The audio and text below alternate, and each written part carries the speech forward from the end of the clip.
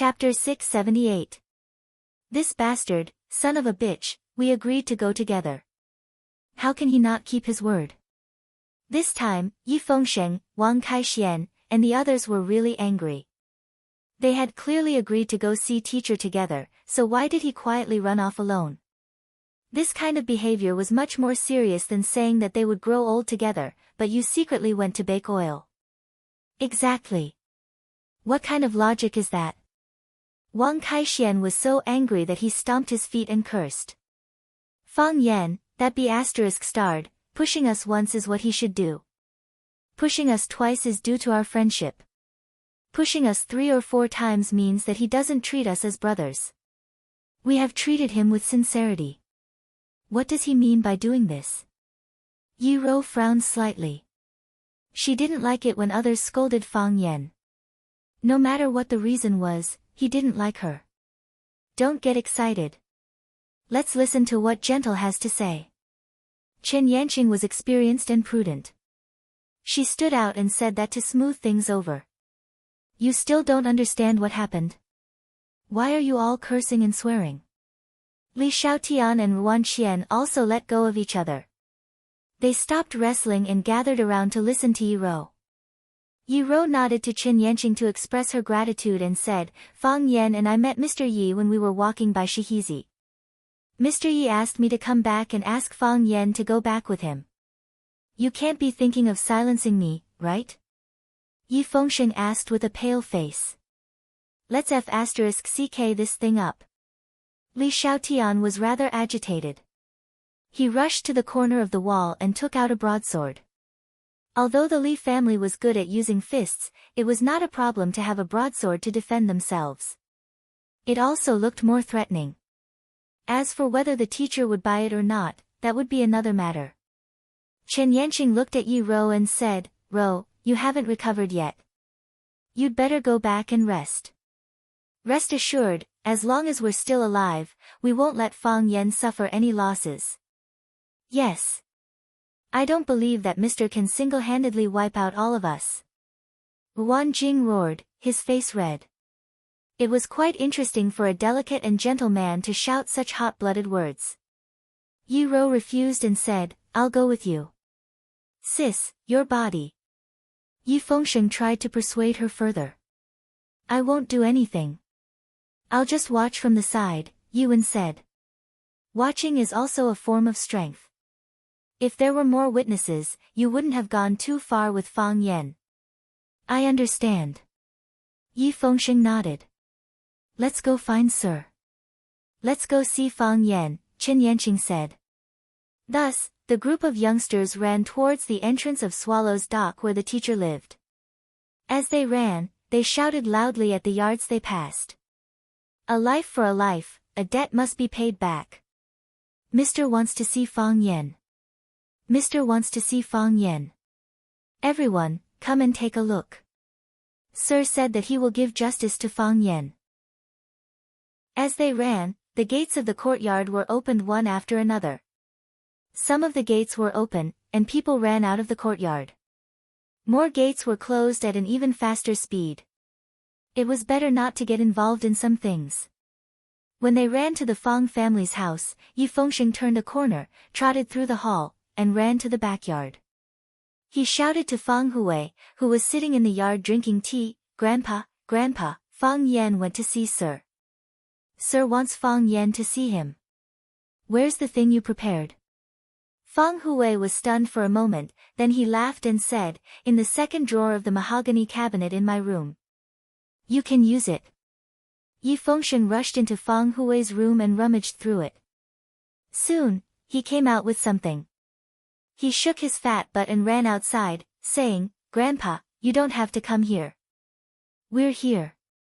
His voice faded away, and before he finished speaking, he had already disappeared. Fang Hui sat in the yard in silence for a long time. He said to the King Kong eagle, who was looking around curiously, it's a little late, but it still came out. Sir. He sighed and turned his wheelchair in circles in the yard. Fang Yan had never fought with Sir. Fang Yan had never even seen Sir in action. However, Fang Yan knew that Sir must be an expert. How could Sir, who could cultivate an expert like Bai Xiu, be mediocre? Fang Yan and Bai Xiu had fought before, and Bai Xiu's swordsmanship had reached the highest level of profound meaning. Fang Yan had only heard from the elders of Swallow Dock that Sir was an expert in swordsmanship, and that his thunderclap sword was impenetrable. However, Sir had also said to the elders in the village that Bai Xiu was an expert in swordsmanship, and that he was superior to him. Then, whether the master was stronger than the disciple, or the disciple had surpassed the master, was unknown. However, it was conceivable that the master and disciple were both masters of swordsmanship. Sir didn't use a sword, but his hand was the sword. The sword swung out, plain and indifferent. There was no rolling energy, no thunder or lightning. It was as if he wasn't using the thunderclap sword, but the soul-vanishing saber. However, Fang Yan knew that Sir was using the thunderclap sword. The true profound meaning of the thunderclap sword lay in silent thunder. Bai Xiu's sword swung out, thunder rose, the momentum was huge, and the sword chi was overbearing. Bai Xiu gained the upper hand with a show of strength, but he also lost because he exposed too much. Sir's sword was plain and simple. You didn't know where you would be shocked, and you didn't know where the thunder was. However, you knew that the thunder would definitely detonate. Just like the last move that Fang Yan used in the battle with Bai Xiu, hidden thunder, sword not shocking thunder, but person shocking thunder. The most exquisite part was that it was hidden and ready to strike at any moment. That was the sword that Bai Xiu used with all his strength, and it was also his last life-saving move. In Bai Xiu's view, that sword could be his trump card.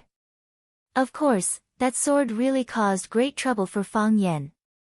Fang Yan caught the lightning in the air and was almost blown to pieces by it. However, Sir used his palm as a sword and casually used such a move. This big liar. Fang Yan thought in grief and indignation. He even said, Bai Xiu is better at the sword than me. In order to make his disciple proud, he went against his conscience and said such irresponsible words. If he had known that Sir was so powerful, Fang Yan would have pretended to be dead when he met Sir just now. Or he would have sent his girlfriend home first, then hid in the Yi residence and not come out until his body recovered or the Taiji heart appeared again. With Fang Yan's current state, it would be very difficult to take this sword. However, with Fang Yan's current state of mind, he would take this sword even if he died. Things had already come to this, and he couldn't take even half a step back. Fang Yan's footwork came from the self-created drunken crane riding the wind, a genius of a generation, the old drunkard Mo Qingdi. Fang Yan's body became blurred, and under the sunlight appeared 1 Fang Yan, 2 Fang Yan, 3 Fang Yan, and countless Fang Yan. With the naked eye, it was densely packed with Fang Yan. Fang Yan thought that since he couldn't beat him, he would use a superior body movement to avoid this killer move, waste some time, and then find a chance to turn the tables. Just like when he dueled with the Tao addict, Song Zhansheng.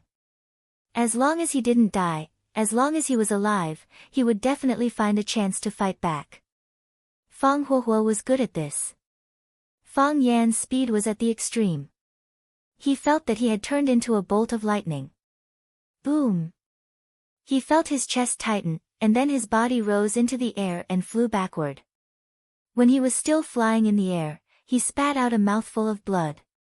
It was just like the 72 transformations of Sun Wukong. With a single somersault cloud, he could travel 108,000 li. No matter how he flew, he still couldn't escape from Buddha Rulai's grasp. Fang Yan was Sun Wukong, and Mr. was Buddha Rulai. Fang Yan still couldn't dodge. Clang! Fang Yan's body fell heavily on the hard stone ground, and then rolled backward. Bang! Fang Yan's body slammed heavily against the wall of the courtyard, and only then did he manage to stop with difficulty. He propped up his body with both hands, wiped the blood from the corner of his mouth, and looked at teacher, who stood still inside the door, with a face full of surprise. Too strong. Teacher was too strong. Because of the moving mountain, Fang Yan's body still couldn't recover, and the heart of Tai Chi was in a dead fetus state. However, this didn't mean that Fang Yan didn't have any fighting ability. Without the heart of Tai Chi, Fang Yan was still a first-class master in Swallow Dock. Even if he fought with someone like Yi Daoling, he wouldn't let the other party gain any advantage. However, when facing Teacher, he didn't have any power to fight back. Teacher slashed out with his sword, and Fang Yan used all his means but still couldn't escape. This wasn't just a gap in strength, but a gap in realm. Teacher was still standing inside the door, still standing in the shadow of the hut. Fang Yan was lying outside the hut, lying under the warm sunlight. His clothes were dyed red with blood, and the corners of his mouth were stained with blood, making him look a little embarrassed. Fang Yan looked at Teacher in disbelief and said, "Why is it like this? Why is the gap so big? Fang Yan, don't you understand?" Teacher looked at Fang Yan and said. One of his hands was still holding the enamel jar, and there was still half a jar of big leaf tea in it. During the course of their battle, not a single drop of tea spilled out. "I don't understand," Fang Yan said. He didn't understand, nor did he want to understand. He was the young genius of Swallow Dock, the target of countless praises. He had worked so hard, breaking through again and again. He had just comprehended the light of Tai Chi. Although he could not use the heart of Tai Chi in this battle, he, who had lost the heart of Tai Chi, was so vulnerable. "Realm," Teacher said. "Realm." Fang Yan had an ominous feeling. He stared coldly at Teacher and asked, "Is Teacher at the Heavenly Tao Realm?" Chapter 679. What was the Heavenly Tao Realm? Such a state was difficult to describe with words. It could only be explained with examples. Black Dragon, one of the Huaxia 3 dragons, was at the Heavenly Tao Realm. Divine Dragon, one of the Huaxia 3 dragons, was at the Heavenly Tao Realm. At his peak, Mo Qingdi was also at the Heavenly Tao Realm. In a place like Swallow Dock where experts gathered, Mo Qingdi had suppressed all the elites of Swallow Dock to the point of suffocation after he reached the Heavenly Tao Realm. And he was known as the #1 martial artist in Swallow Dock for 100 years. He was the most talented and heaven-defying existence. That also meant that Swallow Dock, which specialized in martial arts, had only produced Mo Qingdi in 100 years. He was the only Heavenly Tao Realm expert. But even so, it was enough to make the people of Swallow Dock feel that it was an impressive matter. From this, it could be seen how rare Heavenly Tao Realm experts were. They were gods and warriors, but they were far removed from the pugilistic world. Have you ever seen a divine dragon compete with other martial artists for supremacy? Have you ever seen Black Dragon appear in the mortal world? Have you ever seen Mo Qingdi be considered a Heavenly Tao Realm expert who was closer to the people? Of course, that was a lifestyle he began after his tendons were maimed by Divine Dragon. Back when he was still a Heavenly Tao Realm expert, he was best at roaming the world alone with a sword.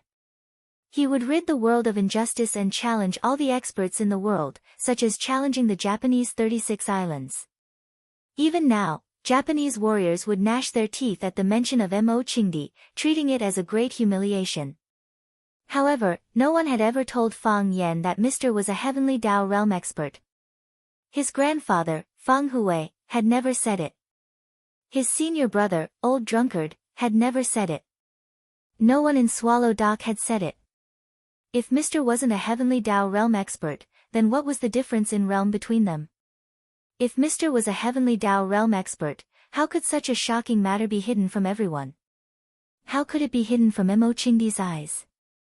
Mr. is at the Heavenly Tao Realm? Only the heavens knew what Fang Yan was feeling when he asked this question. He felt aggrieved as though he had kicked a metal plate, but more of it was a sense of helplessness. If Mr. was at the Heavenly Tao Realm, what was the point of his return other than inviting humiliation? The answer he wanted, the so-called truth, would probably be drowned by Mr.'s might.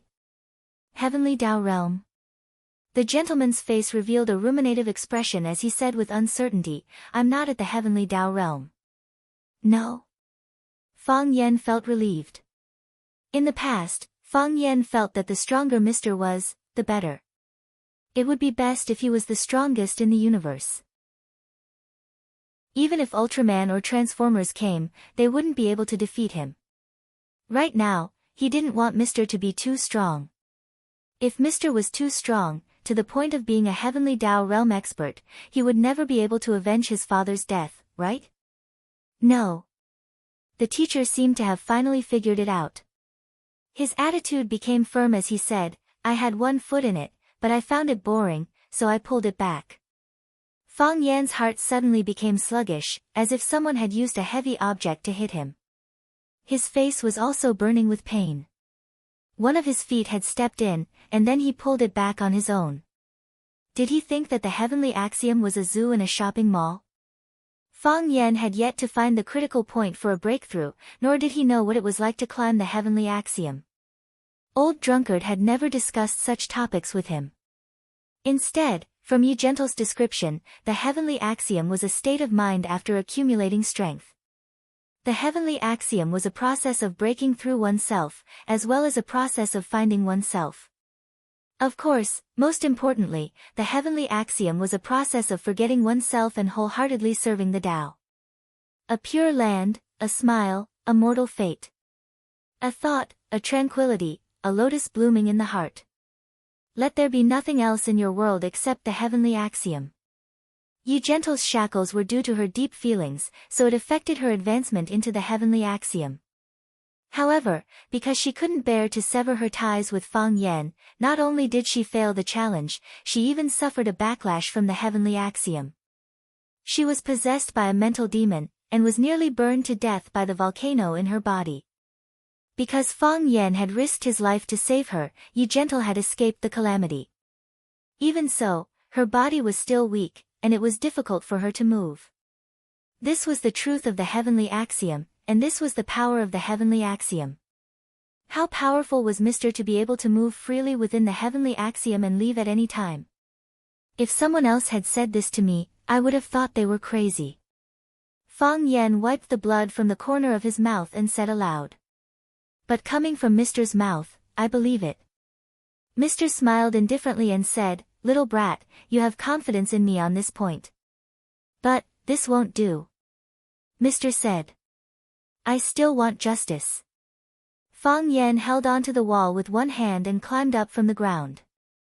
Mr. frowned and looked at Fang Yan and said, What if I don't give you an answer today? Then I'll stand here. Fang Yan said in a deep voice, I'll stand here and be beaten to death by you. Is there a meaning? Mr.'s frown deepened, and even his face became serious. It was as if, in his opinion, Fang Yan's choice was an extremely stupid thing to do. There's a meaning, Fang Yan said with incomparable firmness. I can't kill you, I can't get the answer, but I can tarnish you. I'll tarnish you with my death. Tarnish your reputation, tarnish your credibility, tarnish your image, tarnish the totem of Swallow Dock. Every time people mention you, they will think of you killing a talented young man. For the sake of your murderous disciple, you killed another student of Swallow Dock. Your image will collapse, your credibility will be ruined, and your authority will be questioned. Whether people say it out loud or not, everyone will think that you're a murderer in their hearts. This is your revenge. Mr.'s face was so gloomy that water could almost be squeezed out of it. He said, This is your revenge against the enemy who killed your father? This is the way you, Fang Yan, handle things when you're in a crisis? Fang Yan, you usually boast that you're a rare smart person, but your performance today is simply disappointing. Such a Fang Yan, I might as well kill you with my sword. Fang Yan walked towards Mr. step by step and said with a smile, What can I do? What can I do? You're Mr., the person I respected the most apart from my grandfather, the person I thought was the strongest apart from the old drunkard. When I was very young, I called you Mr. I wanted you to be my master. When I grew up, I wanted to go to school and become a teacher. I wanted to inherit your legacy. Although none of my wishes came true, you're still the Mr. in my heart. I thought to myself, all the teachers in the world should be like you. Later on, when I went to Huacheng and became a teacher by chance, it was also because I was subconsciously influenced by you. I thought that since I couldn't be Swallow Dock's Mister, it would be good to be the teacher of other children. In the end, there would be some resemblance to you. There would always be some areas where I would look up to you. Look, you have such a place in my heart. How could I use such a method to deal with you? You're right. I'm a person who doesn't like to play by the rules. I can use crafty plots against you, I can ambush you, poison you, or any other method.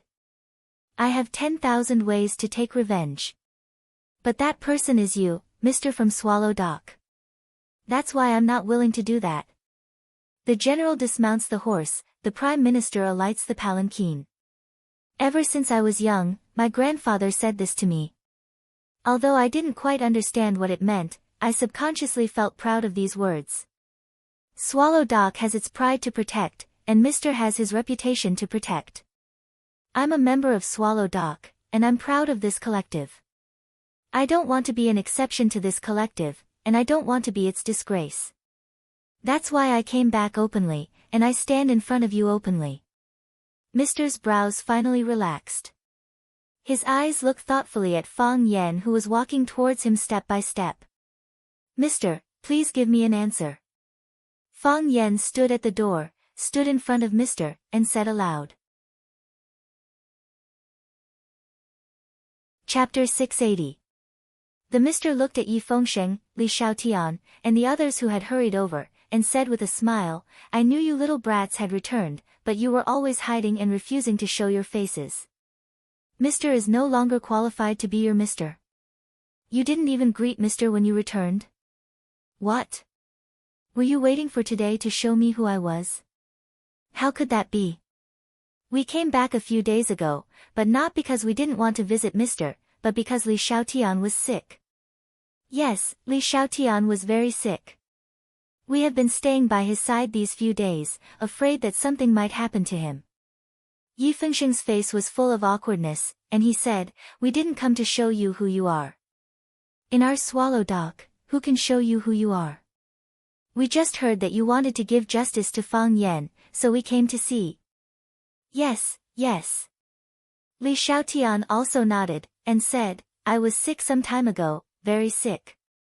We all believe that Mr. is fair and just in handling matters. Chen Yanqing looked at the Mr. with a smile, and said, in all these years, I have never heard of Mr. wrongly accusing anyone. The Mr. laughed heartily, and put down the sword in his hand. Looking at the group of young people from Swallow Dock who kept flattering him, he said with a smile, you all put one hat on my head after another, but it is because you don't trust me enough, right? You say that I am fair and just in handling matters, but that is because you are worried that I am not fair and just in the matter of Fang Yan. You say that I have not wrongly accused anyone all these years, but you are worried that I have wrongly accused someone in the matter of Fang Yan. The smile on the Mr.'s face froze, and he looked at Fang Yan and the others with a serious voice, and said, what if I say that I do not give you an explanation this time? All the young people were dumbfounded. They had thought of Mr.'s reaction, but they did not expect Mr. to have such a reaction. What kind of attitude was this? Was this not a hooligan? If Fang Yan or any of them were hooligans, they would feel that it was natural, but when Mr. acted like a hooligan, it was hard to accept. Mr., what do you mean? Yi Fengsheng asked. What I mean is, the matter could have been solved in another way, the teacher said. For example? Yi Fengsheng asked. For example, if I cut Fang Yan in half, or if Fang Yan cuts me in half, what do you think? That's not good, Yi Fengsheng said. Sir, we just want an answer. Why can't you just tell us directly? Mr.'s face was full of anger, as if he had been greatly insulted. He stared coldly at Fang Yan and asked, since you just want to know an answer, why can't you come and ask me directly? Fang Yan's expression froze as he looked at the teacher in surprise. You came back 8 days ago at 5 o'clock in the afternoon, didn't you? Yes, Yi Fengsheng replied softly. When they came back, he took a look at the time. They came back at that time. Teacher's village was at the easternmost part of the village, which was also at the entrance of the village. When they came back, they made such a big noise. It was impossible that teacher didn't hear it. It was not surprising that Monsieur should know when they would be back. Did someone tie your hands and feet to prevent you from coming? Teacher asked again. No, Li Xiaotian said. Did someone gag your mouth to prevent you from making a sound? No. I'm not at home. On a long journey? Sir, since no one. Teacher's expression became extremely dignified, and his voice became extremely serious. He said, then, tell me, why did you wait until now to find me? Why do you have to make things so complicated? Why do you have to make such a big scene? Teacher, we are just. Chen Yanqing wanted to explain, but the truth was right in front of them. They had returned a long time ago, and had been back for a long time. However, they did not think of asking teacher, and even deliberately avoided teacher. They did not want teacher to see them return. They wanted to stand out at a crucial moment and give teacher a fatal blow. They thought that teacher was guilty. Although the truth had not been revealed, they already thought that teacher was the mastermind behind Bai Xiu's death. He was the one who instructed and manipulated Bai Xiu to kill Fang Yixing, and then prepared to kill Fang Yan. Yes, that was what they thought in their hearts. Otherwise, why would they be afraid of teacher? After teacher took Fang Yan away, why would they be so anxious? In your hearts, I am the murderer, I am the sinner, I am the enemy that you are about to face. Should I feel very embarrassed? Should I feel very embarrassed? Teacher looked at Fang Yan and said. What is this place? This is Swallow Dock. This is the Swallow Dock where the general dismounts the horse and the prime minister alights. Who am I? I am the teacher of this Swallow Dock. When each of you was born, I went to your home to visit you, and held you in my arms. From the time you started to read 100 family names and rules for disciples, I was already your teacher. Fang Yan, didn't you become a teacher in Huacheng? Didn't you achieve some good results? Who was the one who first nurtured and guided you in your knowledge of ancient literature? Wan Qian, you are now Dao Mausoleum's secretary. Who was the one who first let you carefully study game theory? Li Xiaotian, you are now a businessman. When you were young, you were naughty and mischievous. Who was the one who said that your natural disposition was to be temporarily recorded? Now that you have grown up and each of you has your own achievements and career, you are now beginning to question whether your teacher is a murderer. Or the culprit of the murder case. Teacher looked at Fang Yan and said, Fang Yan, if you came to me on the afternoon 8 days ago, on the night you came back, and you asked for an answer, and you asked for justice, would I have rejected you? I was worried. Fang Yan said honestly. Since everyone had already spoken, there was no need for him to hide anything. I was worried that teacher was no longer teacher. That's right. Because you were worried that teacher was no longer teacher, you delayed it day after day. You came back in groups, wanting to make a big deal out of it. You wanted everyone in Swallow Dock to see it. You were worried that teacher was being unfair. You were worried that I would speak up for Bai Xiu and wronged you. Teacher was in a bad mood. With an angry tone, he said, Fang Yan, on the afternoon you came back, I was waiting for you in this thatched hut. I didn't wait for you that afternoon. I didn't wait for you that night. I didn't wait for you the next day. I didn't wait for you the third day. If I hadn't coincidentally met you at the Stone River today, I'm afraid you wouldn't have come to see me today, right? When we exchanged blows just now, I knew that your body hadn't recovered yet.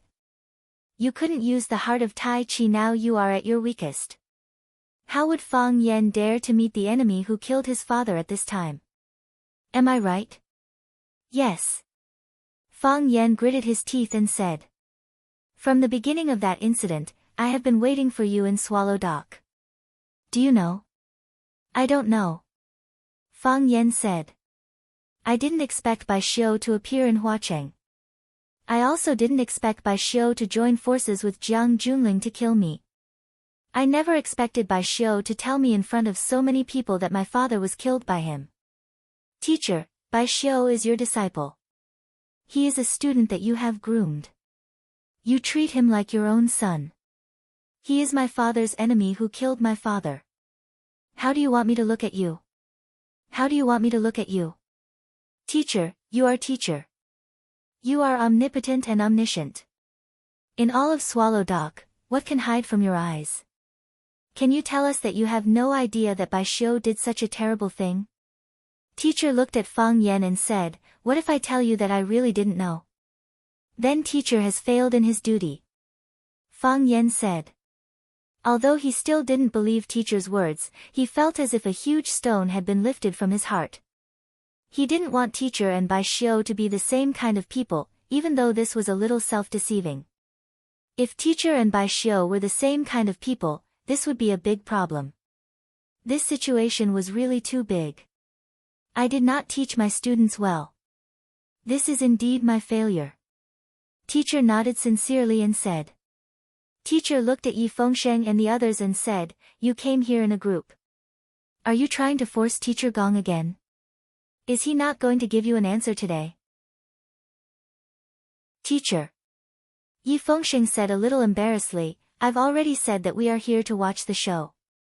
However, we still hope that teacher can explain things clearly to Fang Yan. It's just a matter of a few words. Hiding things here and there will easily cause misunderstandings. It will also affect teacher's wise and powerful image in our hearts. Don't you think so? Teacher looked at the banner in Yi Fengsheng's hand and said, what is this? That. Yi Fengsheng wanted to hide the banner in his hand and said, it's nothing. I just wrote a poem. It's nothing much. I don't want to embarrass myself in front of teacher. Let me see, teacher said. Teacher, it's better not. Yi Fengsheng looked like he was in a difficult position. Teacher extended his hand to Yi Fengsheng and said, give it to me. Yi Fengsheng glanced at Fang Yan, and Fang Yan nodded at him. Only then did Yi Fengsheng reluctantly hand the AM in his hand to teacher. Teacher unfolded the banner. On it was a line of blood-red words, Murderer Bai Xiu. Teacher became silent, as if he was carefully appreciating the structure of the words on the banner. After a long time, he sighed softly and said, Hu Wei was smart his whole life, but he also wasted his whole life. Chapter 681. The teacher sighed softly and said, Hu Wei was smart his whole life, but he also wasted his whole life. Hearing the teacher's evaluation of his grandfather, Fang Yan was a little unhappy. He said, what do you mean wasted his whole life? Fang's Tai Chi originally walked the path of extreme yin and softness. Because of your grandfather's personality, it was said to be hard Tai Chi. If he could achieve success on this path and bring the hard Tai Chi to greater heights, it would be a great thing to establish a sect. Since he chose the right path, he practiced hard on this path. In the end, your grandfather went astray again and wanted to use tricks to replace hard work. In the end, he stood out because he was focused on seeking the Tao. He became a rare Heaven Tao master in Swallow Fort. Hu Wei could create his own hard Tai Chi. How could his talent be worse than Qin Xiaoxing?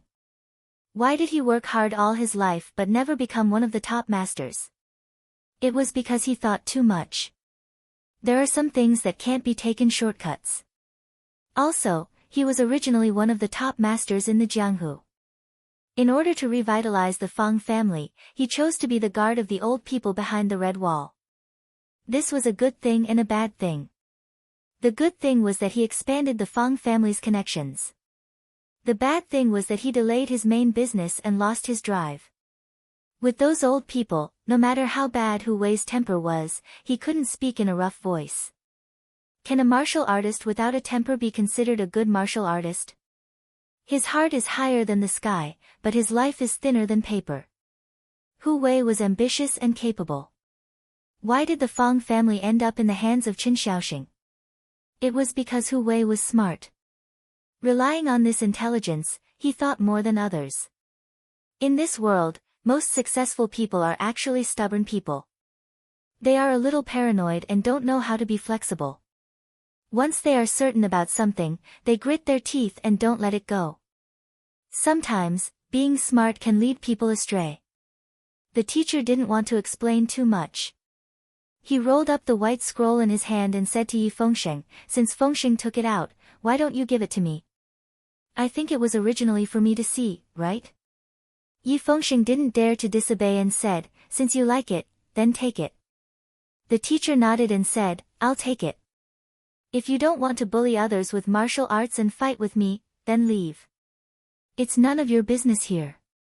He then looked at Yi Ro and said, "You little girl, I told you to go back and rest. Why did you come out again?" "I'm worried about him," Yi Ro looked at the man and said. She was neither servile nor overbearing, neither shy nor secretive. This was exactly what she was thinking in her heart, so she said it openly. The teacher liked this side of Yi Ro very much. He comforted her and said, "Go back. He'll be fine." "Thank you, sir," Yi Ro said gratefully. He gently squeezed Fang Yan's hand and took the lead to leave. Yi Fengsheng and the others looked at each other and followed behind Yi Wen. Very soon, only Fang Yan's lonely figure was left in the courtyard. The teacher looked at Fang Yan and said, "Come in." After saying that, he stepped aside from the doorsill. Fang Yan did not hesitate and stepped through the door. Clang! The teacher closed the wooden door, and the room fell into a state of semi-darkness. The teacher walked to his old recliner and sat down. He looked at Fang Yan and said, "Sit if you want to, or stand if you don't." Fang Yan thought for a while and decided to stand. If the teacher suddenly attacked him, it would be easier for him to defend or escape. The teacher held the enamel jar and took a big sip of the big leaf tea. He looked at Fang Yan, who was standing in front of him, and said, "Fang Yan, you have your position, and I have mine. My disciple admitted that he killed your father, so it's natural for you to be vigilant and resentful toward me, the teacher. Because no one can guarantee that the next disaster won't happen to them. However, from my position, I think it's a misunderstanding and an insult to me. Is the facade of Swallow Dock so worthless? Is the teacher's character so unworthy of your trust for once? Times have changed, and the interests people seek are also different. However, no matter how many scoundrels have come from Swallow Dock, there will always be some people who fight for the facade of Swallow Dock, for the names on the stone monument at the gate of Swallow Dock, and for the tombs on Green Mountain, both old and new. There will always be some people who regard the existence of Swallow Dock as more important than their own lives, and regard the glory of Swallow Dock as more important than their own honor. You have humiliated and humiliated me, so what is the point of playing this game?" "It's just for an answer," Fang Yan said again. Being criticized by the teacher, Fang Yan suddenly felt that the things he had always believed in seemed to have become illusory. Very quickly, he expelled this kind of bad thought from his mind. He was seeking justice for his father, and he was seeking justice for the Fang clan. He had done nothing wrong, he had done nothing wrong. He was the victim, and he should be the righteous one, not the old man sitting in front of him. Even if what the old man said was somewhat reasonable, it couldn't cover up the fact that his disciple had killed someone. "I'll tell you, I don't know anything." The teacher looked at Fang Yan and said, "Do you believe me?" Fang Yan thought for a moment and said, "I'm willing to believe it, and I hope it's true, but I don't think I'm so sure." "So, what I say is no longer important, is it?" The teacher said to Fang Yan. "So, does the teacher mean that the matter should be left unsettled?" Fang Yan found it hard to accept such an outcome. If this was the answer he was seeking, then what was the point of him coming home? What was the point of him seeing the teacher? Sometimes, one could compromise and compromise. This was the case most of the time. Yes or no, some things had to have an answer. "Do you know why Bai Xiu wanted to kill you?" the teacher asked. "I don't know." Fang Yan shook his head. "I also think it's very strange. I have no conflict with him, and we have no business dealings." "How do you know you have no conflict with him?" "No business dealings?" the teacher asked. "If there is, then it's because of Jiang Junling. Because the Jiang family wanted to kill me, he helped the Jiang family kill me." "And what about the benefits of Swallow Dock?" the teacher said. "What benefits does Swallow Dock have?" Fang Yan was stunned for a moment. He stared at the teacher with wide eyes and said, "What do you mean, teacher?" The teacher sighed softly and said, "Because I cherish the relationship between master and disciple, I was willing to give him another chance. I didn't expect this chance to lead to such a disaster. So, you can blame me, but I'm not innocent. What are you trying to say, teacher? Fang Yan faintly felt that he had grasped something. But he couldn't be sure. What do you think of your profession? The teacher asked. You are very respected, Fang Yan said. Yes. You are very respected, the teacher said. What else? You can use the red machine, Fang Yan continued. Yes, you can use the red machine. What else? Fang Yan couldn't think of anything else.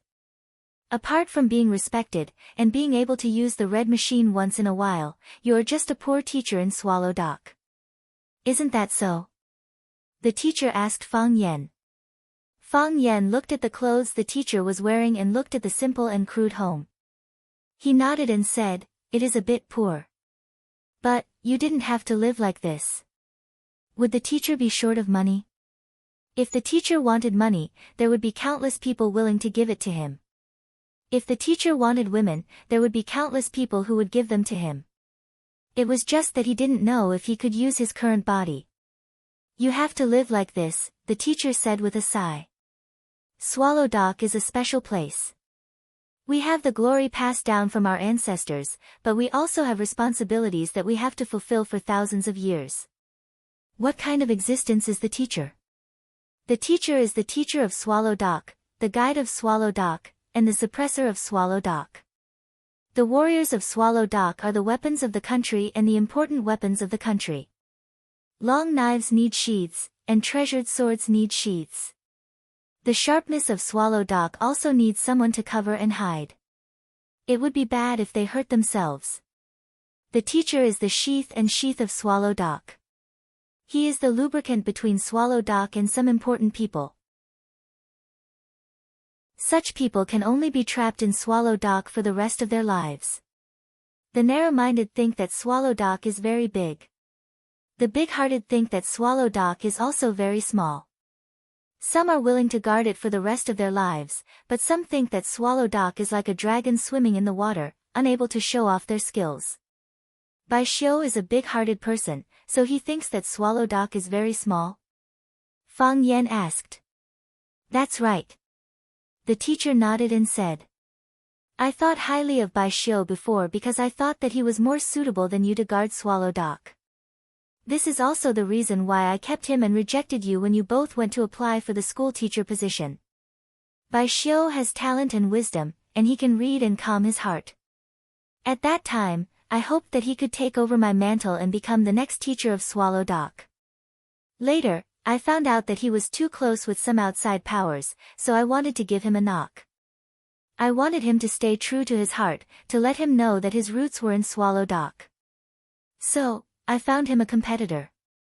I wanted to tell him that I could choose him, or I could let someone else replace him. That competitor was me. Fang Yan's face was full of surprise. You've never told me about this. The teacher looked at Fang Yan and said, do you still remember the sword I gave you? That green cloud sword? Fang Yan asked. That green cloud sword, the teacher replied. Chapter 682. Even if he had to hold back his tears, he had to finish the engagement. Even if he had to bleed, he had to bear the consequences. Fang Yan felt that he was a bastard. Why did he have to take advantage of teacher's Qingyun sword? That Qingyun sword. That damned Qingyun sword. What was the use of it? What was the use of it? Just because of that dusty sword, that scrap metal that was left in the corner, Bai Xiu wanted to kill his father and him.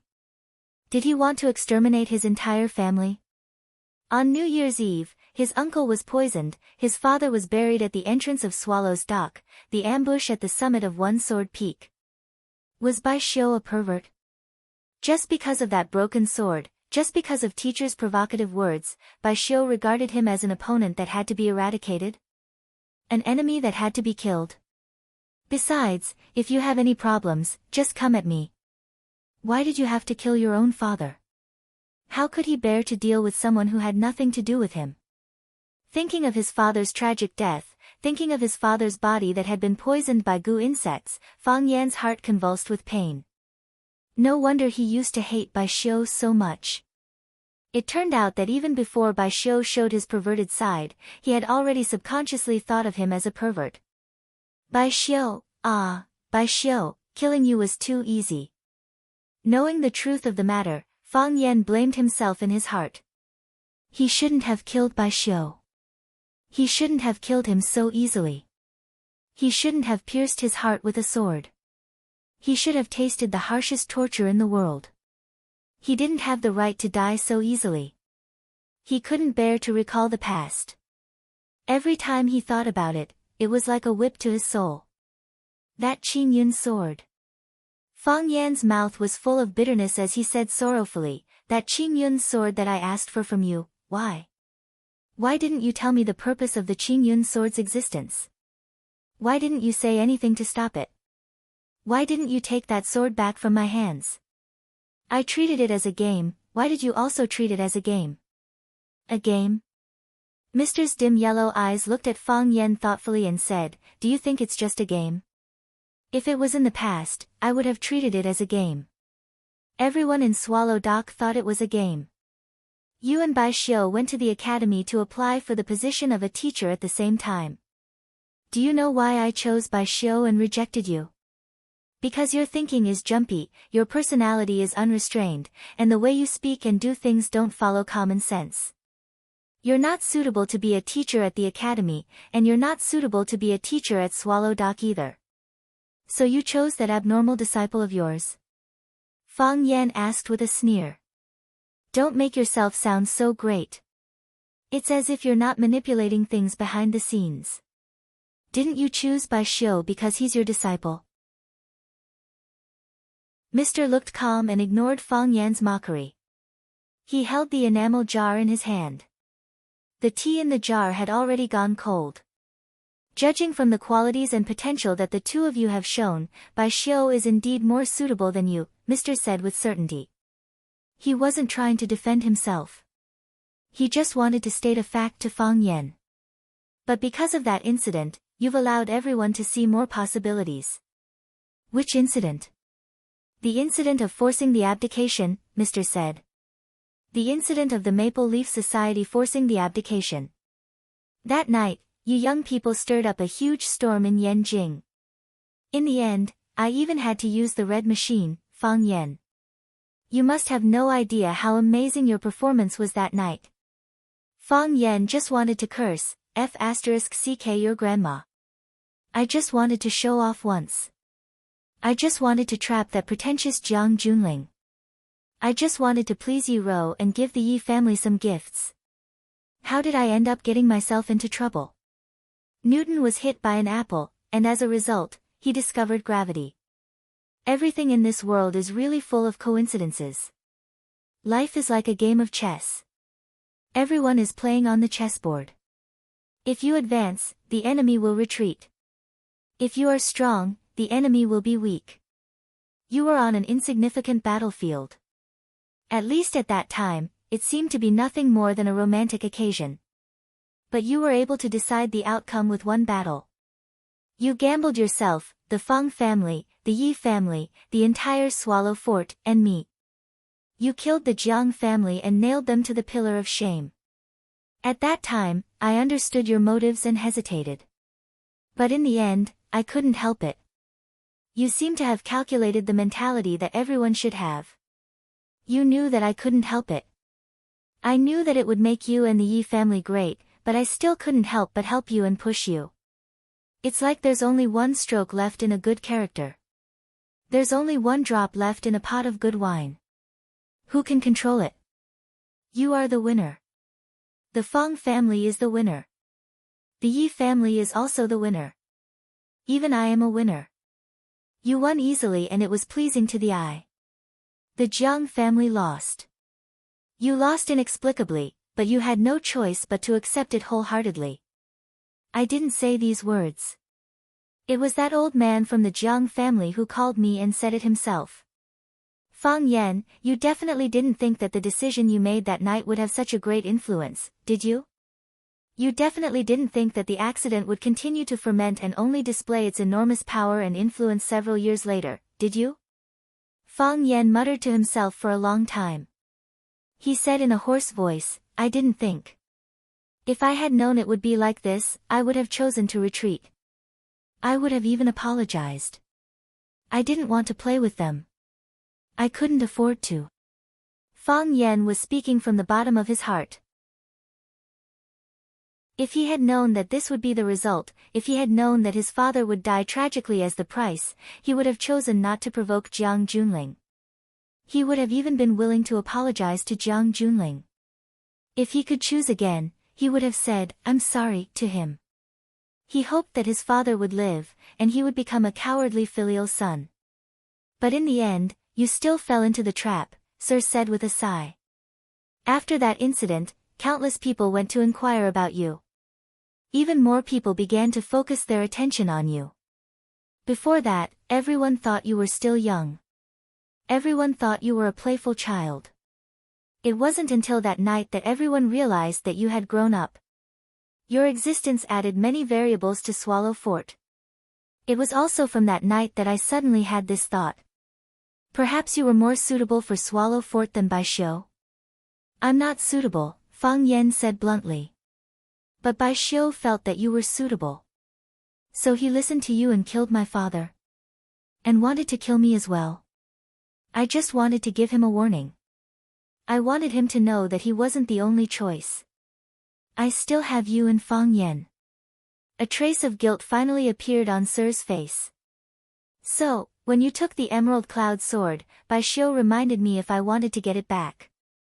I said no need. Good luck. Since he sent me to the Emerald Cloud Sword, I'll give this sword to you and send you straight to the Emerald Cloud Sword. I thought he would understand what I meant, but I didn't expect him to go to such extremes. I'm responsible for the tragedy that happened later.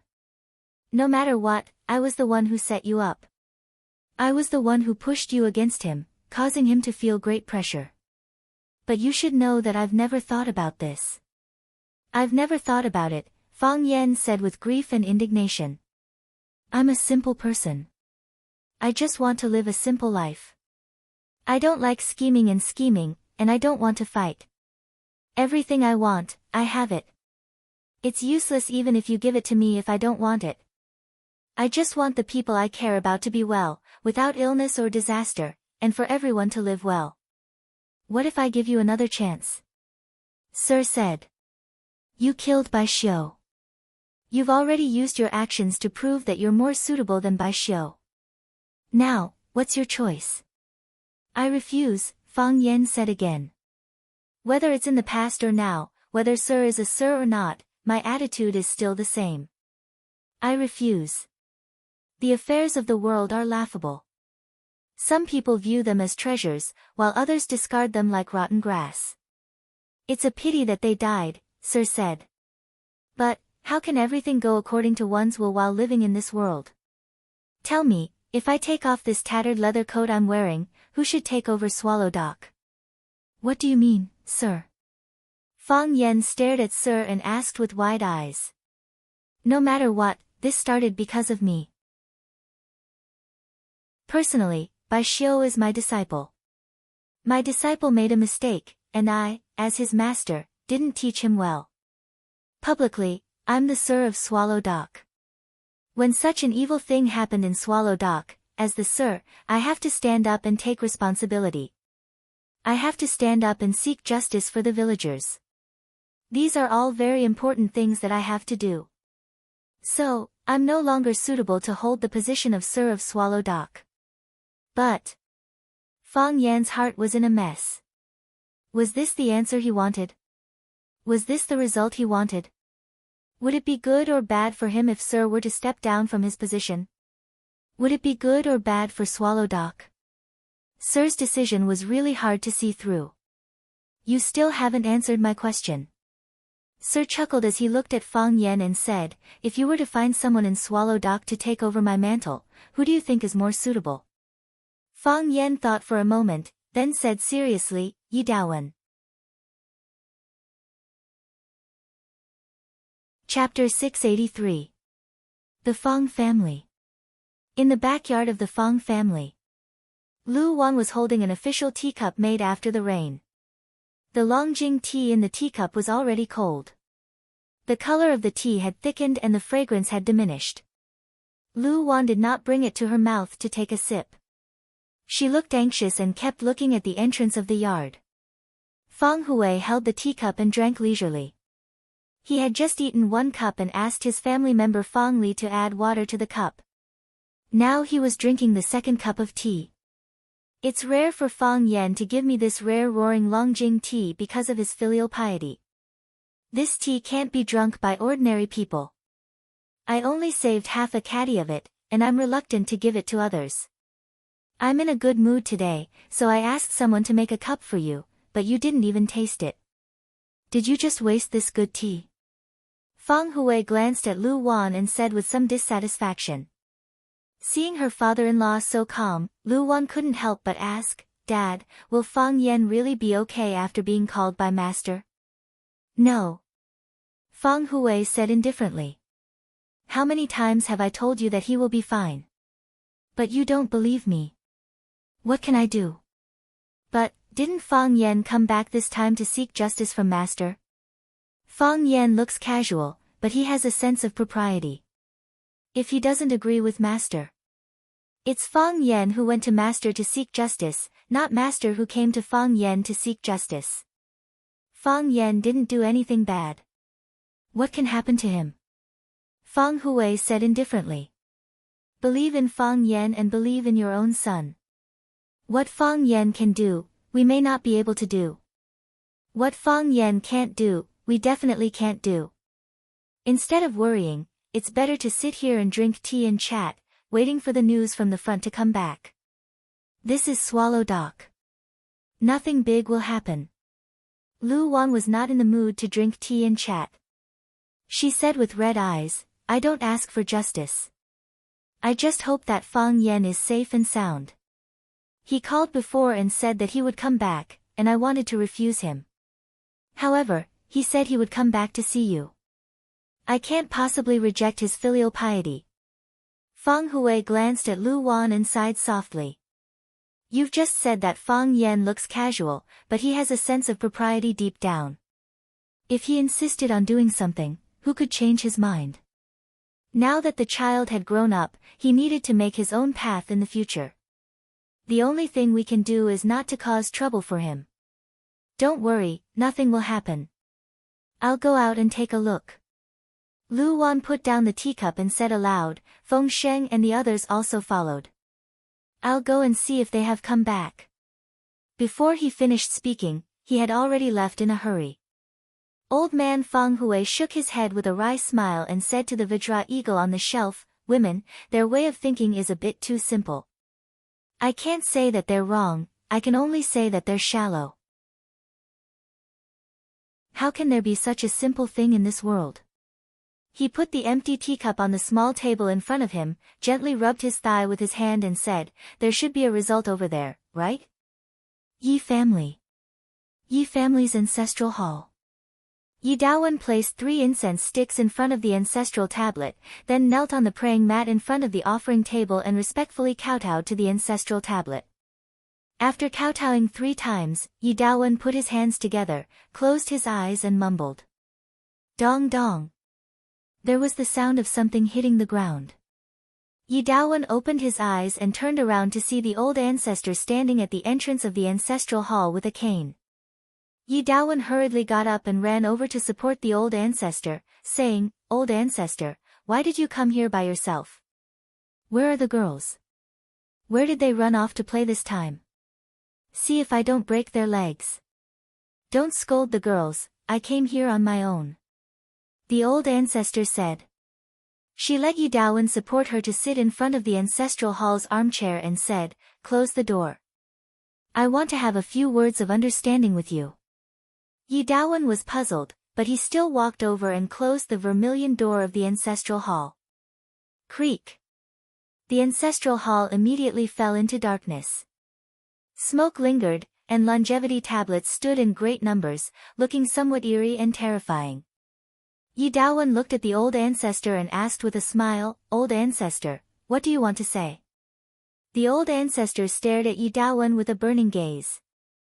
Her pupils were dim yellow, and her face was aged. In this kind of environment and atmosphere, it made people feel especially pressured. The old ancestor stared at Yi Daowen without blinking and said, "Daowen, do you really want that seat under Mr.'s butt?" Old ancestor. Answer me, yes or no. Old ancestor, there are some things that I can't decide alone. Yi Daowen said in a deep voice. This is everyone's wish. I know, it's your collective decision. There are some things you want to hide from me, and there are some things you can't hide from me. But Daowen, do you think you can replace Mr. as Swallow Doc's Mr.? Do you think you're worthy? At the village entrance. The stone tablet of Swallow Doc. Yi Ro looked at the name on the stone tablet with rapt attention.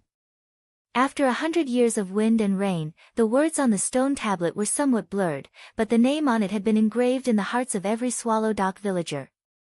A man should be engraved on a stone to record his merits.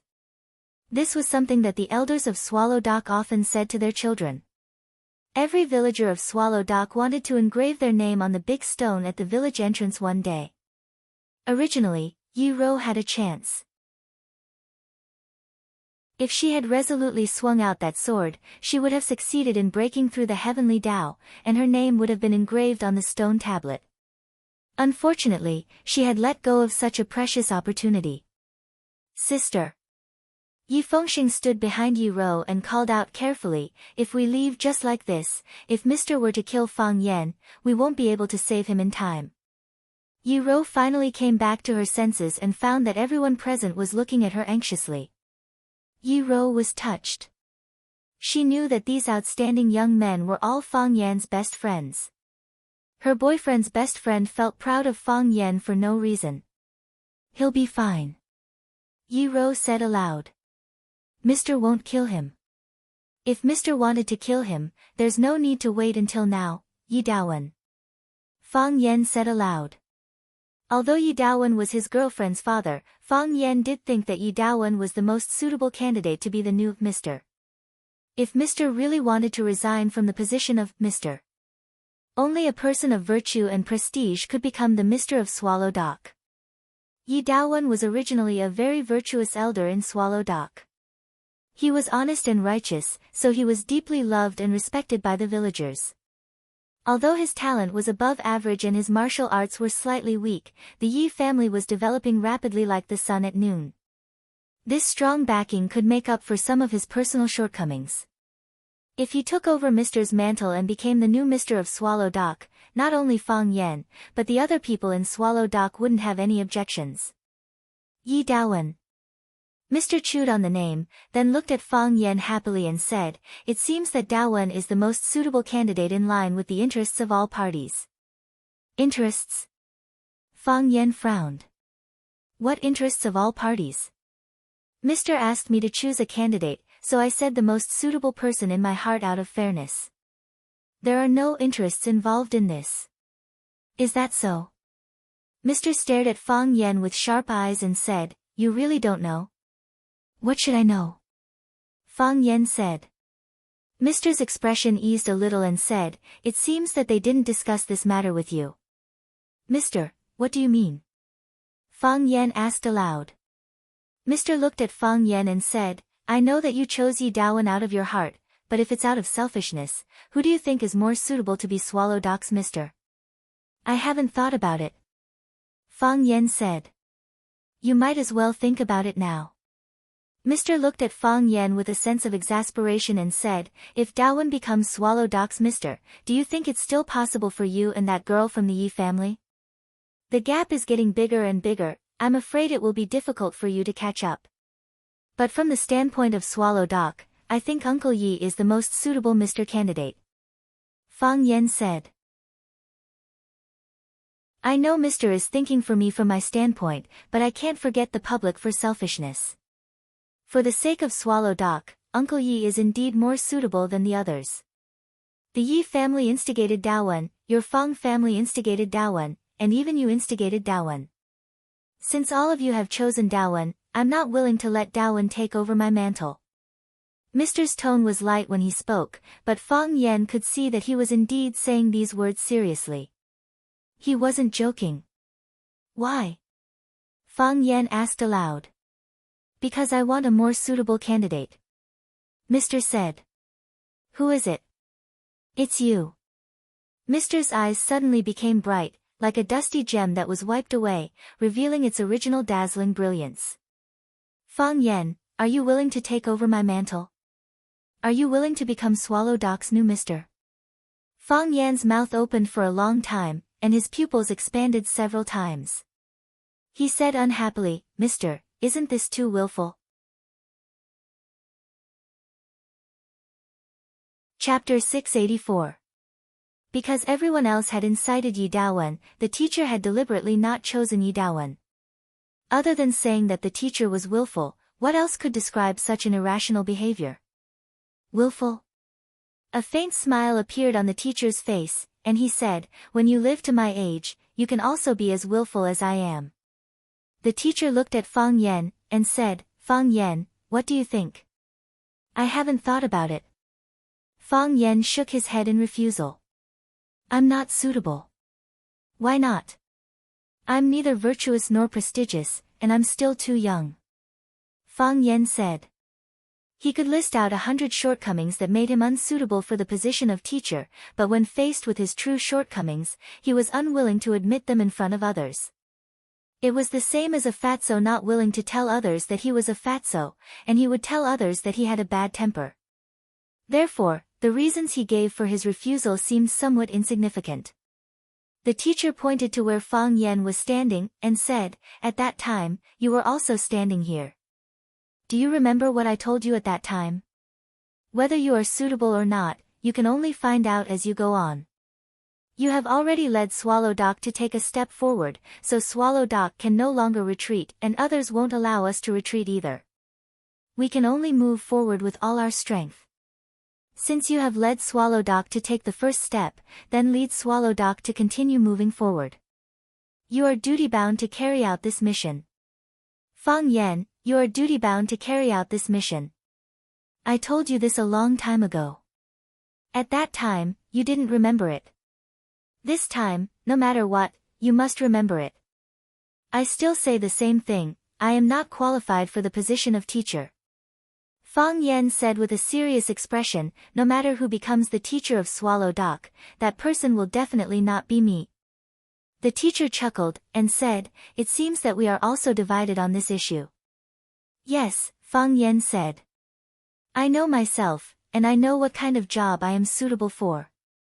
Just like how you felt that I was not suitable back then, I also have the same understanding of myself. We are not divided on this point. The teacher chuckled, and said, let's talk about this later. Are you free tomorrow? Tomorrow? Fang Yan looked at the teacher in confusion and said, what plans does the teacher have? I'll take you to meet a few people, Mr. Wang said.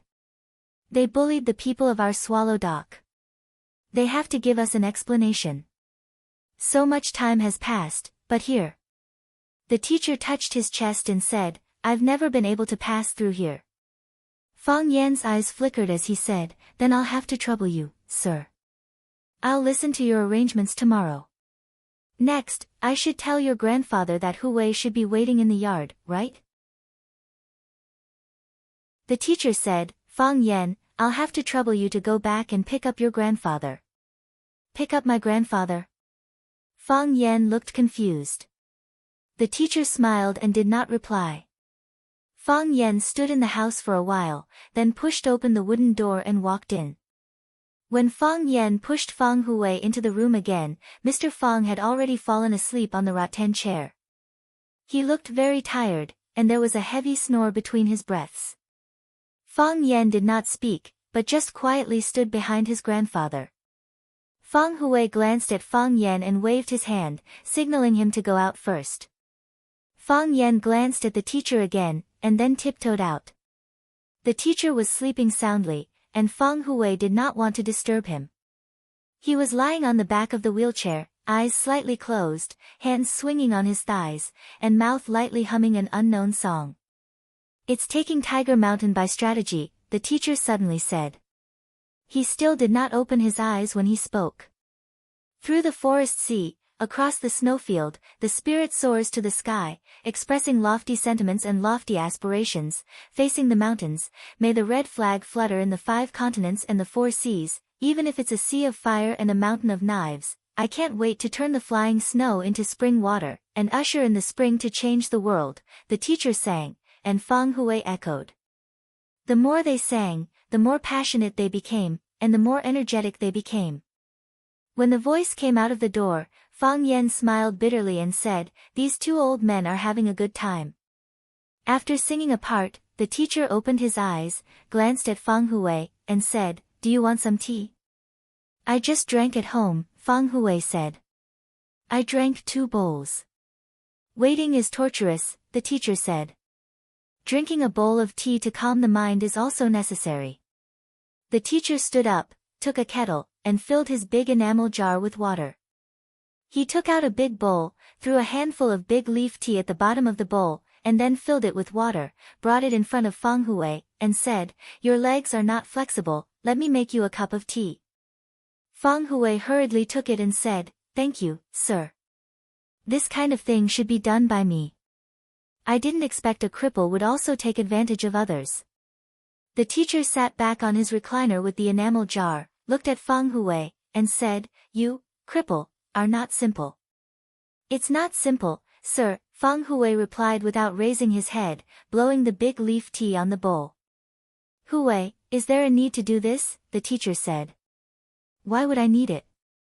Feng Hui smiled silently. "There are many things that I don't think are necessary, but they really happened. We don't feel good in our hearts, but since there is a problem, what we can do is to solve the problem." "Sir, don't you think it makes sense?" "Yes, it makes sense," the teacher said.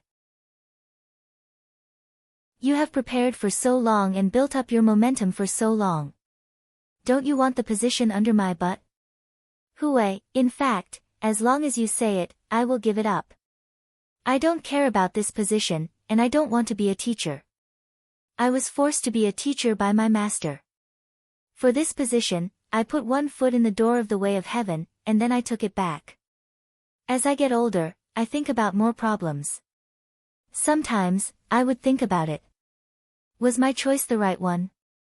Is this what I want? I used to think yes, that's what I want, but now I don't think so. Whether it is or not, in fact, it doesn't matter. I won't ask myself anymore.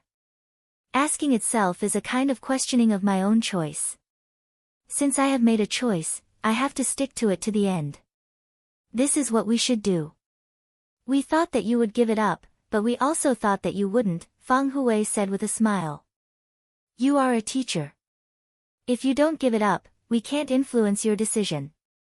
On the way here, Fang Yan told me that you want him to be a teacher. What ability does that kid have to be valued so much by you? You know better than me what kind of person your grandson is. In front of you, I don't want to praise him again.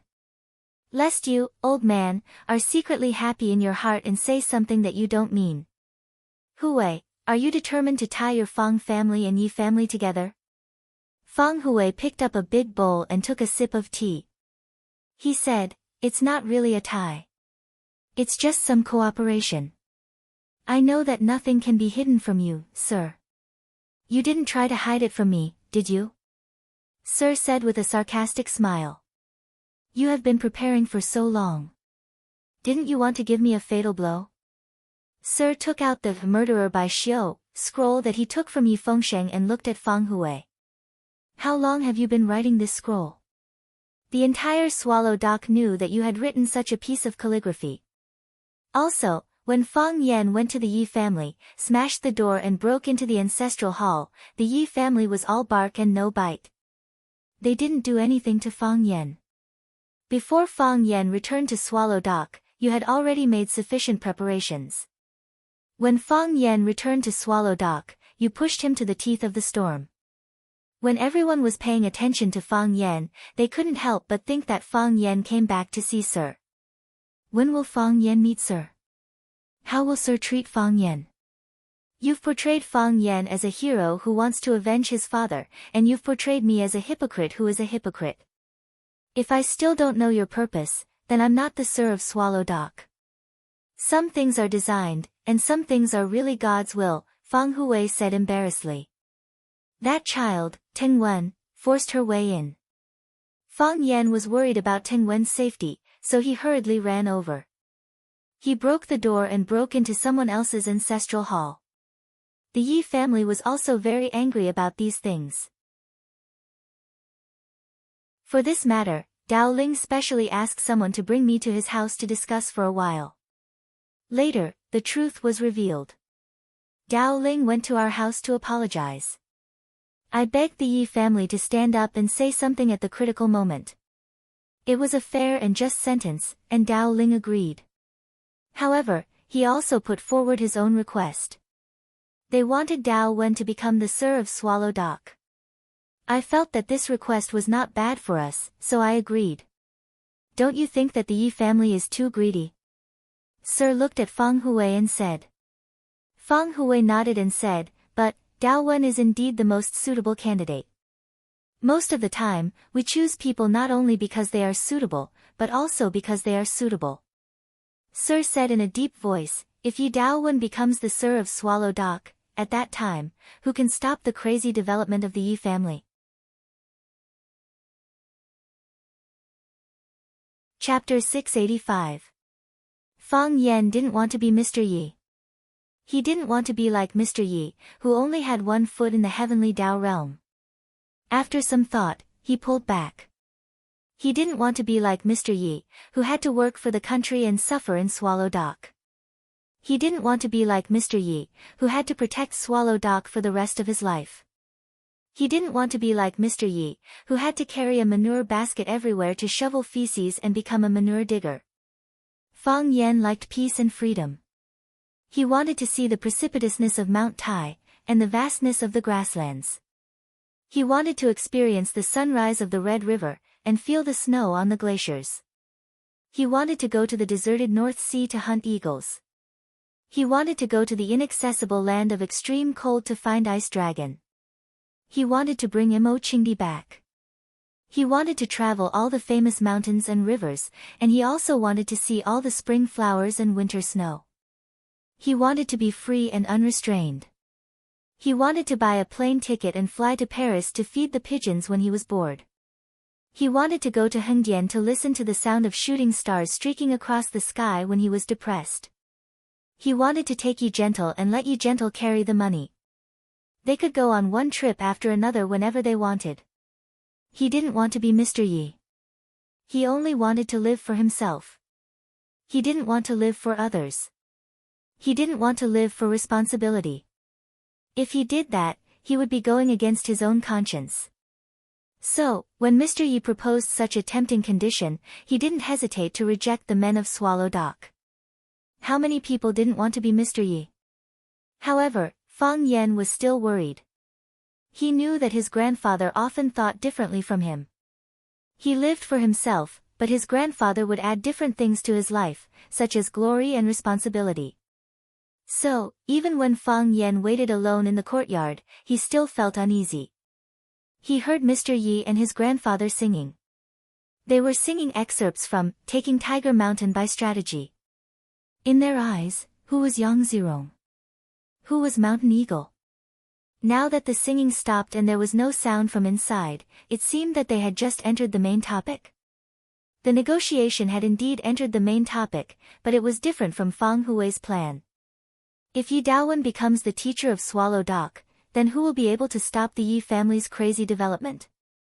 Hearing Master's words, Fang Hui held the big bowl and smiled silently. He said, how the Yi family will develop and how far it will develop are the problems that Master needs to consider. What does it have to do with a crippled old man like me? Mr. Yi looked at Fang Hui and said, you deliberately tried to ruin my reputation, didn't you? Didn't you want me to give up my position to the Yi family?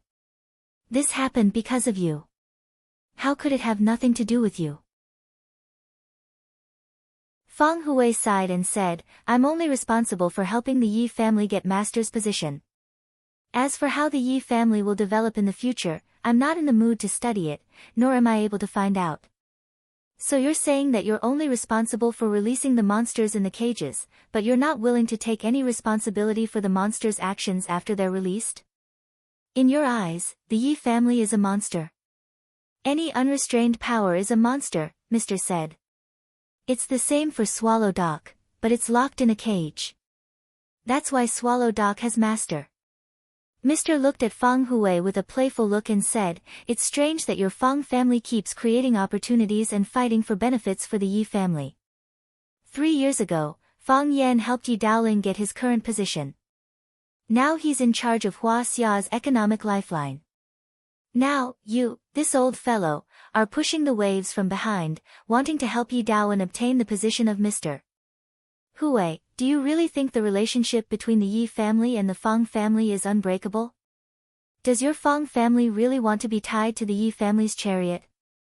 What kind of unbreakable relationship is that?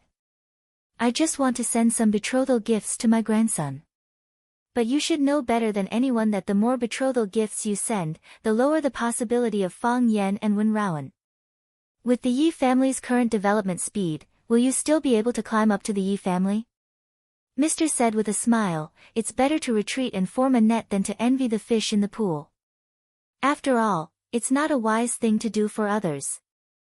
Hui is wise. You should understand these principles more clearly than I do." "Do you mean you want Feng Yan to be master?" "Yes. But if Feng Yan becomes master, he will have to tear up with the Yi family. I'm afraid the marriage between the Feng family and the Yi family will be even more impossible, right?" Feng Hui reached out and touched the cup. He said with a smile, "You're harming me. You're up to no good. If I want to achieve what I want, I need to have enough strength. It's not hard to choose between being a bug that can only follow and respond, or to be a dragon that can contend with the Yi family, right? It's difficult." Feng Hui said with a smile, "It's very difficult." Mr. looked at Feng Hui and said, "Then do you choose to be a worm? Or choose to be a dragon?" "Naturally, I choose to be a dragon." Feng Hui said, "Wealth comes from danger. What do you think, Mr.?" Mr. smiled and said, "Hui, you're too smart. What a pity." The smile on Feng Hui's face slowly disappeared. He looked at Mr. seriously and said, "I know what you're feeling sorry about, but if you were me, what would you choose?" "I'd choose the same as you," Mr. said simply. "That's why I said we're both smart people." Feng Hui said, "Smart people have a hard life." Mr. pointed outside with his finger and said, "You've been doing these things without telling that boy? Feng Yan is smart and flexible, but he's pure in nature. The things we've done are too dirty. Even if he doesn't say anything, he'll still feel a little uncomfortable. Instead of that, it's better to get things done first. I'm lame and old. I can't help him in other aspects, but I'll help him take the blame and shield him from the dirty water. I'm good at these things." Mr. sighed softly and said, "It's not easy for you." Feng Hui laughed and said, "But I have a good grandson, and you don't. If there was a list of the most annoying people in Swallow Fort, the Feng family's grandfather and grandson would definitely be on it. Old street, old house." Feng Yan sized up the seemingly ordinary but not simple old alley. He looked at Mr. and asked, "What is this place?" On both sides of the alley were courtyards with red walls and gray tiles that looked very old. Some of them still maintained the style of the previous courtyard houses. However, the doors of each courtyard were tightly shut. One couldn't see what was going on inside, let alone know what kind of people lived in the courtyard. The street was narrow, and the middle of the alley could only allow one car to pass. Larger cars couldn't pass at all. There was no flow of people on bicycles, and it was rare to even see people. It was clearly in the downtown area, and the most important center of power in Hua Xia was separated by a wall. However, this alley was very quiet, and there was almost no noise. Most importantly, Feng Yan sensed the aura of experts. There were at least 4 experts lying in ambush in the places he knew. There were also some people who were even more secretive. Only after they took action would he know their exact location. Debt collectors, Mr. said expressionlessly. He reached out to knock on the door. He grabbed the copper buckle in the mouth of the Pihu beast and slapped the door. Pa, pa, pa. After 3 sounds, Mr. took a step back and stood at the bottom of the steps with his back straight. Creak. The wooden door was pulled open from the inside, and a tall woman appeared at the door. The woman bowed to Mr. and said, "Mr. Master knows you are coming today. He has already prepared good tea and has been waiting for you for a long time." Mr. nodded and raised his foot to enter the door. Only then did the woman's gaze fall on Fang Yan's face. She said with a smile, "Handsome boy, we haven't seen each other for a long time." Fang Yan looked at the woman in camouflage clothes and said, "Tigress, I haven't seen you for some time." The woman was the eagle herding in the sky and the tigress on the ground. Fang Yan knew that she was Jiang Junling's subordinate. The two of them had interacted before. However, he didn't expect to see her again here. Fang Yan looked at the tigress and sized up the old house in front of him. He said with a smile, "Is this the general's house?" The tigress also smiled. The woman's facial features were very beautiful. Because her chest was too large, she gave off a very strong feeling. However, when she smiled, there was a strange kind of sexiness. Conquering such a woman was also a good challenge for many men. "You stood at the door and came to ask for a debt. I don't know where you went. What if you were sold?" The tigress squinted her eyes and joked with Fang Yan.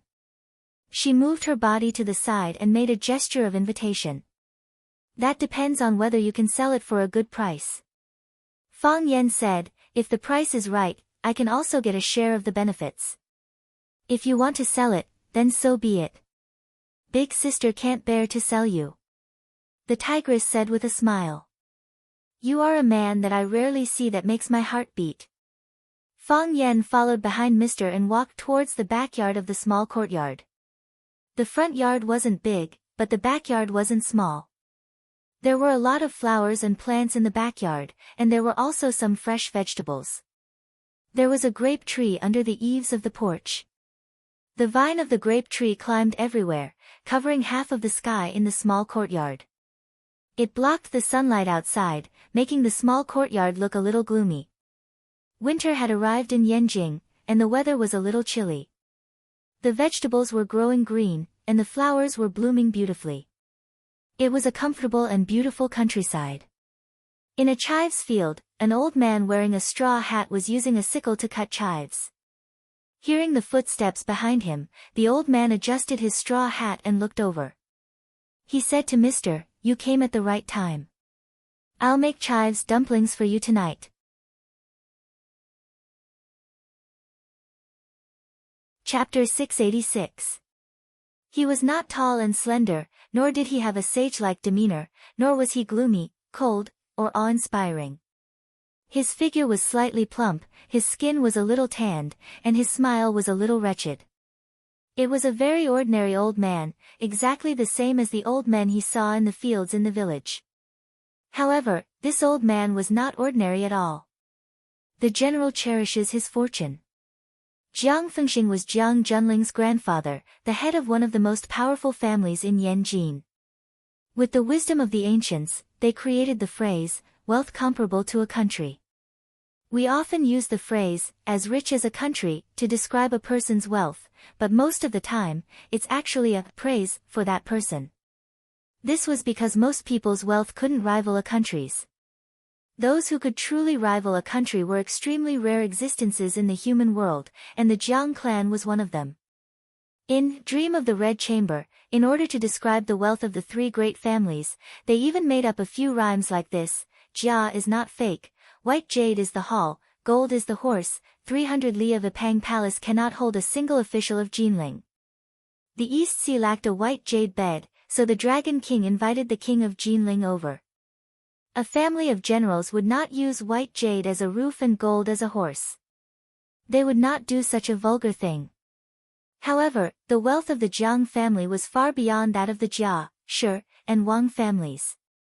No one in the outside world knew how much wealth the Jiang family had.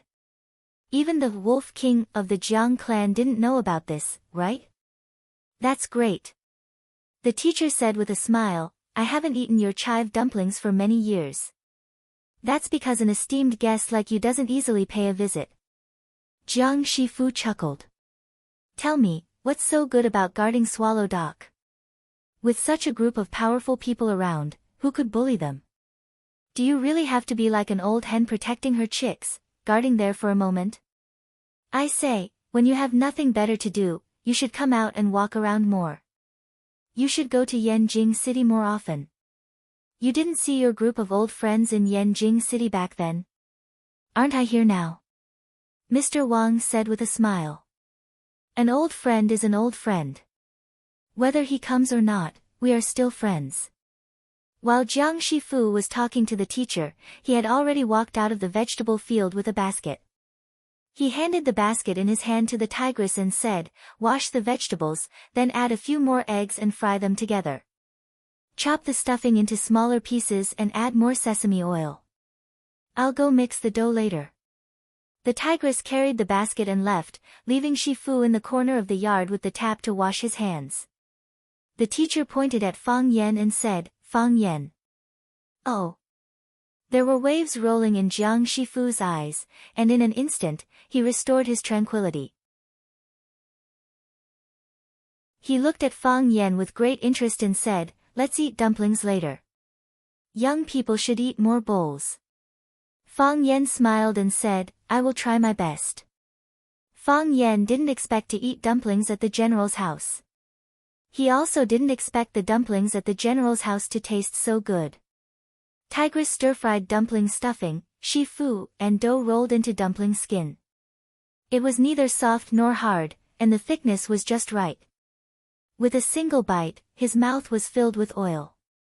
The green flavor of the chives and the aroma of the eggs blended together perfectly. It was even more delicious than the dishes cooked by star-rated chefs. The teacher ate a small bowl, and Jiang Shifu also ate a small bowl. After the two of them ate the dumplings, they each held a bowl of dumpling soup and sipped it. Fang Yan ate 3 bowls in a row.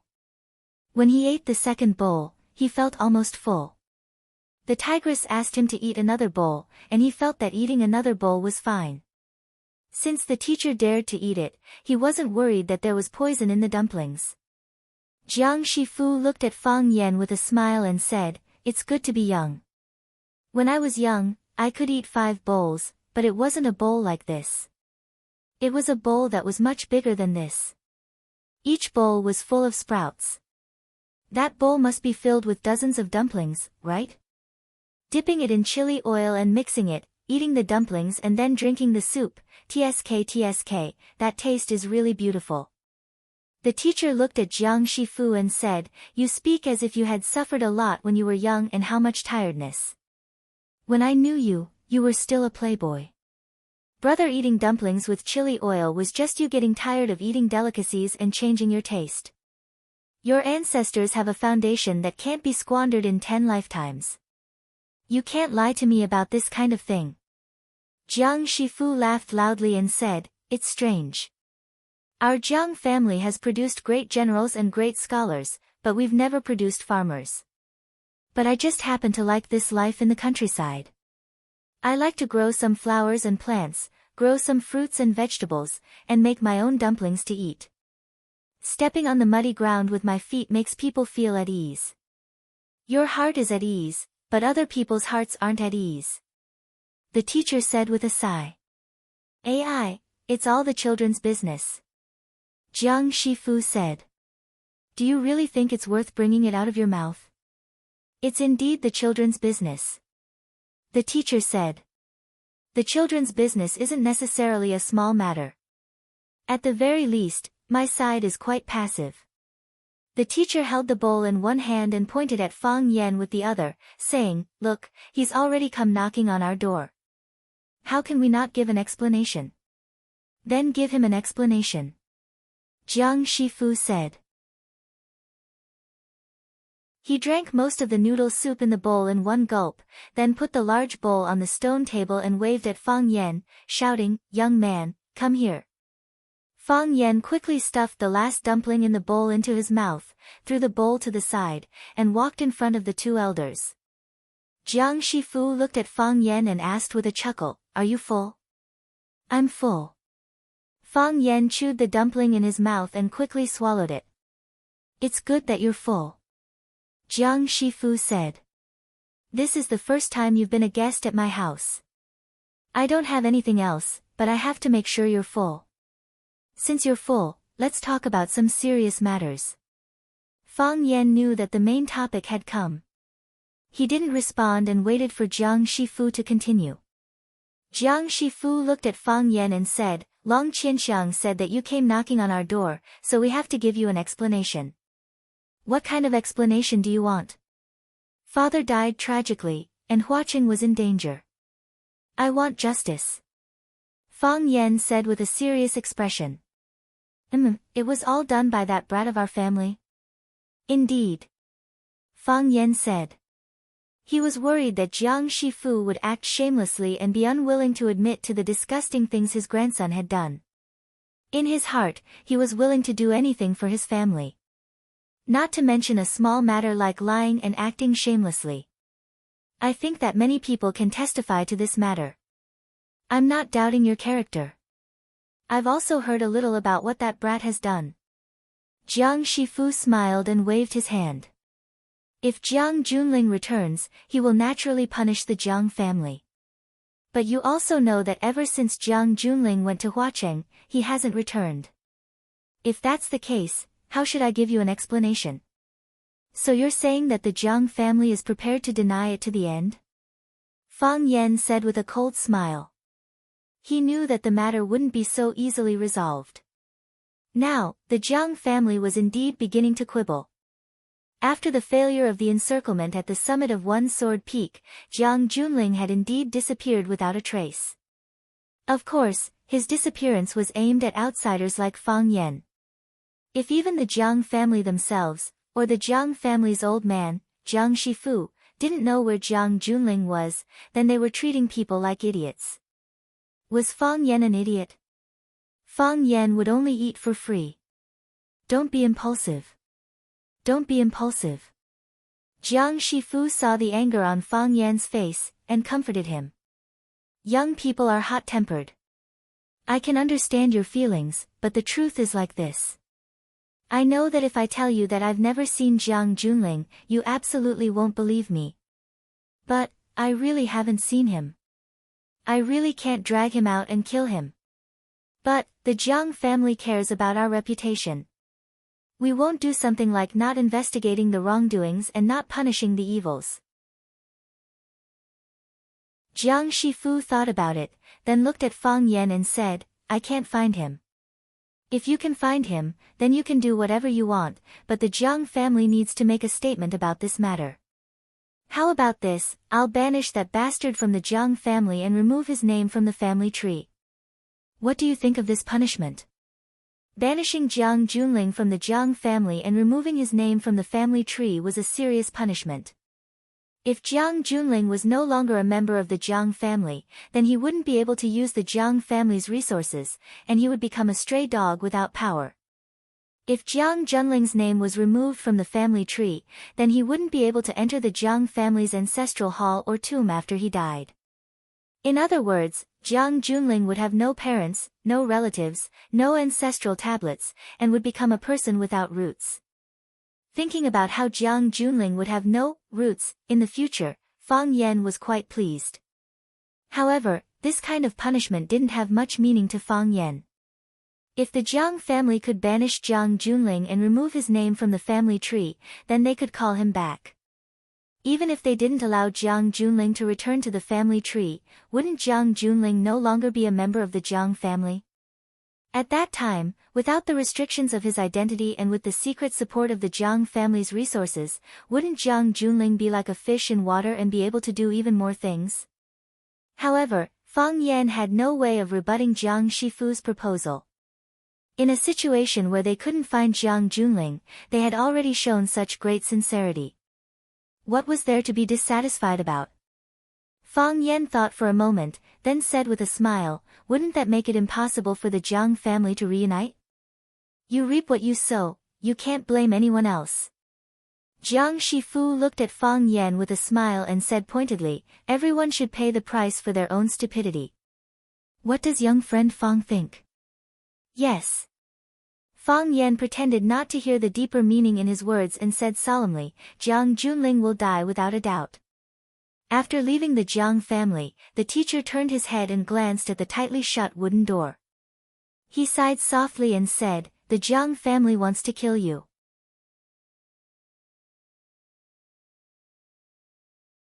Chapter 687. To draw a dragon or to draw a tiger, it was difficult to draw its bones. One might know a person's face, but not their heart. When Fang Yan arrived at the Jiang family to denounce them, not only did he not hear any harsh words, he did not receive any trouble from anyone. Instead, he was treated with great courtesy.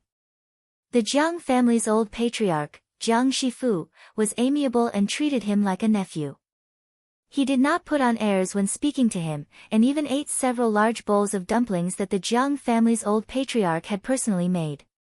In the end, Jiang Shifu straightforwardly gave him an explanation and took the initiative to expel the wrongdoer Jiang Junling from the Jiang family and remove his name from the Jiang family's genealogy. If that was the case, didn't that mean that the Jiang family recognized their mistakes and were sincerely apologizing to Fang Yan? That was obviously not the case. The Jiang family was a prestigious aristocratic family, and their every move was watched by countless people. Jiang Junling's plan to encircle and annihilate Fang Yan at Flower City's Single Sword Peak had failed, and anyone who paid attention already knew about it. Now, Mr. Swallow Dock had personally taken action and brought the victim, Fang Yan, to the Jiang family to collect their debt. No matter what, the Jiang family had to give Fang Yan an explanation.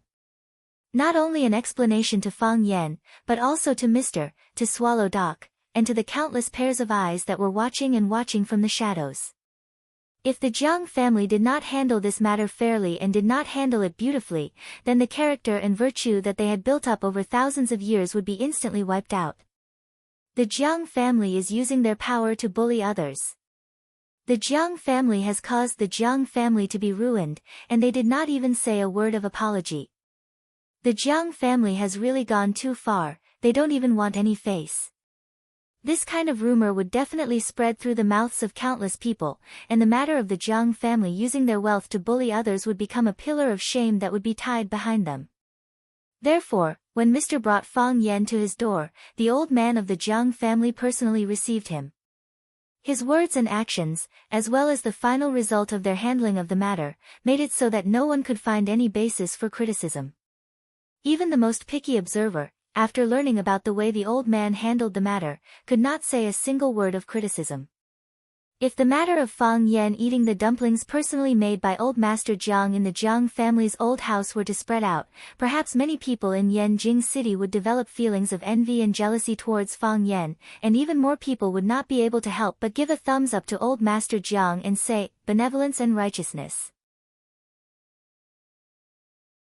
In order to save the face of the hundreds of people in the Jiang family, old Master Jiang had considered everything inside and outside of the family. However, it was also because of this that the teacher said that the Jiang family wanted to kill Fang Yan. Would you argue with a dead man? Would you care about a person who you knew was going to die getting more benefits? Of course not.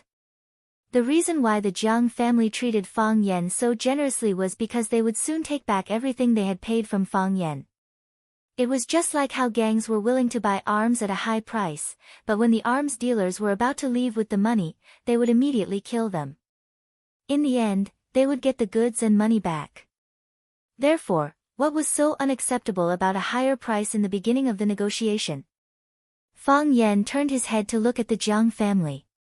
The wooden gate of the Jiang family's courtyard was already closed.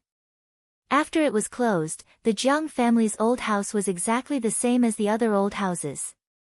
In the middle of this long street, it seemed somewhat inconspicuous.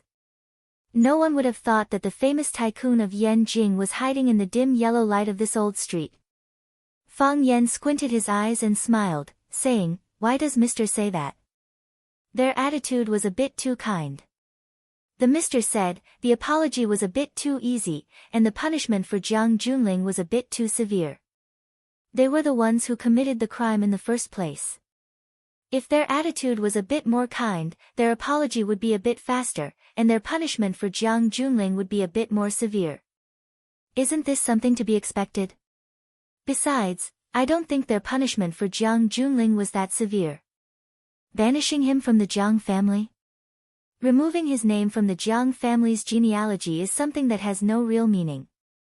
Rather than that, wouldn't it be better for them to drag Jiang Junling out and chop off one of his arms or 3 of his legs? Is that still a punishment? Fortunately, he didn't say something like drinking 3 cups of wine as punishment. Otherwise, I would have fallen out with that old fellow on the spot. Fang Yan, do you still not understand? The Mr. sighed softly and said, in the past, your opponent was Jiang Junling, and only one Jiang Junling. But from today onwards, your opponent is the old patriarch of the Jiang family, the entire Jiang family, and their branch families. Do you understand? You are about to face a colossus hidden in the darkness. No one can pry into their entire bodies, but a single roll from them is enough to set off a storm. Fang Yan looked at the Mr. and said, Mister, have you understood this a long time ago? I have. If you understand, then why did you bring me here to demand a debt? My original intention was to bring you here to smooth things over and untie this dead knot, but both of you are too stubborn. If Shifu had hesitated a bit or was willing to bargain with me when we proposed an explanation, I felt that there was a chance and would have done all I could. However, he agreed without hesitation, and even immediately stated his solution. This proves that he had long since prepared a draft in his mind and made a decision. There is no meaning in talking anymore. Fang Yan nodded and said, I also feel that the atmosphere of the Jiang family is a bit too strange, but what can I do? Even if you don't bring me here to demand a debt, even if I refuse the Jiang family's apology, will the Jiang family be able to live in peace with me? No. The Mr. said.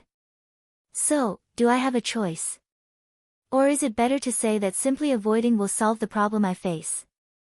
The crisis I will encounter? No. If that's the case. Fang Yan squinted his eyes and smiled, a mocking smile appearing at the corner of his mouth. Why can't I act a bit more forceful? And then give Jiang Shifu, that hypocritical old fellow, the middle finger? You gave him the middle finger just now.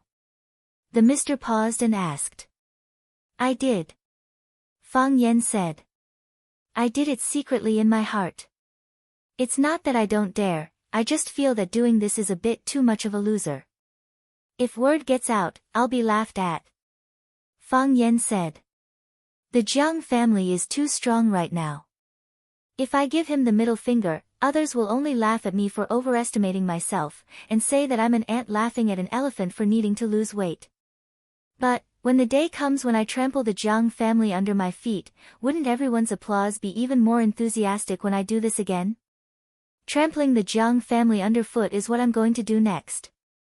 Although it sounds a bit difficult, when I faced Jiang Junling, no one thought that I had any chance of winning.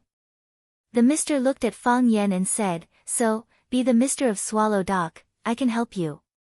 You're trying to trick me again. The guest left, the host left.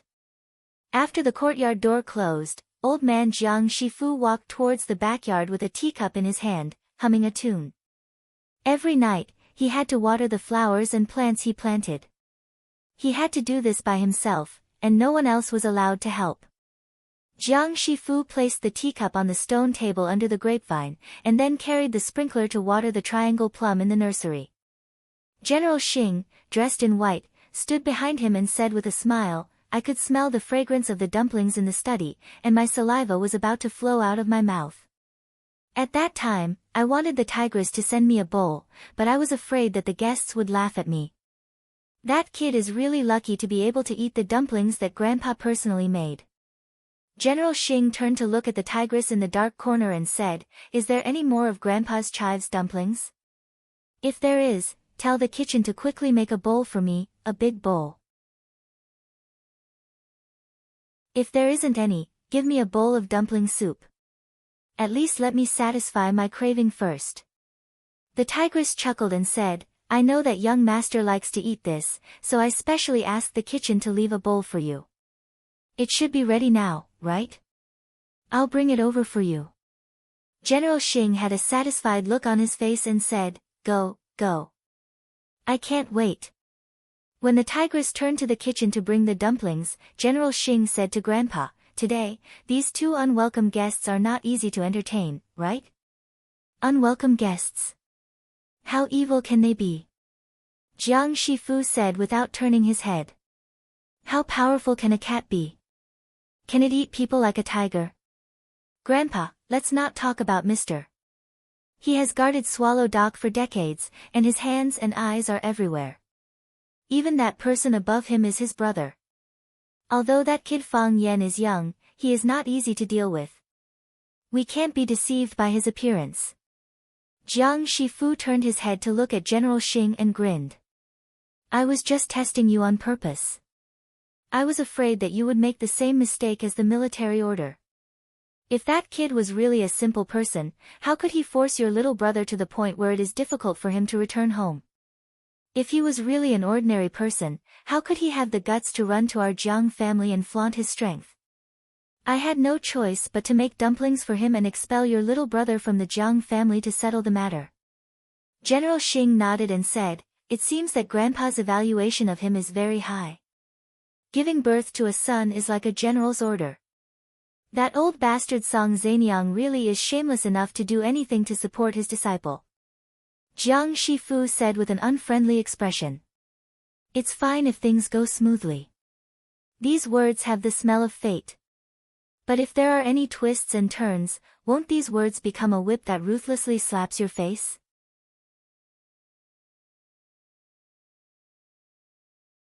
Chapter 688. Why did Jiang Junling immediately flee after his defeat, even daring to return to the family?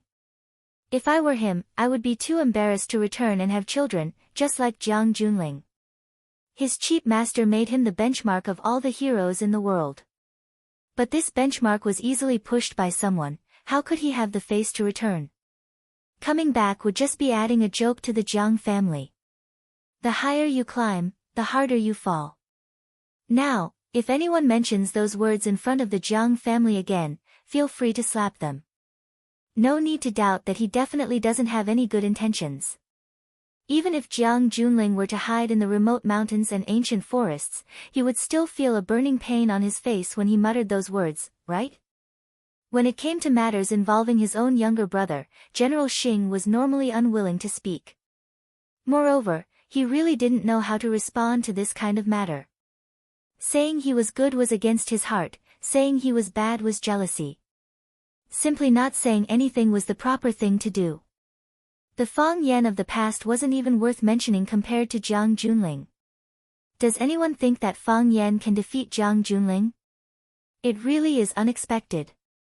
General Xing said with a wry smile. At that time, Fang Yan was just an earthworm, his entire body soft and limp, seemingly without any strength. However, this earthworm that didn't have a single bone in its body was able to push through the hardest soil. Jiang Shifu said with a serious face, even if its body was chopped into 8 or 10 pieces, it would still be able to live well. This is a true hero, this is a person truly worthy of admiration, an opponent worthy of respect, an enemy worthy of reverence. A person should be an earthworm, don't think about being a flood dragon. Even if you really are a flood dragon, wait until you know how to move clouds and summon rain before revealing your true form. Otherwise, you would have long since been slaughtered by others. Grandfather, I understand. General Xing nodded with a serious expression. I will definitely be careful and cautious, and definitely won't make the same mistakes as the military orders. It's good that you understand, Jiang Shifu said. Because of that brat, our general family has suffered heavy losses. Your fifth uncle has a knot in his heart and is resentful. No matter how arrogant Junling is, he is still a capable child of our general family. He has suffered losses time and time again and has been bullied time and time again. The general family does not look good. What does Grandpa mean? I say that people should learn from earthworms, but don't wait for the earthworm to ascend and become a flood dragon, General Shifu said softly. That brat has the support of the Qin family, and he also has Chao Yen to rely on. He has turned Flower City into his own backyard, so we can't give him another chance. He was a wolf from Zhongshan, and when he succeeded, he became arrogant. When he becomes powerful, the first thing he'll destroy will be our Jiang family. Since the war has already begun, General Xing looked up at the dark night sky and said, "Then let me end it." The tigress brought over the freshly cooked dumplings. General Xing took it and hurriedly picked one up and stuffed it into his mouth. With a face full of happiness, he said, "I really wouldn't exchange it even for an immortal." Within the red walls, Fang Yen was like a granny who had just entered a grand view garden for the first time. He looked around curiously at everything he saw. The place he was standing on had a special meaning in the political landscape of Huaxia. More than 90% of Huaxia's policies and laws came from here. This was the holy land in the hearts of countless people, and also the forbidden land under the feet of countless people. Under the ginkgo tree in the courtyard, the benevolent old man who was often seen on TV looked at Fang Yen with a smile. His words carried a strong Beijing accent. He said, "Young man, you look very spirited. If you go to the army, you'll definitely be a good seedling." This old man had started in the military, and now held the power of the country's army. So he had a very special feeling towards the army. He was a qualified soldier, so he also hoped that the younger generation he saw could become an outstanding soldier. "Thank you, Chief. Whether I go to the army or not, I'm still a soldier of Huaxia. When the country needs me, I won't hesitate to die for the country." Fang Yen smiled and thanked the old man. What he learned was Tai Chi, so he learned it naturally. He respected this old man, but he didn't feel nervous. Because he knew that only when it was natural could he show the best of himself. As expected, the old man was very satisfied with Fang Yan's attitude when talking to him. He patted his thigh and said, "Heroes come from the young."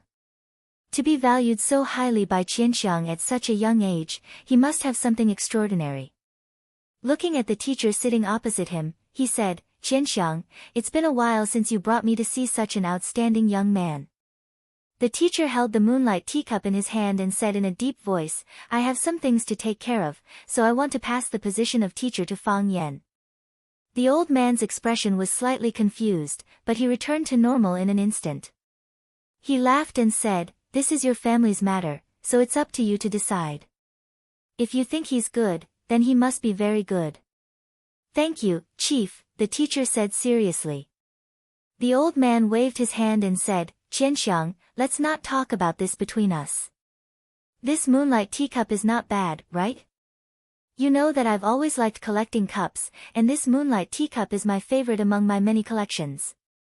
Only when Qianxiang comes, I can't help but show it off to you.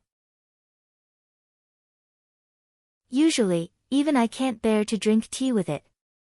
I'm afraid that I'll accidentally break one. No matter how precious something is, it will only have its value after it's used." "What's the value of something that can't be used?" the teacher said with a smile. "You're too naive."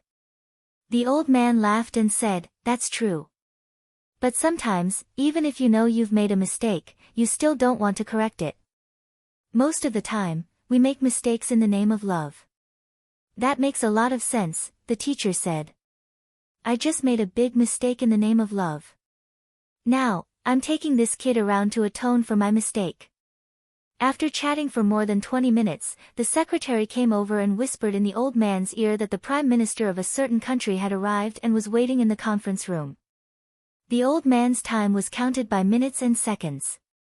Every minute and every second was filled up over the course of a few days or even earlier.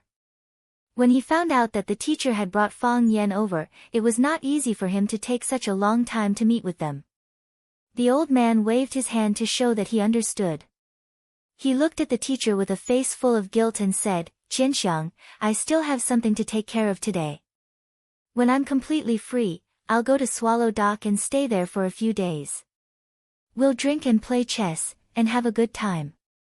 Then I'll wait for you. The teacher also stood up and said, go do your work. We won't disturb you anymore. The old man nodded and looked at Fang Yan. Fang Yan, I think we'll have many opportunities to meet in the future. Is that so? I want to come here every day to drink tea and ask for advice. But I know that's impossible. The chief is very busy every day, and he deals with military and national affairs, Fang Yan said with a smile. The old man looked at Fang Yan thoughtfully and said, meeting you is also dealing with military and national affairs. Fang Yan is very good. Keep in touch with Jianjun in the future. Jianjun was the old man's secretary, a middle-aged man who wore glasses. When Zhang Jianjun heard that the chief wanted to keep in touch with Fang Yan, he couldn't help but look at Fang Yan again. Old people of this level would never say any unnecessary pleasantries. If they liked someone, they liked him. If they didn't dislike him. He said that he wanted Fang Yan to keep in touch with him, which proved that he really wanted to talk with Fang Yan. The old man hurriedly left with the secretary. The teacher and Fang Yan were still sitting in the courtyard drinking tea. The teacher looked at Fang Yan and said, Swallow Doc's matters are military and national affairs. I never felt that I was so important before, Fang Yan said. Brave warriors guard the 4 directions, the teacher said. Every country places great importance on the training of special forces. Because most modern wars are local wars and conflicts, when there is no way to send a large number of troops, the existence of an elite force is very necessary. There are even some developed countries that are researching genetic warriors or genetic medicine. Our country started late in this area, or in other words, many people even reject this extremely cruel way of unearthing one's potential at the cost of personal consciousness. The old man just now was one of the people who opposed it. So, the existence of Swallow Doc just happened to make up for this flaw. Warriors unearth their life potential by conforming to the heavenly way and integrating with nature. They don't need injections or drugs, and there are no side effects. So, how can Swallow Doc not be important? Huaxia has 3 dangerous places, and the 3 dangerous places are all at the very edge of Huaxia. Sang Mountain, Beihai, and Devil Gobi are not even heard of by ordinary people, but every year, there are Swallow Doc or other elites from the inner Jianghu who are sent to guard them. Every year, the soul summoning banner is raised in the village, and every year, new tombs appear in the back mountain. Those are all great men who sacrificed their lives for the country. How can such places not be valued? Is the teacher of such a place a disgrace to Fang Yan's character and talent? Fang Yan was speechless. The teacher went around in a big circle just to convince him to inherit his mantle and become the teacher of Swallow Doc. When did the teacher of Swallow Doc become so worthless? The old man just now also said that I haven't brought elites from Swallow Doc to visit him for a long time, the teacher said in a deep voice. 7 years ago, I brought Bai Xiu here. 16 years ago, I brought Dao Ling here. Earlier, I brought Xiao Di here. He likes people like Xiao Di the most. Fang Yan knew that Mo Light Enemy was very cool back then. But he still didn't expect Mo Light Enemy to be so cool. Even such a person loved him so much. What a pity, what a pity. Thinking of the old drunkard's current encounter, the hostility in Fang Yan's heart rose again. Huaxia Dragon God, there will be a day when we fight. The teacher glanced at Fang Yan and said, the chief told you to keep in touch with Jianjun, so you should keep in touch with him. When Bai Xiu came, did the chief say this? Fang Yan asked curiously. The teacher glanced at Fang Yan and said, no. Fang Yan grinned and said, I knew he didn't say it.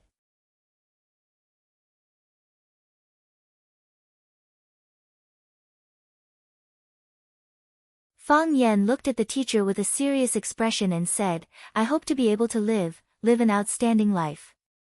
When a wild goose flies over people's heads, it still knows to scream a few times at the top of its voice to let people know that it has been here. The teacher nodded in praise and said, it is not easy for us to come to this world, how can we not leave behind something? What kind of people are the big winners in life? The heroes who fought bravely, the pillars of the country, the great poets who left their names in history, for thousands of years, their names shone in the long river of history and were commemorated and sung by countless people. They were the real winners in life. Some people can manage for a lifetime, while others manage for generations. Fang Yan, I hope you can become that kind of person. I also know that you have the ability to become that kind of person. Fang Yan was silent for a moment, then said, "So, what should I do?" "Come with me to see someone." "See who?" Fang Yan asked. "A very important person," the teacher said. "More important than Jiang Shifu and the bureau chief?" Fang Yan was shocked. 100 times more important than Jiang Shifu and the bureau chief, the teacher said with absolute certainty. Fang Yan was so shocked that he could not speak. The teacher asked if Fang Yan had time today, and Fang Yan said yes. So the teacher brought Fang Yan to Yanjing to see the old general, Jiang Shifu, and the old chief behind the red wall. These two old men were influential figures in Huaxia.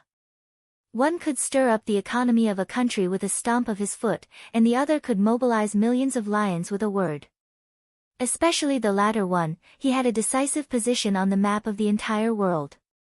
But the teacher said that he was going to bring Fang Yan to see someone 100 times more important than them. What kind of person was that? Fang Yan's face was flushed, and his body trembled slightly. He knew that the teacher had a very deep network of connections, but he did not expect that he could follow behind him and see all the heroes in Yanjing. Out of the red wall, across the moat, through the black tortoise gate, turned right on Chang'an Street, and entered the old Huimin Street. After passing a dozen shops, the teacher stopped in front of a small noodle shop. Fang Yan looked up and asked, "Is this the place?" "This is the place," the teacher said with a nod. In order to prove that he did not lie to Fang Yan, he pushed the door open and walked in. Fang Yan looked up again at the name of the noodle shop, a bowl of mixed sauce noodles. Only then did he push the door open hesitantly and walk in. The teacher had already found a seat and called out, "2 bowls of mixed sauce noodles." Fang Yan sat across from the teacher and said, "Teacher, where is the big shot you mentioned?" "Right here," the teacher said. Fang Yan looked around at the simple facilities of the noodle shop and said, "Why is the big shot here?" "The chef of this noodle shop is a big shot. He is a hidden master." Fang Yan asked with wide eyes, his face full of expectation. "The mixed sauce noodles he makes are very delicious," the teacher said. Fang Yan wanted to jump up and curse. "These old guys, your humor is not humorous at all. I hate listening to your jokes the most. Who can be more important than the chef of mixed sauce noodles who can fill our stomachs and not starve to death?" The teacher saw Fang Yan's disappointed expression and said with a smile, "This mixed sauce noodles is the most authentic in Yanjing. Every time I come to Yanjing, I have to come here to eat. In the beginning, I could eat 3 bowls at a time. Later, I could only eat 2 bowls. Now, I can only eat 1 bowl." Fang Yan did not want to talk to him. No matter how delicious the mixed sauce noodles are, it is just a bowl of mixed sauce noodles. This old man is too much. If you want to eat something good, you can just tell me. I'll lead the way, and I'll treat. Was there a need to be so secretive? The greater the hope, the greater the disappointment. Fang Yan was in a very bad mood now. "You're here." A crisp voice with a Beijing accent sounded beside his ear. Fang Yan looked up and saw a girl in a white dress walking towards them.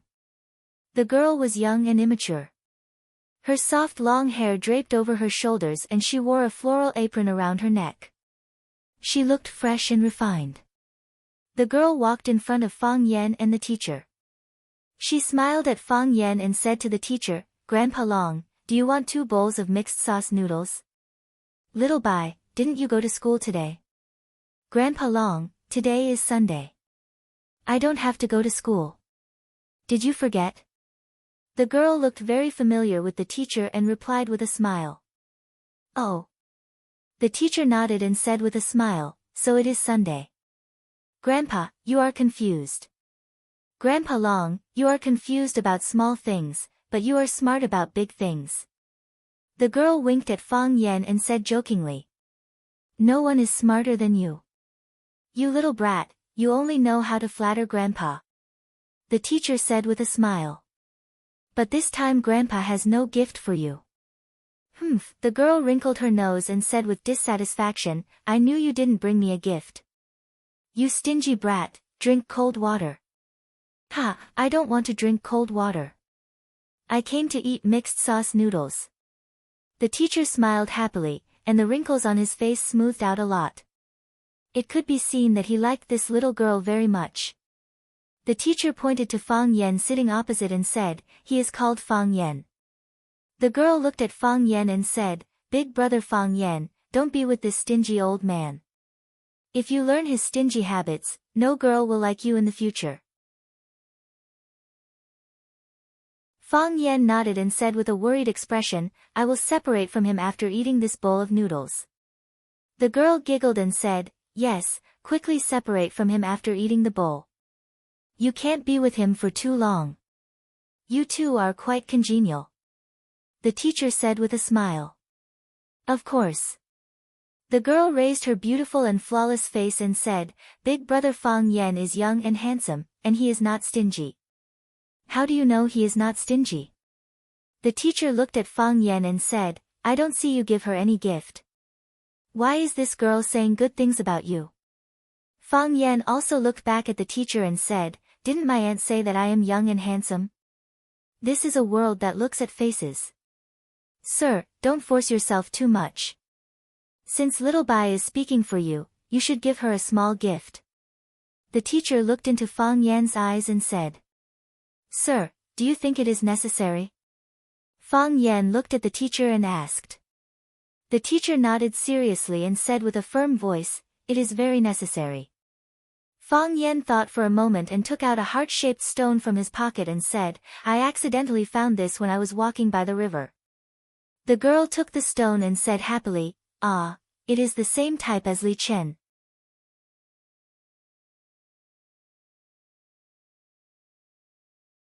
Chapter 690. The same as Li Chen. Fang Yan was stunned for a long time and asked, what's the same as Li Chen? Don't you know? The girl had a contemptuous expression that said, Uncle, you're out, and said, there's a very handsome teacher in our school named Li Chen. Every time he pursues a woman, he will give her a heart-shaped stone. The girl raised the small stone in her hand and said, it's exactly the same as this one. Later, he fell in love with Teacher Wang from our school. Teacher Wang posted a photo of the small stone on WeChat and said that it was accidentally picked up by Teacher Li Chen while walking by the river. It represented his wholehearted love for her. As a result, Teacher Zhang and Teacher Lin from our school also posted photos of their small stones on their WeChat moments at the same time and said, Li Chen, your family runs a tourist souvenir shop, right? Later, we found out that Teacher Li Chen's family does run a souvenir shop. There are as many of these heart-shaped stones as you want. Nowadays, if the boys in our school pursue the girls they like, they will also buy one of these heart-shaped stones as a gift. It has become a trend. This is a very popular thing. My piece is different from Li Chen's, Fang Yan said with a serious expression. He pointed to the dark purple star-shaped stone in the little girl's hand and said, do you know what stone this is? The little girl shook her head and said, I don't know. Isn't it just a stone? This is a meteorite, Fang Yan said. It's a meteorite that hasn't burned out outside of Earth. It deviates from its original orbit or quickly falls to Earth in pieces. The meteors we often see are these large stones that are burning and finally disappear completely, or a small piece falls on Earth. A meteor that hasn't burned out isn't rare, but it's extremely rare for it to turn into such a heart shape after burning. Don't you think this stone is much heavier than a small stone of the same size? The girl rubbed the heart-shaped stone in her palm and looked at Fang Yan with admiration. She said, Brother Fang Yan, you're amazing. I also found it by accident. I thought it was quite interesting, so I kept it, Fang Yan said with a smile. Fang Yan didn't find this stone by the river. He saw it in the antique shop of the Blue Mountain Club in Lanshan Valley and took it back to give it to Yiro. He didn't even have time to send it out before he followed his teacher to Yanjing City. Now that the teacher was forcing Fang Yan to give the little girl a gift, Fang Yan had nothing else in his hands, so he had to give the small stone away. Anyway, it wasn't something too rare. If he wanted it, he could just ask Lan Shanggu and the others to help him find it. If he couldn't find it, he would just polish it. Such a small problem wouldn't stump a smart person like Lan Shanggu. If Teacher Li Chen told such a story like you, Teacher Zhang and Teacher Lin would definitely not be angry, right? It turns out that the stone isn't important. What's important is how you spin the story around the stone. Fang Yan was drinking tea, and he almost spat out the tea in his mouth. The teacher was amused by the little girl's words and laughed. Looking at the embarrassed Fang Yan, he said, "You're one of the few sharp-tongued people in Swallow Dock. Usually, no one can make you suffer. How about it? Did you meet an expert today?" "I was talking to her seriously, but she misunderstood me," Fang Yan said with a wry smile. The little girl bowed slightly to Fang Yan. The V-neck of her white cotton dress hung low, revealing the girl's small chest that was like a baby pigeon. She smiled at Fang Yan and said, "Brother Fang Yan, I'm joking with you. Thank you for your gift. I know that this stone is different from Teacher Li Chen's stone. This is a meteor, a heart-shaped stone that heaven gave me." The teacher waved his hand and said, "All right, girl, go in and serve us the noodles. Help us put more marinade. Your grandfather always puts too little. It's too stingy."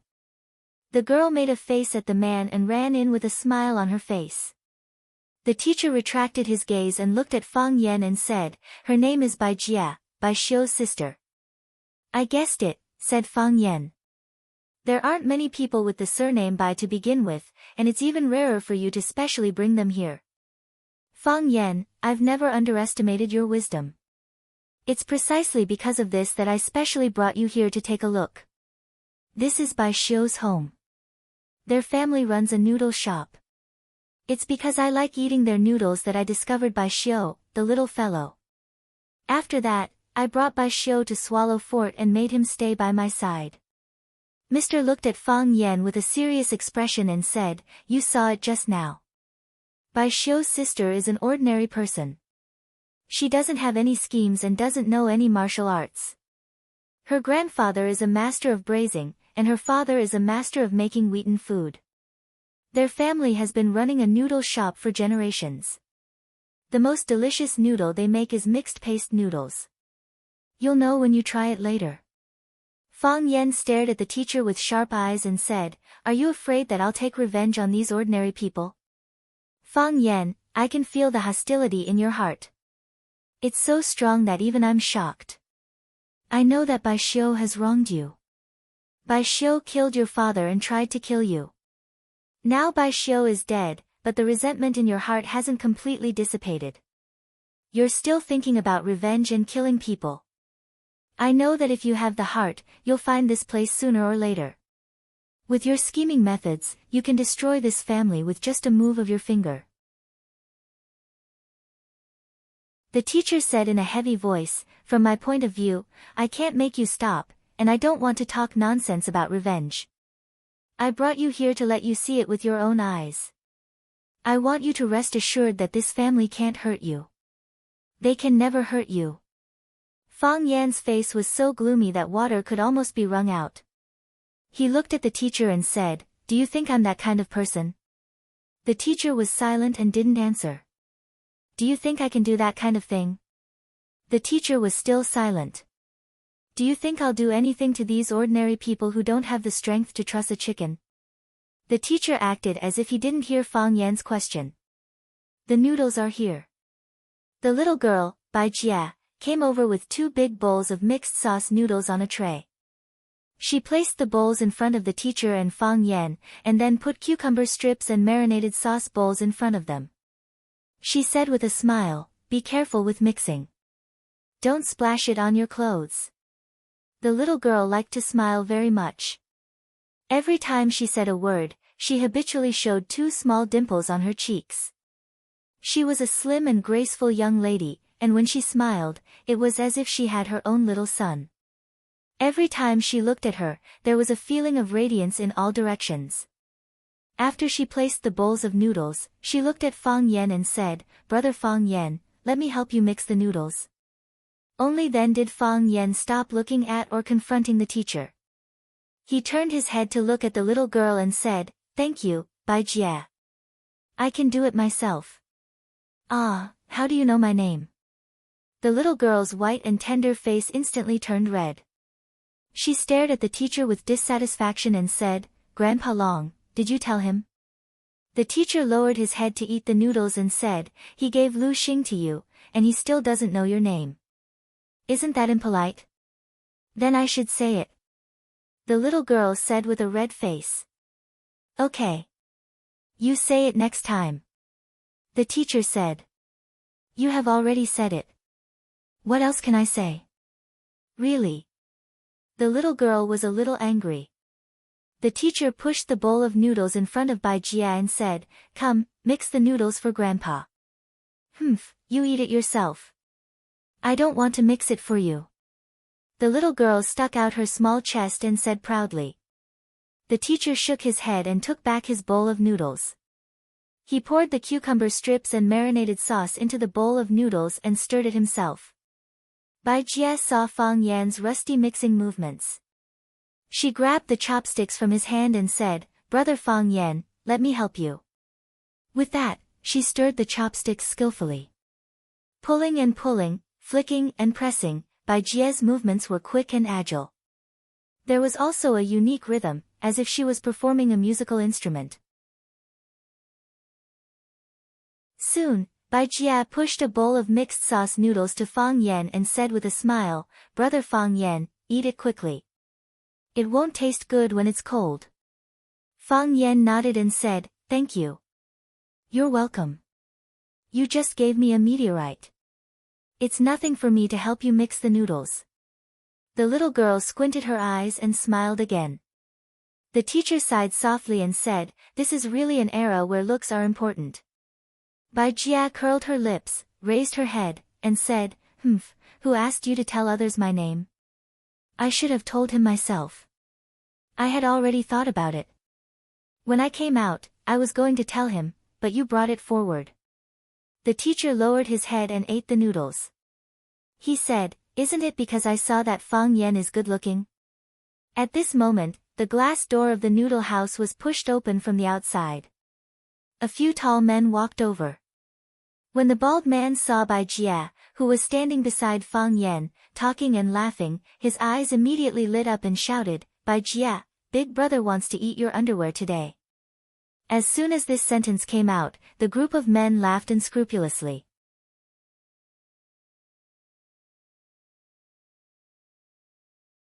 Chapter 691. The bald man laughed arrogantly.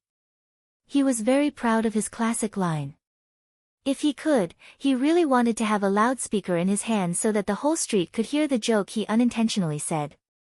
What a humorous and witty line, it was tens of thousands of times better than those written by novelists. The men who had followed him and laughed heartily, but there was also a hint of malice in their laughter. Regardless of whether he really thought that his words were interesting, or that he was vulgar or obscene, he still had to take care of his face. After all, he had to pay the bill every time he ate, so he had to give something in return, right? "Brother Jiangwo, do you want to eat Little Miss Bai Jia's lower body, or do you want to eat Little Miss Bai Jia's lower body?" A man with shoulder-length hair blinked his wretched eyes and said with a smile. "Lin Hai, aren't you asking the obvious? Brother Jiangwo, of course, wants to eat Little Miss Bai Jia's lower body." "No, it's Little Miss Bai Jia's lower body." A big man in a gray robe with a string of starry moon bodhi hanging around his neck laughed and said. He looked exactly like a swindler on the street who pulled young girls and young wives to sell amulets. Isn't that the same meaning? What's the difference between Bai Jia's lower body and Bai Jia's lower body? Can't they all be eaten? They should also be delicious, right? In the middle of the crowd, an enchanting pretty boy said in a coquettish voice while holding an orchid root. Bai Jia is so beautiful, I'm also willing to eat. Bai Jia seemed to know these people. Her face was ruddy, her cheeks puffed up, and her eyes stared at the bald man with murderous intent.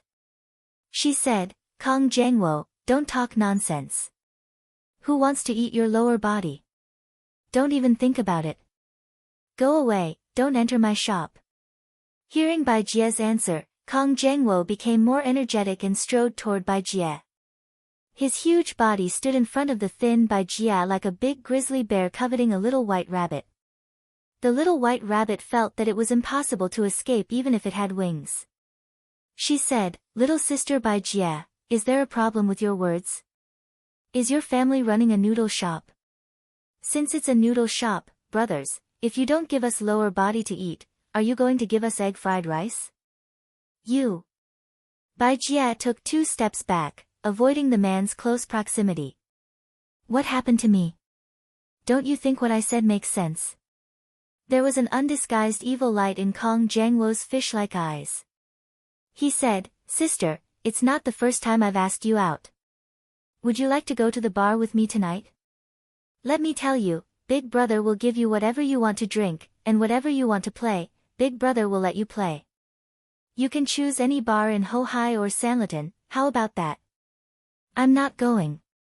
Bai Jia refused flatly. Bai Jia, aren't you going to give me face? Let me tell you, if it were other female students, they wouldn't get such treatment. Then go find those who are willing to go with you. How classless. Fang Yan clicked his tongue. How unstylish. Kong Jiangwo only treated Fang Yan as an ordinary customer. He didn't expect that Fang Yan would suddenly shout out. This guy was really an idiot. When he shouted, he didn't even look at his brothers. There were quite a few of them here. You sat together with an old fart, and if you really fought, your side wouldn't be enough. Everyone wanted to be a hero and save the beauty, but before that, they had to think about whether they were a hero or a coward. Even if the coward saved the beauty, most of the time, they would only get a, "You are a good person," in return, and then the sister would disappear without a trace. When the police came to investigate, no one would help them make a statement. Kong Jiangwo's gaze finally shifted to Fang Yan's face. He carefully looked at him and felt that someone who could come to this small shop to eat zhejiang noodles must not be a prominent person. How could a prominent person come here to eat 18 yuan for a big bowl of zhejiang noodles? Of course, he, Kong Jiangwo, was an exception. If it wasn't for Bai Jia, he wouldn't be willing to bring his brothers to this broken shop to eat noodles. Going to the Wang Lao Air Kidney shop in Tianmen to eat skewers and drink beer was a decent life. Slap. Kong Jiangwo's fleshy palm slapped hard on Fang Yan's shoulder. Fang Yan frowned slightly, but he didn't say anything. He just lowered his head and finished the long strip of noodles in his mouth. He had to admit that Bai Xiu's zhejiang noodles weren't as delicious as the teacher said. No matter how delicious it was, wasn't it just a bowl of zhejiang noodles? Moreover, the diced meat was so little, and the marinade wasn't spicy enough. He didn't know how this broken shop could stay open for so many years. Why didn't Bai Xiu starve to death in the past? While thinking about this, Fang Yan opened the chili sauce bottle on the table and poured a big spoon of chili oil on the dough. He stirred it vigorously, and the taste was especially different. It was so spicy that it was refreshing. Brother, what are you talking about?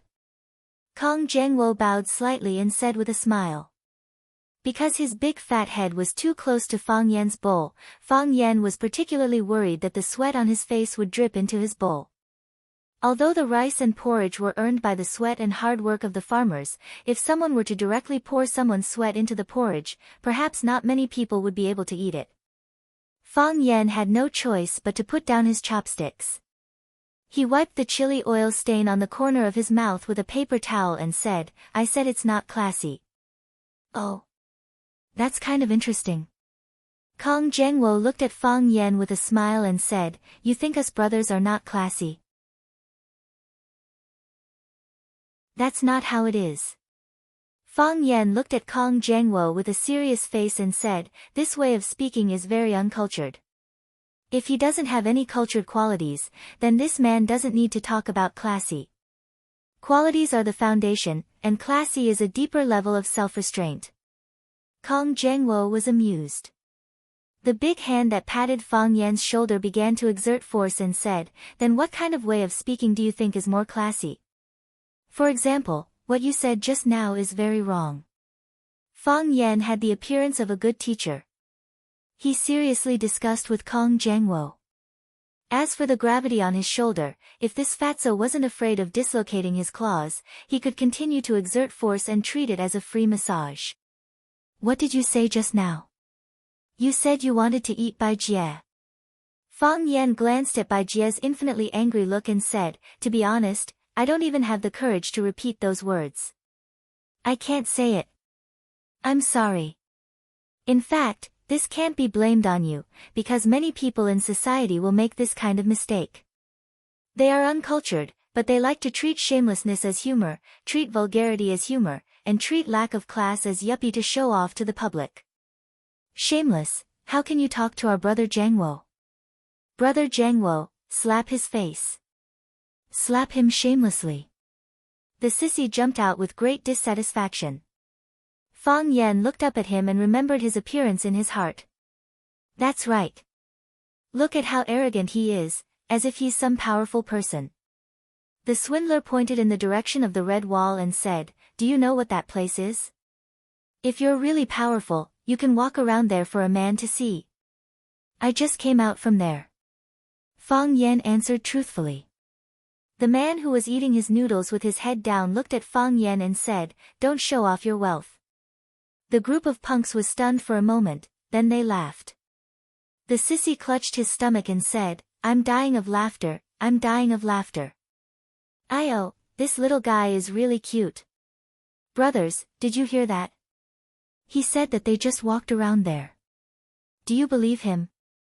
Whether you believe it or not, I believe it anyway. This guy, this time we kicked an iron plate. Ha ha ha, I'm dying of laughter. We really had to go there." Fang Yan explained with some unwillingness. He was indeed a powerful person, and they really kicked an iron plate. Why didn't they want to believe his judgment? Kong Jiangwo's face was gloomy, and the hand that patted Fang Yan's shoulder became more forceful. He said, "Since brother said so, then you have to tell me what is a real humorous yuppie. Let us brothers have a good experience." Kong Jiangwo also felt very strange. He usually liked to play with walnuts, and his hand strength was not small. He had pinched someone before. When his palm touched the kid's shoulder, the guy immediately cried and begged to let go. What's wrong with this kid? I've used so much strength, but he didn't notice at all. Or, I don't have any strength in my body today. Well, since you're humbly asking for leave, then I'll give you a good lesson. Fang Yan nodded with a smile and said, Huaxia's words are broad and profound. Any random combination will have endless wonderful uses. For example, let's use the phrase, the goddess's lower part is a little salty, as an example. Bai Jie's face was frosty. She angrily stomped her feet and said, Big brother Fang Yan, how can you say that? Oh, I'm not talking about you. Fang Yan quickly explained, I'm talking about the goddess. You can just treat the goddess as another woman. Fang Yan looked at Kong Jiangwo's friends and asked in a professional and responsible tone of a teacher, think about it, how many layers of meaning does this sentence mean? 2. The sissy raised his hand and answered. The first layer means that the goddess's lower part is a little salty. The other layer, hee, I'm embarrassed to say it. Anyway, you guys can think about it yourself.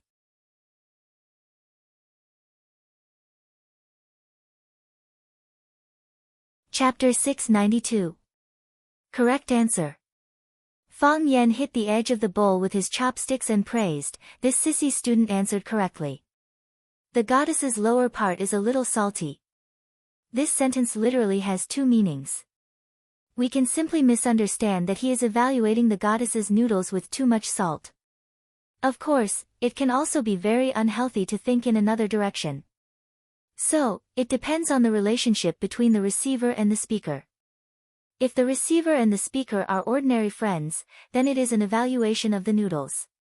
Even if the receiver is very dissatisfied with the sentence, because there is another meaning to cover it up, it will also make people feel that it is harmless.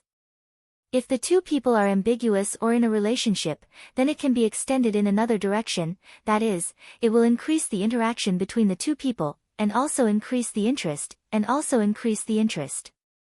Erotic but not obscene, interesting but not obscene, this is the charm of language. To evaluate a man's charm, it is not whether he has told pornographic jokes in front of others, but if he tells a pornographic joke, everyone thinks he is funny and meaningful, and everyone likes him very much. Fang Yan glanced at Kong Jiangwo and said, "You went straight to the point, saying that you want to eat the goddess's lower part. You have blocked your way out. You are naked and do not hide your lustful shamelessness and restless desire in your body." The disadvantages of this kind of expression are, first, it proves that you are a hooligan. Second, it proves that you are an uncultured hooligan. Third, girls will never go to a bar with this kind of uncultured and unclassy hooligan. I am talking about good girls. If you throw out 1,000,000, there will still be a lot of bad women who are willing to be inhuman for you. Everyone looked at Fang Yan with wide eyes, as if they were looking at a dinosaur from Jurassic World. This guy doesn't want to live, right? Kong Jiangwo's friends thought. This guy definitely doesn't want to live. Kong Jiangwo thought. Brother Fang Yan is so interesting. Bai Jie's annoyance turned into a blush, and she looked at Fang Yan without blinking. This kid. The man raised his head to look at Fang Yan for a while, and then lowered his head to eat his noodles. For an old man like him, there really weren't many things in this world that could surprise him. Even when his disciple Bai Xiu was killed by Fang Yan, he only sat there in a daze for a while before understanding many things. Brother Jiangwo. Sissy couldn't help but remind Kong Jiangwo when he saw him standing there in a daze. Why don't you say something? Scold whatever you want, and do whatever you want, we will help you. Don't stifle yourself to death. Kong Jiangwo was indeed about to be suffocated by Fang Yan's words. He was angry. He was furious. He felt that he had lost face. It wasn't easy for him to say such a humorous sentence. In order to leave a deep impression on Bai Jie, he thought about his first line for 3 days and 3 nights. How could it be criticized by this kid as worthless? Not only was it worthless, but he also said that he was a hooligan. Yes, he was indeed a hooligan. He didn't deny this. There was nothing wrong with being a hooligan. There was beer to drink, skewers to eat, no need to clock in every day, and no need to be pressured by the boss. However, saying that he was an uncultured hooligan was a slap in the face. Who's uncultured? Who's uncultured? I don't King have anything else but culture. Kong Jiangwo's face turned from white to black, from black to purple, and finally from purple to crimson. His expression was ferocious, and his eyes were fierce. He clenched his big hand on Fang Yan's shoulder and said while gritting his teeth, "You said that I'm uncultured, you said that I have no style. I want to see if you have any culture, if you have any style. When we fight later, don't cry." Bai Jie was anxious and shouted, "Kong Jiangwo, let go of me. If you don't stop, I will call the police." Then call the police. Who do you think the police will help when they come? Kong Jiangwo suddenly turned around and looked at Bai Jie like a vicious dog. He scolded, "Little bitch, sooner or later, I will force myself on you." A person's lack of culture and style would also be reflected in this aspect, he would turn hostile whenever he wanted. Because he had no faith in his heart, he didn't care about credibility. Except for the fear of violence, everything else was bullshit to him. They could be trampled and violated. Bai Jie wasn't used to this kind of dialogue. She opened her mouth, but she didn't know what more powerful words to refute Kong Jiangwo. He could scold her as a little bitch and say things like, "Sooner or later, I will force myself on you." However, she couldn't scold Kong Jiangwo as a big bitch and, sooner or later, I will force myself on you. If she really scolded him like that, Kong Jiangwo should be happy, right? In terms of scolding, women were born weak. The man raised his eyebrows slightly. He didn't think it was a big deal. He didn't even put Kong Jiangwo and the other little trash in his eyes. However, he didn't like others scolding Bai Jie. Because he really liked this little girl who always acted coquettishly or sulked at him. He treated this girl like his own granddaughter. This kind of feeling was even deeper than his feelings for Bai Xiu. He hoped that Bai Xiu could become a talent, could become a teacher of Swallow Dock, and could become a pillar of the country. However, when facing Bai Jie, he had no hope. He only hoped that she could be happy. Therefore, he raised his head and looked at Fang Yan again. What he meant was, kid, don't quarrel when you can fight. It's okay. Fang Yan looked at Bai Jie, whose face was red and eyes were filled with tears of grievance, and comforted her with a smile. Don't be fooled by this guy's fat head and big ears. In fact, his body doesn't have much strength at all.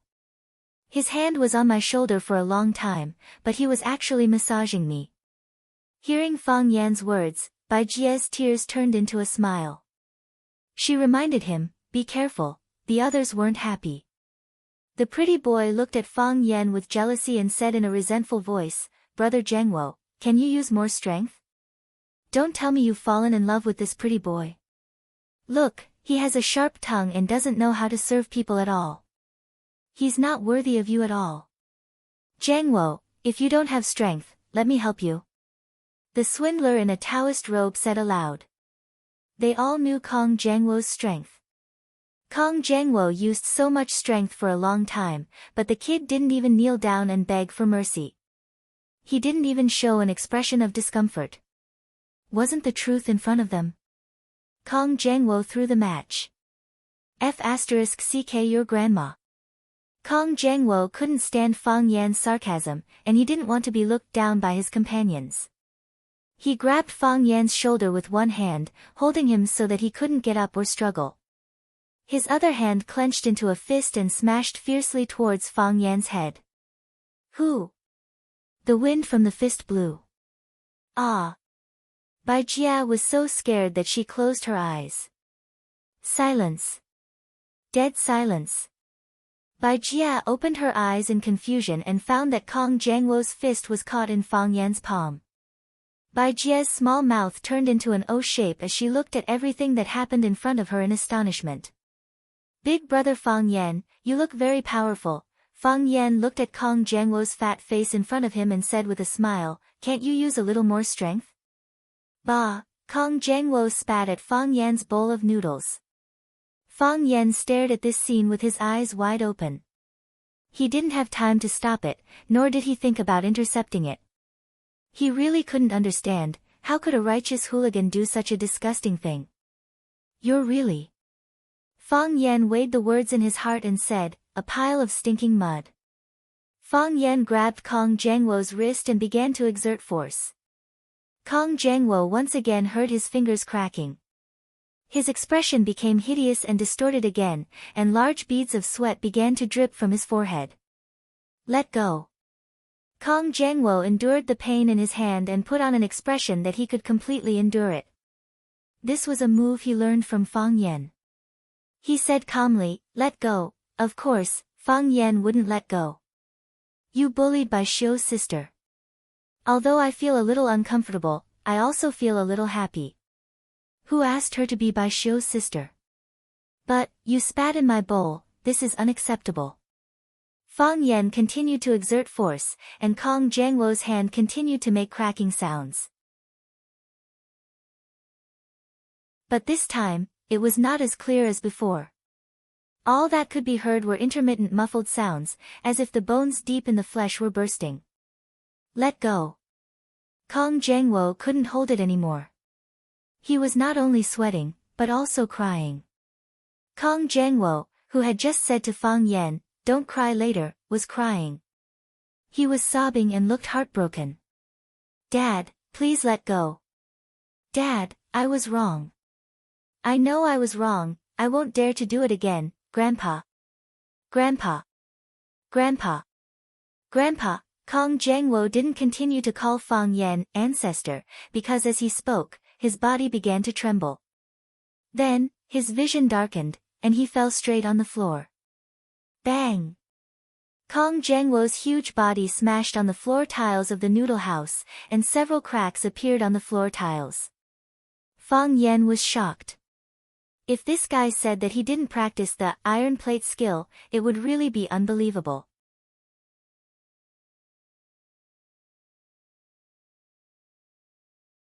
Chapter 693. Kong Jiangwo's fist had become a fist, and it would always be a fist. The bones in his palm had been deformed by Fang Yan. Even the most brilliant surgeon would not be able to restore his fist. It was precisely because of this that he simply died from the pain. Towards bad people, Fang Yan was indeed not as kind and benevolent as he appeared to be. Kong Jiangwo fell to the ground unconscious. Kong Jiangwo's companions were all shocked. The sissy ran over and shook Kong Jiangwo's body with all his might. His voice was shrill as he shouted, "Brother Jiangwo! Brother Jiangwo!" He raised his head to look at Fang Yan. With a fierce expression, he roared, "Brother Jiangwo is dead. I don't want to live anymore. I want to fight you to the death." He waved his claws and pounced toward the direction where Fang Yan was sitting. Bang! Fang Yan kicked him, and the sissy's body rolled non-stop in the noodle shop. Crack, crack, his body crashed into the leg of another table. Perhaps it was because Fang Yan used too much force, or perhaps it was because the table leg had not been maintained for a long time. With a kacha sound, the table leg broke into two. Crash! The bottles of soy sauce, vinegar, chili sauce and other condiments on the table all fell down, hitting the sissy's face and body. His eyes were splashed by the chili sauce and he desperately rubbed them with both hands while screaming like a pig being butchered. The moment he rubbed them, the sound of his screams became even more unbearable to listen to. Fang Yan stared at him coldly and said, "I'll remember you. Just now, you asked your brother Jiangwo to slap my face. Slap me shamelessly. At that time, I was thinking of slapping you shamelessly." In the end, Fang Yan did not slap the sissy's face. Because the sissy's face was covered with condiments, he had no way to do it. The Jianghu doctor turned around and wanted to run. Fang Yan's body leaped forward and grabbed the star moon Bodhi beads on his neck. After grabbing it, he exerted force and the beads broke. Crack, crack, the Bodhi seeds scattered on the ground, bouncing and bouncing non-stop. With this force, the quack doctor's body flew backward and fell heavily on the floor. Just as the quack doctor was about to get up, Fang Yan's foot had already stepped on his chest. "What do you want?" The quack doctor swallowed hard and said threateningly, "I'm telling you, you'd better not touch us. We have many brothers. You just said that if Jiangwo doesn't have the strength, you'll help him." Fang Yan looked at the quack doctor with a smile and asked aloud, "I was just saying."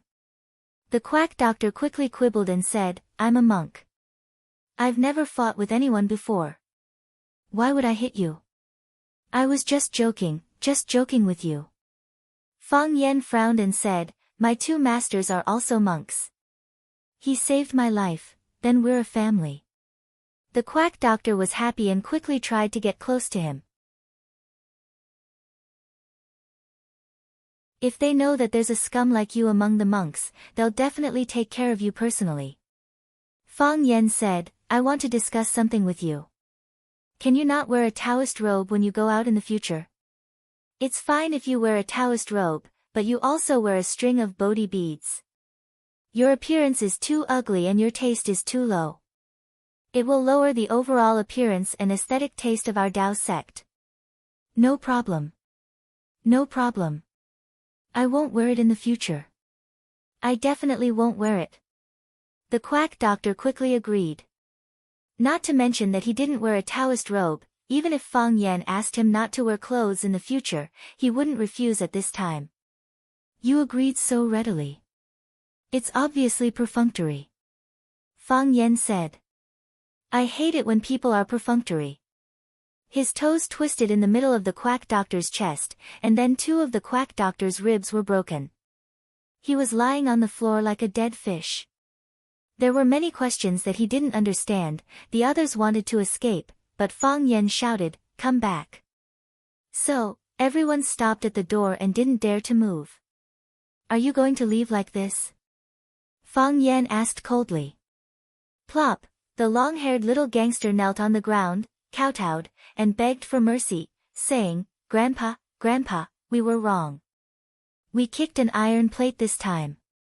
Please forgive us, please, we won't dare to do it again." Then he kowtowed to Bai Jia and said, "Miss Bai Jia, please help us. We owe you a favor. We won't dare to harass you again. If you have any difficulties, just say it to us." Bai Jia bit her lower lip and didn't speak up for this group of gangsters. 2 more people knelt down. They didn't want to have their bones broken like Kong Jiangwo and the quack doctor. There were also 2 guys who had the spirit of not kneeling down and kowtowing even if their heads were broken and their blood flowed. Although they were full of fear for Fang Yan's means, they still stood proudly, their calves were shaking non-stop. "Whoever threw the trash can take it away." Fang Yan pointed to Kong Guojian and the quack doctor who were lying on the floor and said fiercely, "Take them away from me, don't affect our appetite." The group of gangsters didn't dare to refute. They quickly helped Kong Guojian and the quack doctor to carry them out. "Hey, you guys wait for me." The sissy got up from the ground and chased outside. Opposite the bowl of Zhejiang Noodles restaurant was a dilapidated tea house. On the 2nd floor, near the window, a man wearing a baseball cap saw the ruffians fleeing in panic. He took out 100 yuan and placed it on the table. Then, he went downstairs and walked in the opposite direction of the ruffians. He was like a bystander watching an interesting play. When all the gangsters left, Bai Jia walked in front of Fang Yan and said gratefully, "Big brother Fang Yan, thank you. Are you okay?" "I'm fine." Fang Yan smiled and shook his head.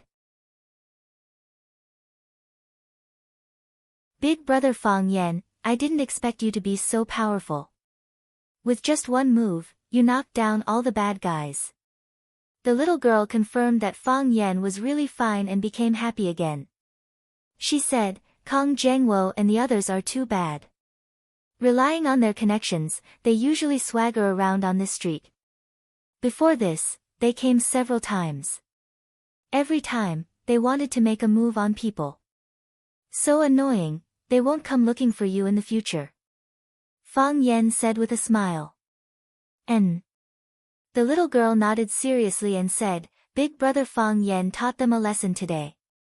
They won't dare to come again in the future." Knowing that Fang Yan's bowl of noodles was spat on, Bai Jia said, "Big brother Fang Yan, I'll ask Grandpa to make another bowl of Zhejiang noodles for you. Don't eat this bowl. Let's go. I'll take you to the backyard to wash your hands." Fang Yan nodded and followed Bai Jia to the backyard. While the teacher was eating the noodles, an old man with an apron around his neck sat opposite the teacher. "Bai Xiu was killed by this kid?" the old man asked in a deep voice. His face was as black as iron. There was no expression of sadness or joy on his face. "His name is Fang Yan." The teacher put down the chopsticks in his hand, sighed softly, and said, "Like Bai Xiu, he is the most outstanding young man in Swallow Fort. What a pity. Just now, I thought of poisoning the bowl of noodles," the old man said. The teacher nodded and said, "I know. I also had this worry, so after the noodles came, I tasted them first. That kid was brought by me. Even if there was poison, I had to taste the poison for him first. I've eaten your Zhejiang noodles for decades. If there's any strange smell, I can easily tell. You can't fool me. I knew you would taste the poison for him, so I held back and didn't poison it," the old man said. "I don't blame him. But I just want him to die. What happens after he dies?" The teacher's expression was calm, as if everyone was discussing a very insignificant matter. "What happens after he dies? Will there be anyone from your Bai family who can survive? You know Bai Xiu's ability. Even he couldn't touch Fang Yan. Bai Xiu was killed by him. You can imagine what kind of scheming methods this kid has. I brought him to see Jiang Shifu. I brought him to see the old chief. After thinking about it, I brought him to see you guys. Why did I bring him here? Because I'm afraid. Bai Xiu killed his father. If he wants to destroy your Bai family, then he can really destroy your Bai family. Bai Xiu is the only male in the Bai family. The old man said. He killed Bai Xiu, which is equivalent to destroying our Bai family. Silly. The teacher scolded in a low voice. What about Bai Jie? Isn't he a child of your Bai family? Besides, it's not easy to have a grandson. Quan Man and Shuzhen aren't that old. At worst, we can just have another child. These people aren't from your Bai family. Because of this idiot Bai Xiu, you're going to sacrifice all of their lives. The old man was scolded by the teacher and remained silent. Fortunately, you didn't poison the noodles just now. The teacher said, otherwise, your Bai family would really have no way to survive. You saw what happened just now. This kid doesn't hold back at all. He definitely won't give others a second chance. He's ruthless. Even you can't protect us. I'm old. The teacher raised his head and smiled bitterly. Shuang Long, we're all old. If you have time, go see the old chief. He's also old. He knows about Bai Xiu, but he didn't say a word. He praised Fang Yan, said that he's a good kid, and told him to keep in touch with Jianjun. He accepted Fang Yan and acknowledged Fang Yan. If there's no accident, Fang Yan is the teacher of Swallow Dock. The new teacher. Bai Xiu died in vain. The old man muttered to himself.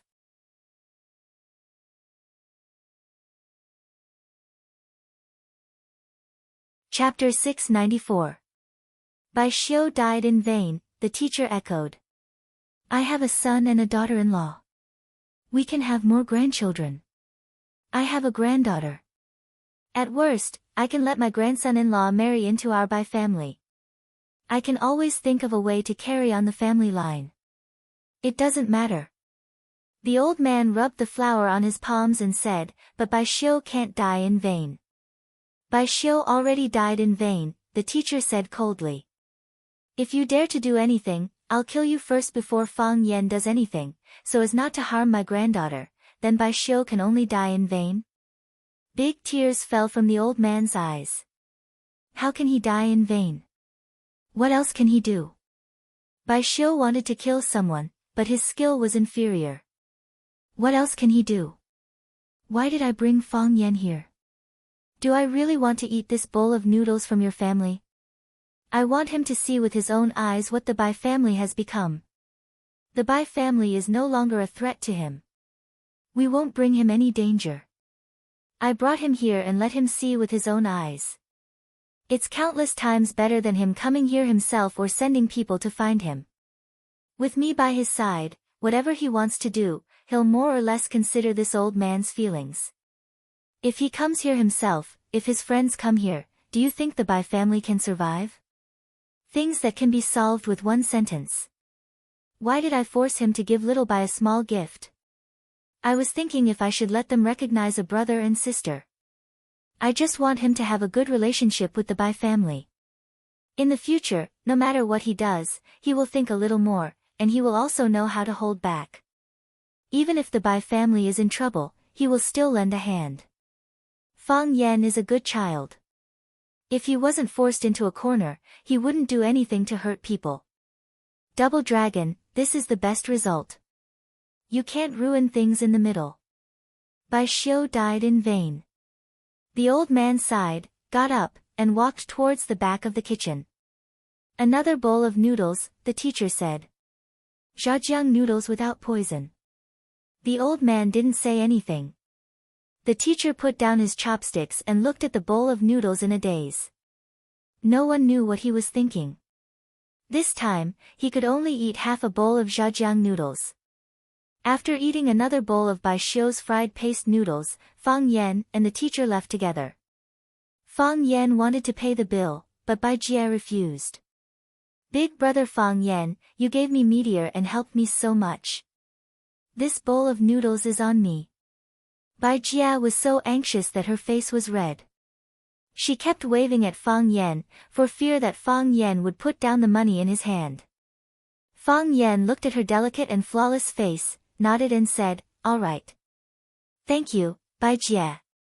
Your family's zhajiang noodles are very delicious." Bai Jie grinned, waved her hand and said, "It's what I should do." Brother Fang Yan, where do you usually live? Is it in Beijing? Fang Yan looked at Bai Jie and asked, "What's the matter?" Bai Jie's expression was bashful as she said with some embarrassment, I think I can look for you if there's anything in the future. If those hoodlums come again, I can also ask you for help. Can you give me your cell number?" Fang Yan looked at the teacher, who nodded at him. Fang Yan had no choice but to say, "Sure." Bai Jie happily took out a white mobile phone from her pocket and said, "Big brother Fang Yan, what's your cell number? I'll call you."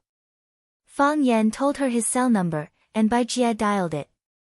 Shortly after, the mobile phone in Fang Yan's pocket rang. "My name is Bai Jie." Bai Jie grinned and said, "Big brother Fang Yan, please remember my number." "That's right, I also have a brother named Bai Xiu. He's very handsome, but he rarely goes home. He's teaching in a village. I can introduce him to you in the future." Wang Yao said. "All right." Fang Yan nodded. He knew that Bai Jie shouldn't know the identity of her brother, nor her brother's situation at this time. If she knew that her brother, Bai Xiu, had been killed by him, she wouldn't call him Big Brother Fang Yan anymore, right? One day, she would know. At that time, what kind of eyes would she look at him with? Fang Yan was really looking forward to it. "I think you two are the same kind of people. You can definitely be friends when you meet," Bai Jie said. Fang Yan smiled and said, "I hope so." If he really was friends with Bai Xiu, it would be a blessing. At least, in that case, his father wouldn't die. He would still be alive, still facing him with that cold and stiff face, saying some lessons that even he himself couldn't believe. Fang Yan and the teacher walked away, but Bai Jie still stood at the door and waved at them. Fang Yan turned around and looked. The little girl seemed to be frightened as she hurriedly turned around and ran back. Her head accidentally hit the glass door, causing her to scream in pain. Fang Yan laughed loudly, and his mood finally became a lot more relaxed. The teacher looked at the laughing Fang Yan, and a smile also appeared on the corner of his mouth. "You don't hate me?" "Hate you? Hate you for what?" Fang Yan asked aloud. "Bring you to the Bai family, bring you to meet Bai Xiu's family, and use my own way to forcibly change your will," the teacher said. "That's just anger, not hate you." Fang Yan thought for a moment, then looked at the teacher and said, "Moreover, I put myself in your shoes. If I were in your shoes, maybe I would do the same thing as you. People must know how to put themselves in other people's shoes. After putting yourself in other people's shoes, your mind will become a lot more open. Because many times, we can easily become another person. A person that we originally didn't like." The teacher sighed and said, "It's best that you have this idea." He looked thoughtfully at Fang Yan's expression at this moment and said, "The Bai family almost poisoned the noodle bowl, I know." Fang Yan said. "How do you know? Don't you think it's too strange?" Fang Yan said with a smile, "As soon as you walked into the noodle house, Bai Jie came out to greet you, proving that you are a regular customer of the Bai family's noodle house. However, from beginning to end, except for Bai Jie who was busy going back and forth in the Bai family noodle house, no one else came out. According to etiquette, when you came over, they should come out to greet you.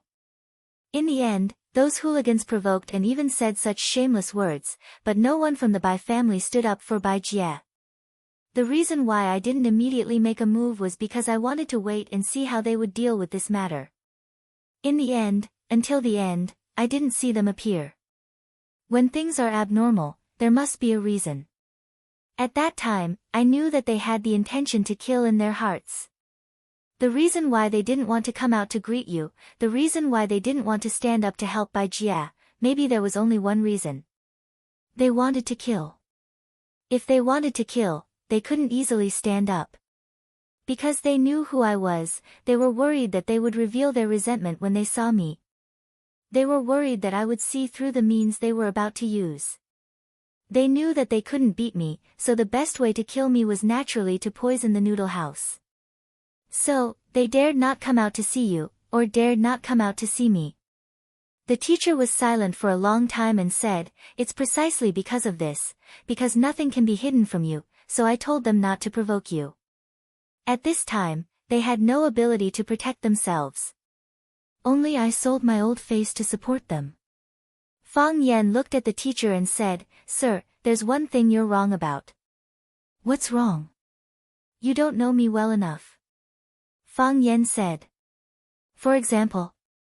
"Many people think that Bai Xiao and I are the same kind of person, and Bai Jia also thinks that I am the same kind of person as her brother, but I am not the same kind of person as him. My nature is good, and my heart is peace-loving. I won't harm people's lives and break up their families because of interests or other trivial things. I want everyone to live and live well. I know that every debt has a debtor. Bai Xiao killed my father, so I have to kill Bai Xiao. No matter what, I have to kill Bai Xiao. No matter who interceded in the middle, I have to kill Bai Xiao. But I won't kill his parents and family just because he killed my father. If I did that, I would become another Bai Xiao, speaking of which, I suffered a big loss.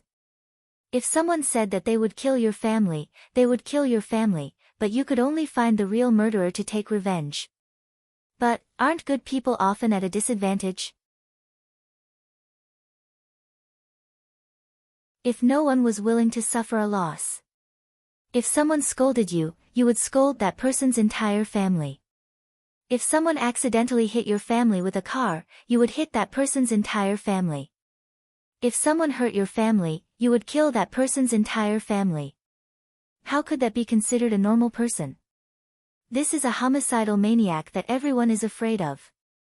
I think Wen Wan will not fall in love with such a man, and you dare not give the position of Swallow Fort teacher to such a person, right?"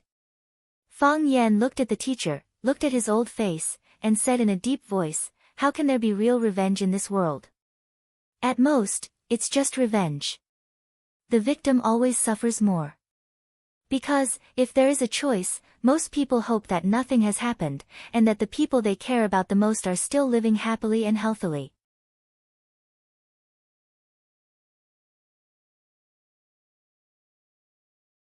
Chapter 695. Junling, a famous celebrity clubhouse in Yanjing. The clubhouse was founded by Hua Xia's piano goddess, Li Junling, with an actual usable area of 3,000 square meters. The clubhouse was divided into 4 areas, designed according to the 4 themes of Scotch whiskey, red wine, Japanese food, and cocktails. On the side of the bar in the cocktail area, there was a performance stage with advanced sound equipment. On it was a Steinway ruby and ebony piano worth 1.5 million. Li Junling, the piano goddess, would also hold small concerts here from time to time. After the performance, there was no need for any post-processing, and it could be directly recorded into a CD. In addition, in the hotel next to it, there were also supporting facilities such as a spa and a gym, fully satisfying the various needs of the rich for enjoyment and privacy. Of course, it was not easy to enter here. Not only did one need to have a certain status, but they also needed to pay hundreds of thousands of membership fees every year. Fang Yan stood at the entrance of Junling Clubhouse. A handsome greeter in a black suit immediately came over and said respectfully, "Sir, how can I help you?" Fang Yan looked at him in surprise and said, "You don't look down on me?" Fang Yan had read a lot of novels. In the novels, when the hero dressed like a loser went to a more luxurious place, he would always encounter all kinds of contempt from the security guards or greeters at the door. Fang Yan was also dressed very ordinarily today. Why was this handsome greeter so polite to him? It was not scientific. The smile on the greeter's face stiffened, but he still tried to squeeze out a smile and said, "Sir, how could you have such a thought? Every guest who comes is a distinguished guest of Junling. We should give the most sincere and warm service. How could there be such a thing as looking down on me?" Pfft, a woman behind him couldn't help laughing. Li Junling, who was wearing a red dress and had her hair permed into small waves, walked over in silver stilettos. She looked at Fang Yan and said, "Sir, is this your first time coming to Junling?" Fang Yan stared at her warily and said, "Do you want to look down on me? I've read about it in books. It's not the security guards who look down on us, it's the unruly ladies in the club who look down on us." Li Junling was once again amused and giggled. She looked at Fang Yan with gentle and charming eyes and said, "Sir, you're really too funny. I'm not trying to make things difficult for you, and I don't look down on you at all. Moreover, I sincerely want to be friends with you." She took the initiative to extend her little hand to Fang Yan and said, "I'm Li Junling. May I know how to address you, sir?" Fang Yan didn't immediately hold her pair of spotlessly white and flawless small hands that were worth millions of gold, rather he carefully examined them, repeatedly praising them, saying, "White and tender skin, slender finger bones, each finger extremely rich in tensile strength, soft yet not lacking in strength, this is the world's rarely seen, flux hand. It's just like the bowstring of an arrow. When it's pulled, it can make a clanging sound, and it's full of strength." Fang Yan raised his head to look at Li Junling and said with a smile, "No wonder you can become a piano expert, God has given you a pair of enviable hands." Li Junling looked at Fang Yan in astonishment and said, "Sir, you know this is a flux hand?" "I know a little." Fang Yan nodded. Li Junling's heart was in turmoil, and she asked excitedly, "Sir, are you also a person of the same profession?" Fang Yan waved his hand and said, "I only understand appreciation, but I don't understand music." Seeing that Li Junling still extended her hand, Fang Yan held her small hand and gently shook it. "Then sir is?" "Teacher." Fang Yan said. "I used to be a teacher, but now I'm a security guard." The handsome receptionist next to them looked over with a face full of astonishment, and then quickly turned his line of sight back. He thought, "Do you think we're idiots? Which security guard could make the piano goddess, Li Junling, tremble with just a few words? Which security guard has the courage to run to the entrance of Junling Club to pick up girls?" Fang Yan noticed the expression on the handsome receptionist's face, patted his shoulder and said, "Don't be suspicious, in fact, we are in the same profession, but your place of work is the club, and my place of work is the school." Li Junling pursed her lips and smiled tenderly. She was experienced and knowledgeable, so she simply didn't believe Fang Yan's nonsense. But, looking at Fang Yan speaking such nonsense with a deadpan expression that no one would believe, it was quite interesting. Moreover, he actually knew about flux hand. Just based on this point, she should regard him as an honored guest of Junling Club. "Sir, don't joke around," the handsome receptionist said with an embarrassed face. Being teased by a man in front of his female boss, he really wasn't used to it. "I'm not joking," Fang Yan said. Li Junling looked at Fang Yan and said, "Sir, I have already introduced myself, but you still haven't told me your name. This is very ungentlemanly behavior." "Fang Yan," Fang Yan said with a smile, "Fang as in Fang, Yan as in two flames. Even if I told you, you wouldn't have heard of it, so I thought that telling you my name would be meaningless. Every day, there are so many people introducing themselves to a beauty like you, so how could you remember such an insignificant person like me?" "Fang Yan." Luqi's close friend Fang Yan. Li Junling stared at Fang Yan with wide eyes. Luqi's close friend? Fang Yan was surprised, and said with a bitter smile, "What do you mean? Don't you know? The matter of Luqi specially going to Huaqing to see you has already spread throughout Yanjing. Many people say that you and Mr. Luqi, say that you have a close relationship, and that you might be lovers. His courtship failed, and in his grief, he left his work in the Blue Sky Club. I still want to go to the Blue Sky Club to see Mr. Luqi's masterpiece. This time, it was Fang Yan's turn to stare with wide eyes and said, how can you casually slander someone's innocence? But Mr. Luqi has never denied it. I'm saying that you're slandering my innocence, Fang Yan said angrily. I'm someone with a girlfriend. Li Junling no longer knew how to describe her feelings. To borrow a phrase she had accidentally seen in an airplane magazine, it was, 10,000 alpacas are galloping in her heart. The person he was rumored to be Luqi, one of the 7 fanatics of Huaxia. Although she was somewhat famous in the world of the piano and was even praised as the piano goddess of Huaxia, she knew very well that she was still several Li Boyongs inferior to Luqi. Oh, Li Boyong was her father. I have to talk to Lu Yun, Fang Yan said. If you're not prepared to give me a status, you can't casually use my reputation. An invisible posturing was the most fatal. Li Junling thought to herself that those scions who often flaunted their luxury cars and mansions around her were nothing compared to Fang Yan. No matter how many sports cars and villas you have, do you have the ability to be friends with Luqi? If you have the ability, go and spread a rumor with Luqi. Li Junling looked at Fang Yan and asked with a smile, Mr. Fang, are you here to meet a friend?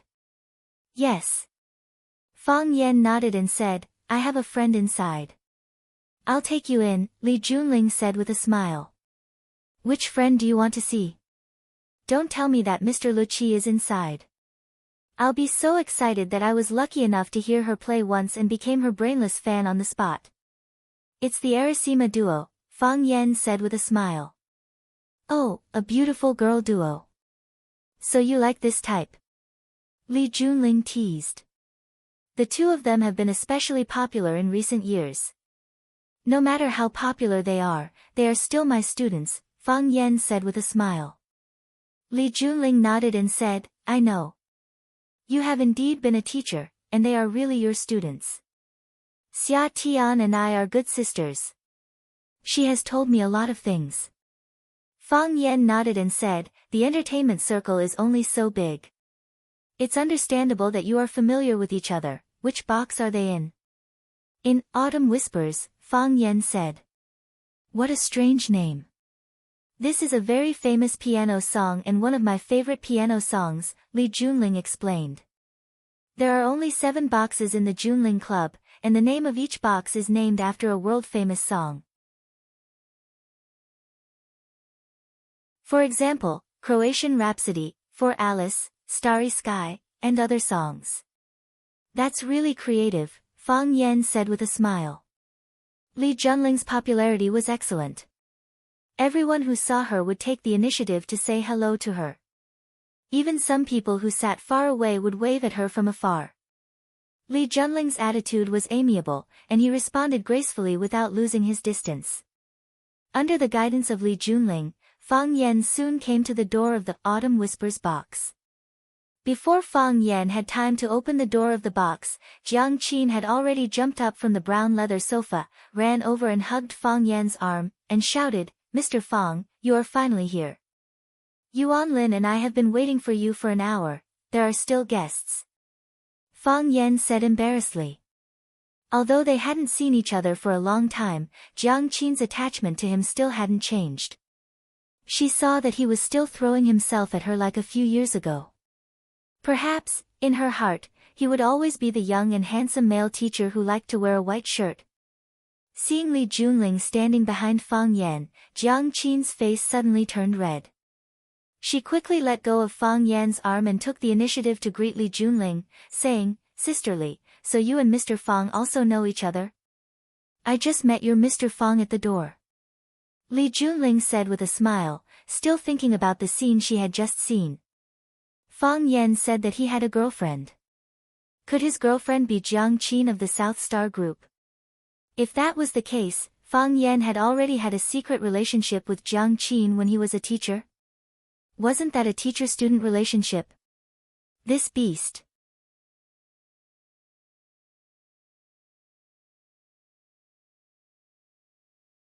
Chapter 696. The cold wind was piercingly cold, and the glaciers stretched for thousands of miles. A puff of air, and that puff of air immediately condensed into mist. A pee, and while you were still peeing, the upper half was steaming, and the lower half was already frozen. Can you imagine what it feels like to hold a popsicle with your little penis? The land of extreme cold truly lived up to its name. This was the coldest place that Mo Qingdi knew of. Mo Qingdi felt a little sad. He never thought that he would be the mistress of an animal. At this moment, he was lying on a soft mattress woven from the fur of a snow wolf, making afternoon tea and pastries with all kinds of rare and exotic treasures, and admiring the crystal-clear inverted icicles hanging on the ceiling of the cave. It had to be said that Mo Qingdi's life at this moment was really good. Ever since he and his boyfriend, Ice Dragon, had argued countless times, Ice Dragon had finally realized that humans couldn't just eat one type of fruit. When they ate lava fruits, they also needed to eat other foods to change their taste. Thus, Mo Qingdi's 3 meals a day were lava fruits with baby ginseng, lava fruits with 9-petal snow lotus, lava fruits with red silk fish, and lava fruits with snow snake meat. Every meal was inseparable from lava fruits. However, there were other foods that could be changed, and Mo Qingdi himself was not a very picky man, so he was not dissatisfied with these 3 meals. Not only was he not picky, he was even grateful. Before he met Ice Dragon, he did not have such a standard of living. Treasures like baby ginseng and 9 petals snow lotus, he did not even think about or see them. Fortunately, there was Ice Dragon, and fortunately, there was this little transparent dog. Dragons were all rich, and every dragon had its own treasure vault. Even though Mo Qingdi had never been inside, he knew that this ice dragon was just as rich as the 4 seas. Otherwise, how could he continuously bring out so many precious ingredients from the cave? Other than the few things that Mo Qingdi often ate, there were also some new things that made one's eyes light up. The red silk bean, the white transparent volcano scorpion, all of these tasted pretty good, but they were very rare, and could only be eaten occasionally. There were also some unsightly-looking things that Mo Qingdi found hard to swallow. After Mo Qingdi made a gesture to Ice Dragon to indicate that he was not blessed enough to enjoy those things, Ice Dragon did not hold back and swallowed them into his stomach with a curl of his tongue. Living a comfortable life with a gentle and considerate boyfriend, although his appearance was a bit weird. But, was this the happiness she wanted? How is Fang Yan now? How is the Fang family now? Has Fang Yixing been avenged? Every day, Mo Qingdi would ponder these questions. Mo Qingdi still wanted to go back, even though he had once thought that this place of extreme coldness was very suitable for him to use as a burial ground. Go back to the flashes of swords, go back to the hatred of the country, go back to the laughter and tears, go back to Fang Yan and see how the guy who he had treated and nurtured like his own son was doing now. Isn't it too hard for one person to bear the family name alone? If you really feel tired, then just abandon everything and live a carefree life. He wanted to go back and say those words to him, he wanted him to put down his burden and run towards a new life. But, he was very clear that he would not be of much help to Fang Yan if he went back with this broken body. Moreover, a lot of hatred was caused by him. If he went back, he would definitely attract the attention of those people. They would also follow him, and Fang Yan's situation would be even more difficult, wouldn't it? He needed the ice dragon's blood, he needed the ice dragon's tendon. At least, that was what that wretched doctor told him. But, how could he lay his hands on his savior, Ice Dragon? When it looked at him with a face full of resentment, it always made Mo Qingdi think of it as the image of Fang Yan. No matter what, he could not bear to lay his hands on it, but, Mo Qingdi did not give up just because of this. For example, he pricked up his ears and listened carefully to make sure that Ice Dragon was not in the cave. He quickly stuffed the half of the ginseng fruit in his hand into his mouth, got up and walked towards the depths of the cave. It was not the first time that Mo Qingdi wanted to break into Ice Dragon's cave to see what was going on, but every time, he would be discovered by Ice Dragon. It stood in front of Mo Qingdi, its small eyes staring at him without blinking, as if it was saying to him, "Don't go in, okay." Every time he encountered such a situation, Mo Qingdi would smile apologetically at it, then turn around and go back. Ice Dragon acted as if nothing had happened, shaking its head as it followed behind him. When it was cold, it would bring him a piece of snow wolf skin. When it was hungry, it would bring him his favorite red lava fruit. What was in Ice Dragon's treasury? Was there a treasure that could heal his broken meridians? Mo Qingdi wanted to go and see, so he had to go and see. He knew that this was very impolite, and very immoral. If there were storytellers in the Ice Dragon realm, they would probably have a story similar to Mr. Dong Gua and the Wolf. Once upon a time, there was a cute and kind ice dragon. His name was Mr. Dong Gua. One day, when he was out foraging for food, he suddenly encountered a volcanic eruption. As he ran for his life, he found a human who was also running for his life. In the end, that cruel and shameless human stole his treasure, leaving him penniless. After a period of recuperation, as well as the nourishment of all kinds of nutritious food every day, Mo Qingdi's body had recovered a lot, even stronger than when he first entered the land of extreme cold. When he was practicing martial arts in the morning, sometimes when he clenched his fist, he could even feel a faintly discernible flow of air in his body. Of course, when he wanted to carefully feel it, the flow of air would quickly disappear. He was sure that it was not an illusion. Perhaps it was the effect of those rare fruits. He had indeed recovered some of his strength. Some of the small meridians had already been opened, but the main artery was still broken. Air could not enter, like mud sinking into the sea, unable to make any waves. Mo Qingdi's movements were very fast, his feet lightly bounced on the ground, and his body had already scurried far away. His body was almost floating in the wind, a little like he was riding the wind. After spending so much time with that little transparent dog, even the way he walked was somewhat similar to it. Although Mo Qingdi had never successfully entered the Ice Dragon's treasure cave, he could roughly guess where it was located. Moreover, he had done countless calculations, and according to the Ice Dragon's usual speed, and the time it took for it to enter the cave to retrieve the fruits, he could roughly estimate the distance. The cave was deep and narrow, and the deeper he went, the gloomier and colder it became. On both sides of the cave, as well as the ceiling, there were ice sculptures. Those icicles were of different sizes, long or short, thick or thin, in all kinds of strange shapes, presenting a magical state in this dim light. Mo Qingdi was a skilled and daring person, so he was not afraid of these shadows and ice sculptures. But, he walked along this long and narrow passage for a long time, and still did not find the existence of any cave.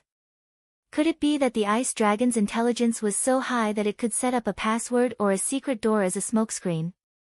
Mo Qingdi's hand touched the cold stone wall, and the icy touch spread throughout his body, but there was nothing he wanted. His hand stroked the stone wall all the way, some smooth, some protruding, but still could not find any cave that could be used to hide the treasure. Where is it? Mo Qingdi's eyes swept across the cave. He looked everywhere, and felt that everything was strange, but none of them was the place he was looking for. After walking for another 10 meters, a dark cold pond appeared. The pond water was silent, and completely dark. At first glance, it looked like a deep black hole, and there was no way to see what was inside. Mo Qingdi walked to the side of the pond, and before he even got close, a bone-chilling cold spread from the bottom of his heart. It was as if there was a prehistoric giant beast hiding in the cold water, and could swallow the intruder at any time. Mo Qingdi stared at the pond water, and after a long time, he suddenly threw himself into the cold pond. Splash, water splashed everywhere. The moment Mo Qingdi fell into the water, it was as if someone had cast a freezing spell on his body. The muscles of his body contracted violently, and even his heart stopped beating. Cold. A cold that he had never experienced before. This kind of cold was beyond the limits of human endurance. The gentle and pervasive water was like a sharp knife, incessantly cutting into Mo Qingdi's body. It cut his face, his nose, his eyes, his arms and thighs, and every inch of his body. The icy cold water gushed into his body through his pores. Even the hairs on his body had turned into fine silver needles, stimulating every acupoint in his body with the needles. Because of the self-defense mechanism of his body, when Mo Qingdi fell into the water and was attacked by the cold, his body naturally curled into a ball, like a fried prawn in a pan of oil. When Mo Qingdi's brain gradually regained consciousness, when he was able to think, when he wanted to reach out and swim deeper into the cold pond, he found that his hands could not move, and his feet could not straighten. It was as if his whole body was frozen. He was like a zombie, immersed in the bone-chilling cold water, sinking all the way into the endless darkness.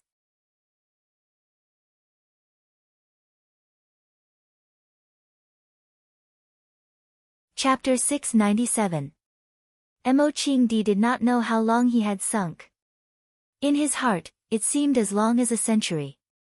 The deeper he sank, the darker it became. This cold lake was unfathomable, almost making people wonder if he had crossed into another time and space. Perhaps the ice dragon was a freak from Jurassic World, and he had followed its footsteps into the dinosaur paradise, and every day he had to avoid the pursuit of various dragons and watch them kill each other. This kind of life really made people feel a little tired.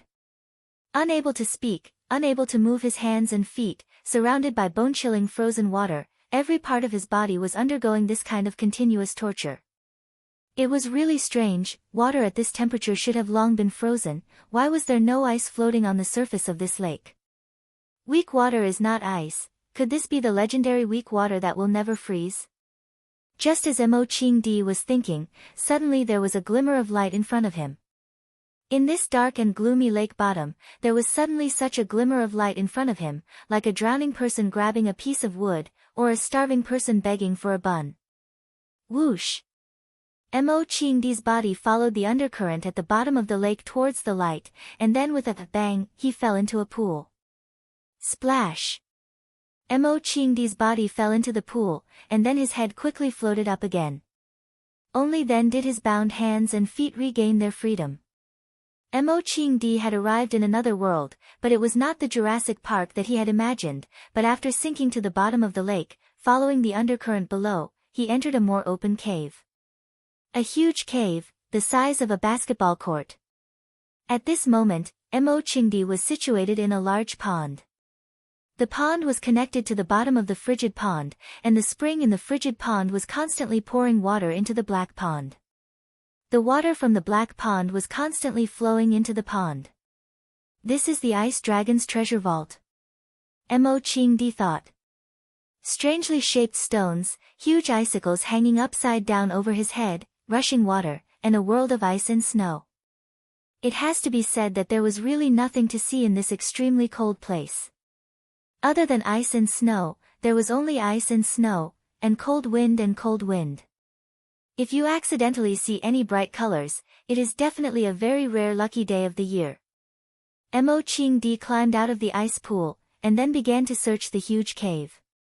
He had a feeling he knew he was in the right place. Of course, the previous sentence was nonsense. This sentence was true as well. Although the cave was big, Mo Xiaodi's eyesight was better than others. Finding some things was not a difficult task for him. Soon, he found a vegetable garden in the northeast corner of the cave. It was a large patch of red, yellow, green, and purple, almost dazzling his eyes. Seeing that vegetable garden, even someone as knowledgeable as Mo Qingdi was momentarily stunned. It had to be said that in a place where even birds wouldn't poop, having such a vegetable garden was equivalent to Ma Yun having Taobao, Ma Huatang having penguin, and Wang Xikong having Wang Jianlin in the human world. The ice dragon that Mo Qingdi knew was really a local tyrant dog in this land of extreme coldness. Baby ginseng grew the most. They grew irregularly all over the hillside, making it look like a radish field. There were also some 9-petal snow lotuses, very few in number, with a large blank space in the middle. Those blank spaces should have been snow lotuses, but because Mo Qingdi liked to eat them, they were all plucked by Ice Dragon. There was also the mountain of snow wolf meat. Last time when the pack of snow wolves came to provoke the Ice Dragon, that little transparent dog suddenly showed its power and annihilated the entire pack of snow wolves right in front of Mo Qingdi's eyes. Mo Qingdi's hands and feet turned cold when he saw that. If this dog suddenly wanted to change its lifestyle or change its taste by tasting human flesh, wouldn't he be dead for sure? Big and big red silk fish, big and big snow snakes, and a variety of fruits that Mo Chingdi had either eaten or never eaten before. Mo Chingdi felt an inexplicable sadness in his heart, thinking that it was no wonder that before he met Ice Dragon, he could not find any edible creatures in the ice field. Even those mutated rats could only be eaten in half at a time, and the other half would be frozen for the next meal. Now he knew that all the edible creatures in the ice field had been collected by Ice Dragon into his own treasure vault.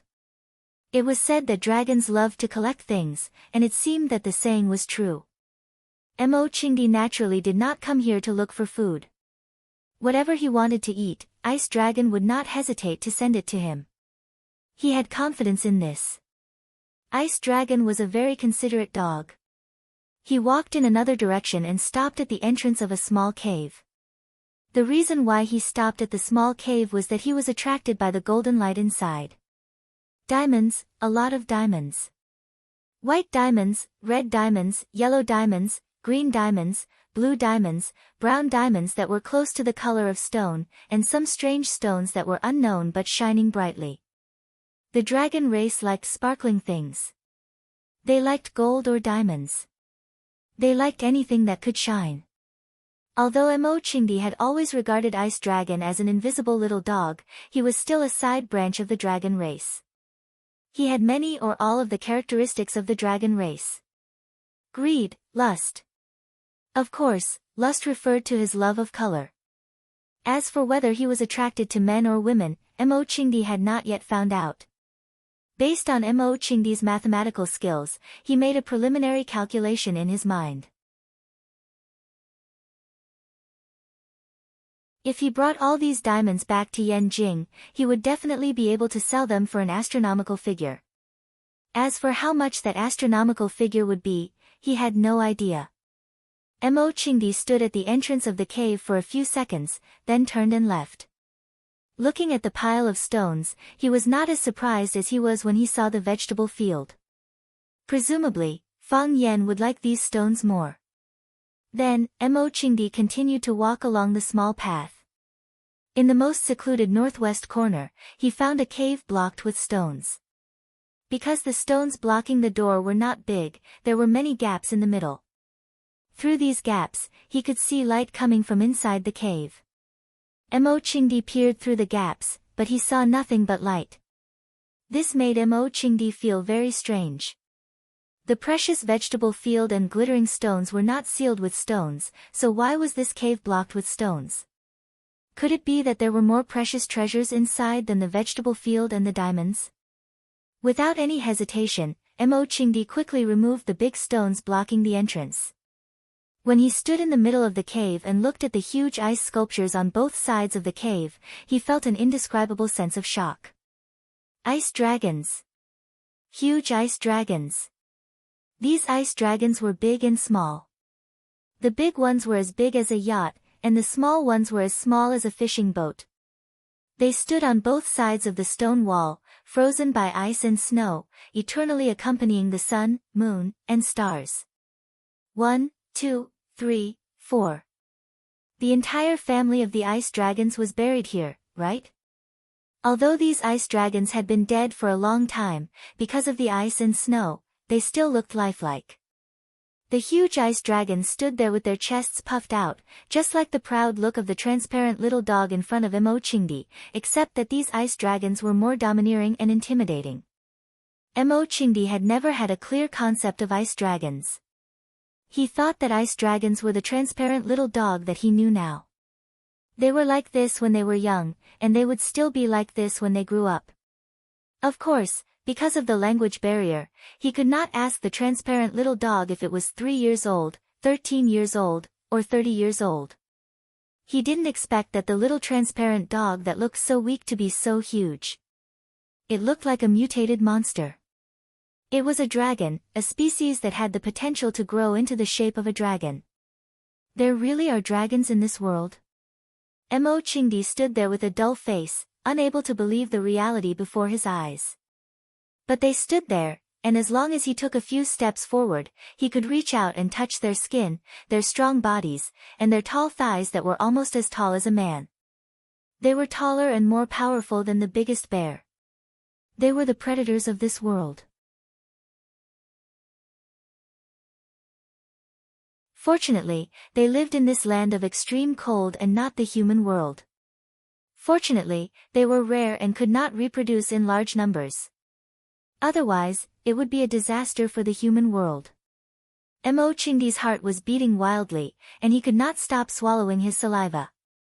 He took a few steps forward, walked in front of the largest and strongest ice dragon, and reached out to touch its body.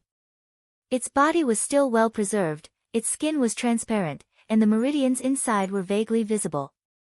He did not know if there was still blood inside, but there should be. Because the temperature here was too low, it was possible that the moment the ice dragon died, the ice and snow immediately froze its entire body along with the blood inside. Is this the miracle I have been waiting for? Mo Qingdi's hand that was touching the ice dragon's body was trembling slightly. He could not do anything to the small ice dragon, but the tendons and blood of these ice dragons were still intact. Awoo! A shrill cry was heard. The transparent little dog stood at the entrance of the cave with a ferocious look on its face. Its legs were stretched forward, ready to pounce and bite. For it, Mo Qingdi's behavior had touched its reverse scale, even though it did not have a single scale on its body.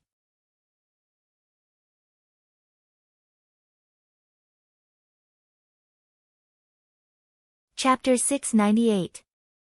It was not easy to coax a beautiful woman to bed. Just as he was about to make love to her, her husband came in. Mo Qingdi's mood was exactly the same as that of a failed rapist. He needed the tendons of the ice dragon to reconnect his meridians, and he needed the blood of the ice dragon to forge his body. This was the reason why he traveled thousands of miles to this land of extreme cold.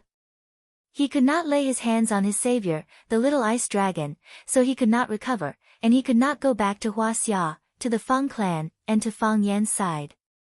By chance, or it could be said that under Mo Qingdi's meticulous search, he finally found an opportunity to jump into the cold pond when the little ice dragon was out looking for food, and was then washed by the undercurrent to this huge treasure cave. He discovered the incomparably precious vegetable garden, he discovered the inexhaustible diamond vault, and he also discovered the ice dragon's graveyard, the place where the ice dragons hid their corpses. The ice dragon was an extremely rare and unfamiliar species. Even the ancient medical book, Records of Strange Things, only had a few words about it.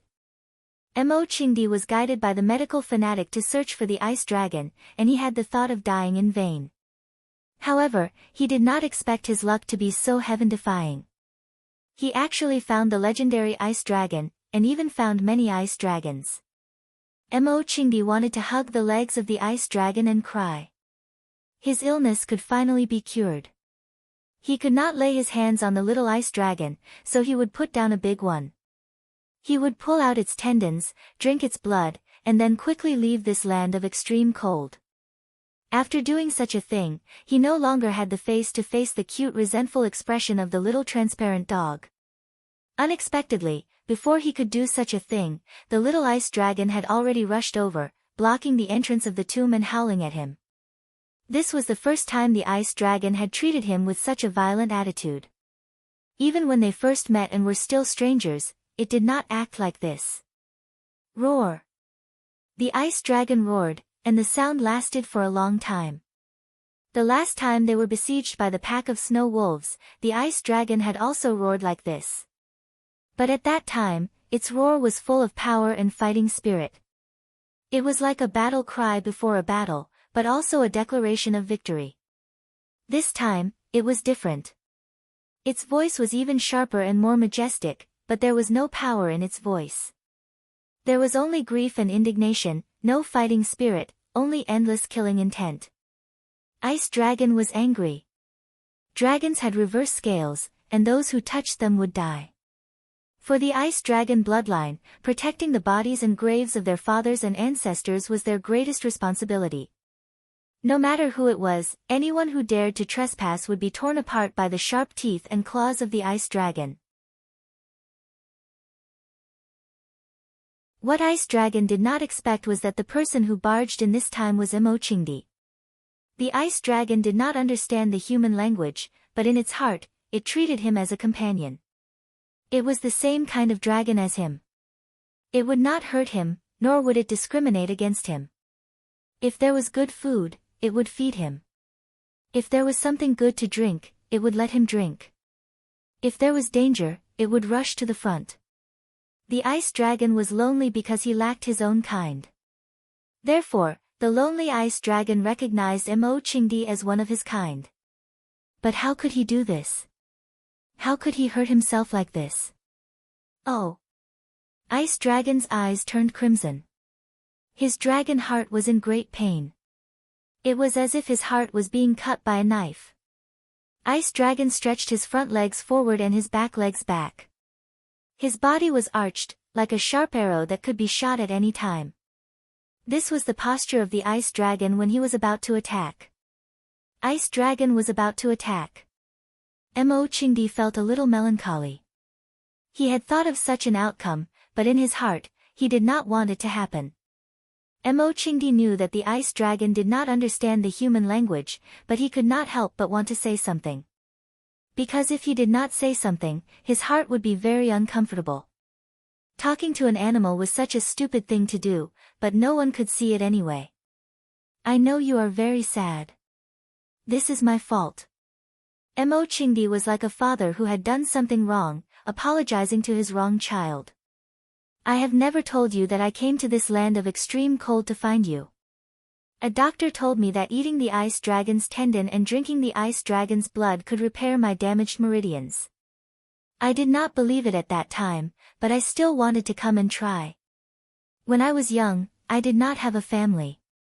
I was all alone. It was a very dignified man who brought me home. He asked me what my surname was. I said my surname was Emo Xiaolang. He said it was not a good name. Xiaolang, it sounded like a simple name for a cat or dog. The most important thing in Jianghu is to have a good reputation. He said my name was not domineering enough. He thought about it and said he wanted to change my name to Emochingdi. I liked this name very much. I asked him what his surname was, and he said his surname was Fang Hui. I said I could also have the surname Fang. From now on, I will be your disciple. My life belongs to the Fang family. He refused. He said that we are all born and raised by our parents. How can we easily pull other people's children into our own family? If you want, you can stay with the Fang family for the rest of your life. If you don't want, you can roll up your bedding and leave. But let me know when you leave. That way, I won't curse. I will stay with the Fang family. I will become a part of the Fang family. Roar! The Ice Dragon's roar became deeper, and the vibration frequency of its chest became much lower. Its blood-red eyes looked at Emochingdi in confusion. It did not know what this man was saying to it. Was it apologizing? Saying sorry?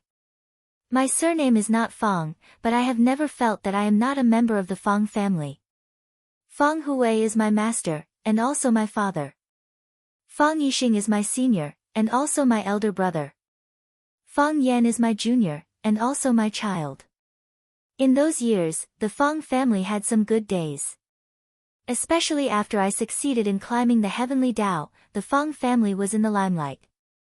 I was very proud that I could bring glory to the Fang family. That is what I have been working hard to achieve. But, too many things happened later. At this point, Emochingdi's voice became a little gloomy.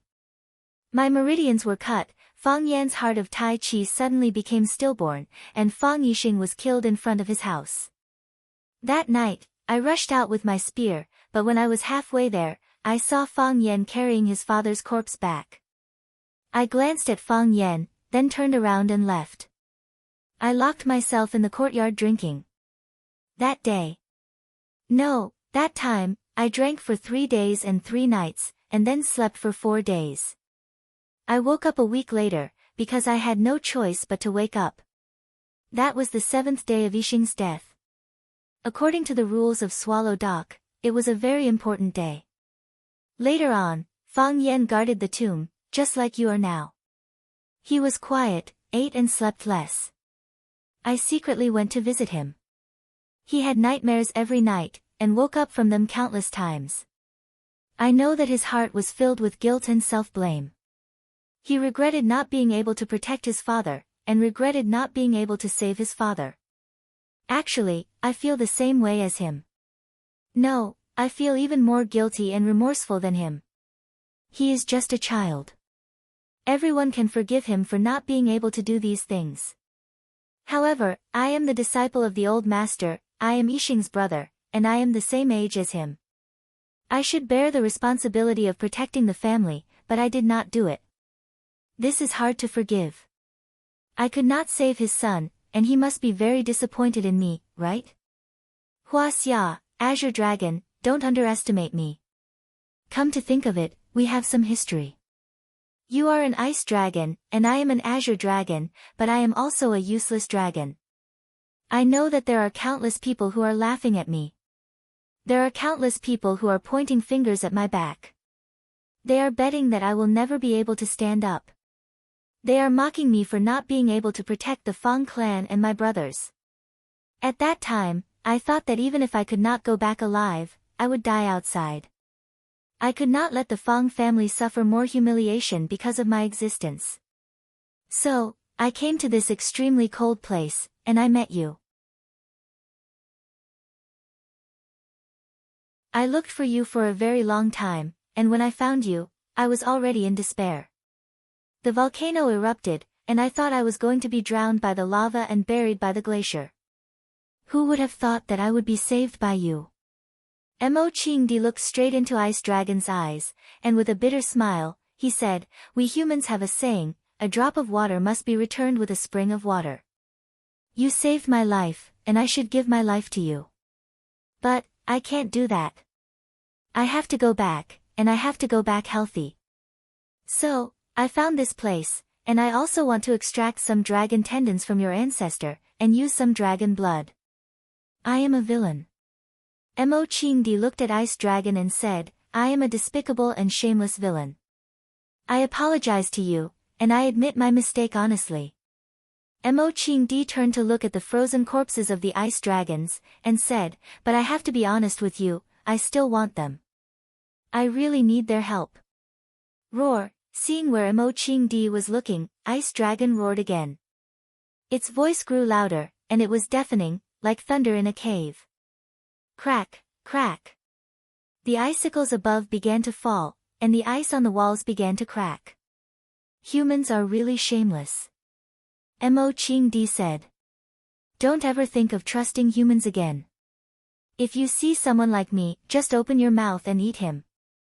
Roar, Ice Dragon's hind claws kicked wildly on the ground, and ice shards flew in all directions. I've never said these words to anyone, not to the old man, not to my wife, and not to Fang Yan.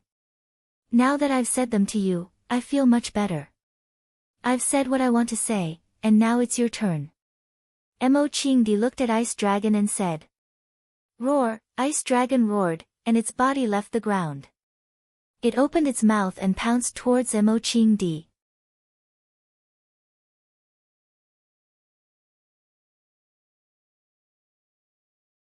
Chapter 699. So Big Sister Junling and Teacher Fang have only just met. I thought you guys knew each other a long time ago. Hearing Li Junling say that he and Fang Yan met at the entrance of the club, Jiang Qin's heart suddenly became a lot happier. She said with a smile, Sister Junling, I like the private room of Autumn Whispers the most. Every time I come here, I will choose this room. Sometimes I will also go to Starry Sky, but I prefer the name of Autumn Whispers. It sounded like he was whispering to someone on a beautiful autumn day. It gave off a very relaxed and limited feeling. Sister Junling, you are really amazing to be able to think of such a good idea. Li Junling smiled brightly, looked at Jiang Qin and said, if you like it, you can come over often. But you two are too popular now, I'm afraid you won't have too much private time, right? I can always find time. Yuan Lin's long hair was cut short, and her original oval face had become a lot thinner. She didn't look as round as before, but she was more cool and handsome than before. Nowadays, girls like to go on a diet, and as a star, Yuan Lin naturally paid more attention to her personal image.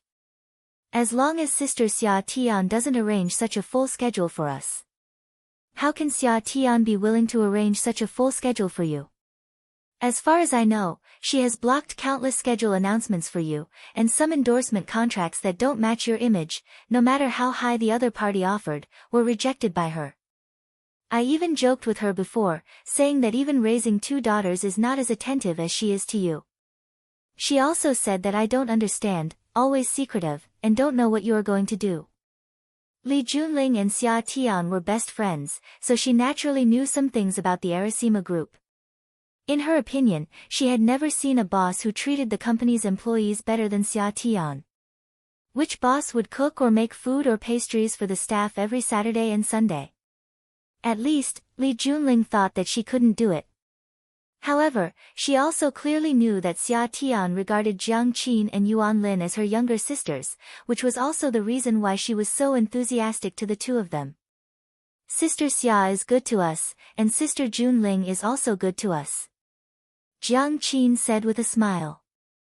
After being in the entertainment industry for a long time, some of the way people handled things had obviously changed a lot.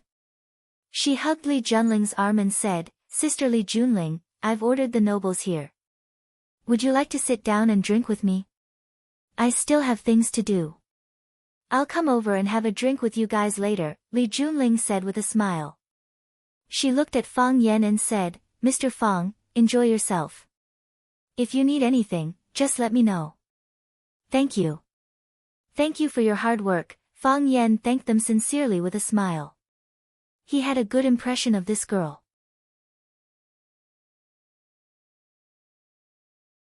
Just her demeanor and temperament were enough to make people fall in love with her.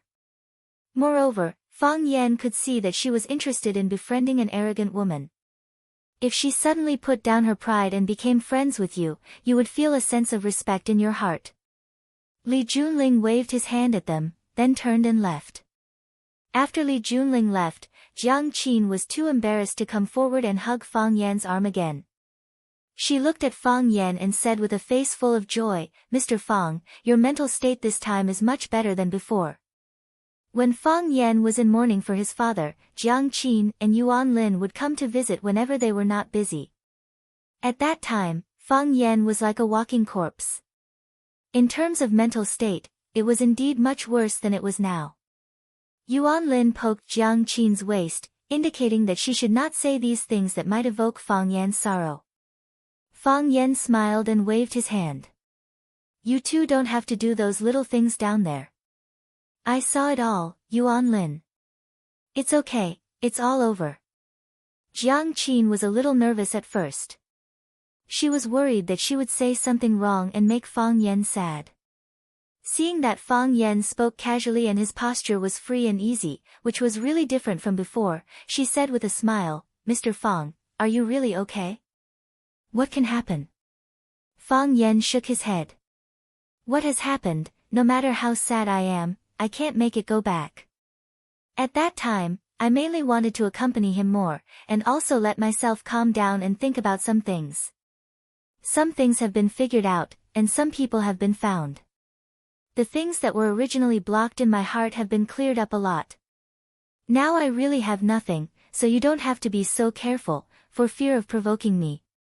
Jiang Qin nodded and said happily, "Mr. Fang, it's great that you can recover to the same state as before. You don't know how afraid you used to be. Yuan Lin and I always wanted to see you, but every time we came to see you, we didn't know what to say to you. We were afraid that if we accidentally said the wrong thing, it would make your heart more sad. Mr. Fang has become our former Mr. Fang again." Yuan Lin said with a smile. As soon as he returned to his original form, he began to pick up girls.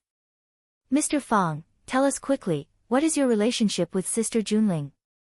"Yes, Mr. Fang, tell us quickly, what is your relationship with Sister Junling?" Sister Junling is usually so arrogant, and she is not a person who is easy to get along with. How did you know each other? And she even personally sent you to the private room. It seems that your relationship is very good. Jiang Qin's face was full of curiosity, staring at Fang Yan like a curious baby. I met her at the door, Fang Yan explained. I was looking for someone to ask for directions, and she happened to appear, and then she brought me here. Impossible. Jiang Qin and Yuan Lin shook their heads at the same time. The eyes that looked at Fang Yan were full of doubt and exploration. Fang Yan touched his nose and smiled bitterly, saying, Do you not believe me, or do you not believe your sister Junling? Neither. Jiang Qin shook his head and said, It's too simple. Too easy. How can you know each other so easily? You don't know how many people in Yanjing City want to know the piano goddess, Li Junling. There is no chance at all. Yuan Lin added another stab. Fang Yan shrugged his shoulders and said, I can't help it if you don't believe me. You two little girls invited me here. It can't be just to ask me what's the relationship between me and Li Junling, right? Of course not. Jiang Qin said with a face full of smiles, We heard that Mr. Fang returned to Yanjing, so we hurriedly invited you out to meet him. Since she knew that you were in Yanjing last night, Kiss seemed to have lost her soul. She took out her phone several times and wanted to call you, but she was afraid of disturbing your work. In the end, I snatched her phone and called you.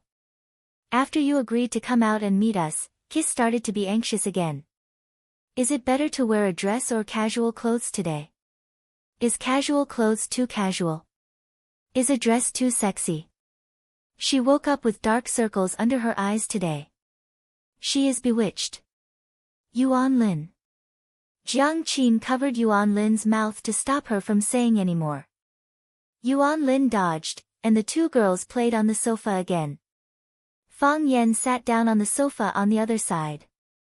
He took their chilled red wine from the ice bucket, poured a glass for himself, and sipped it.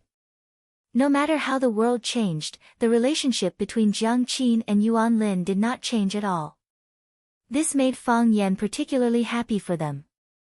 The two girls were finally tired of playing. They lay on the sofa and looked at Fang Yan sitting across from them without any image.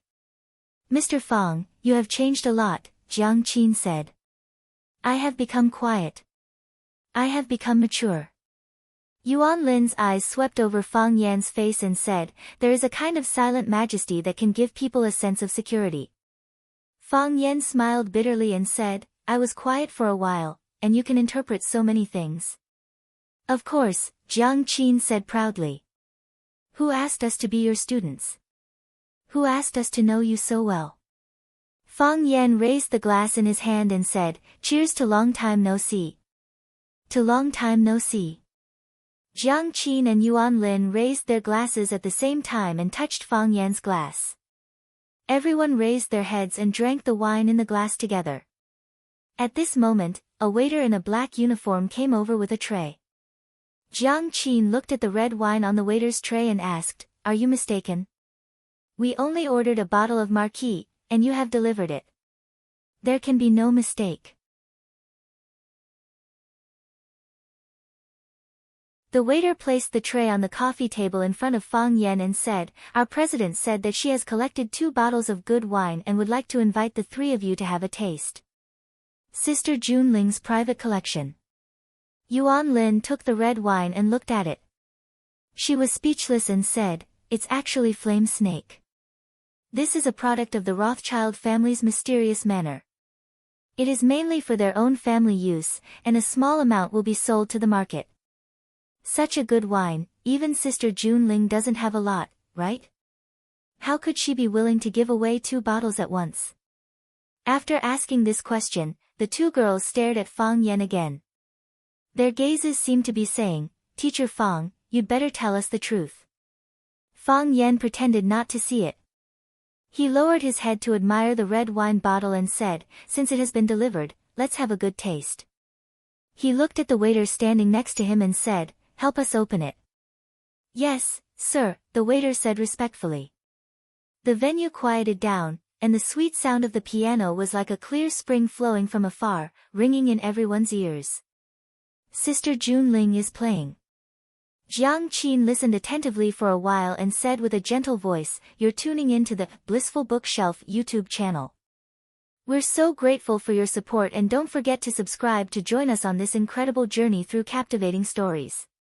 Your generosity through donations truly makes a world of difference, as it's the primary source of revenue that allows me to expand and enhance this channel for you. Thank you from the bottom of my heart for being a part of this adventure."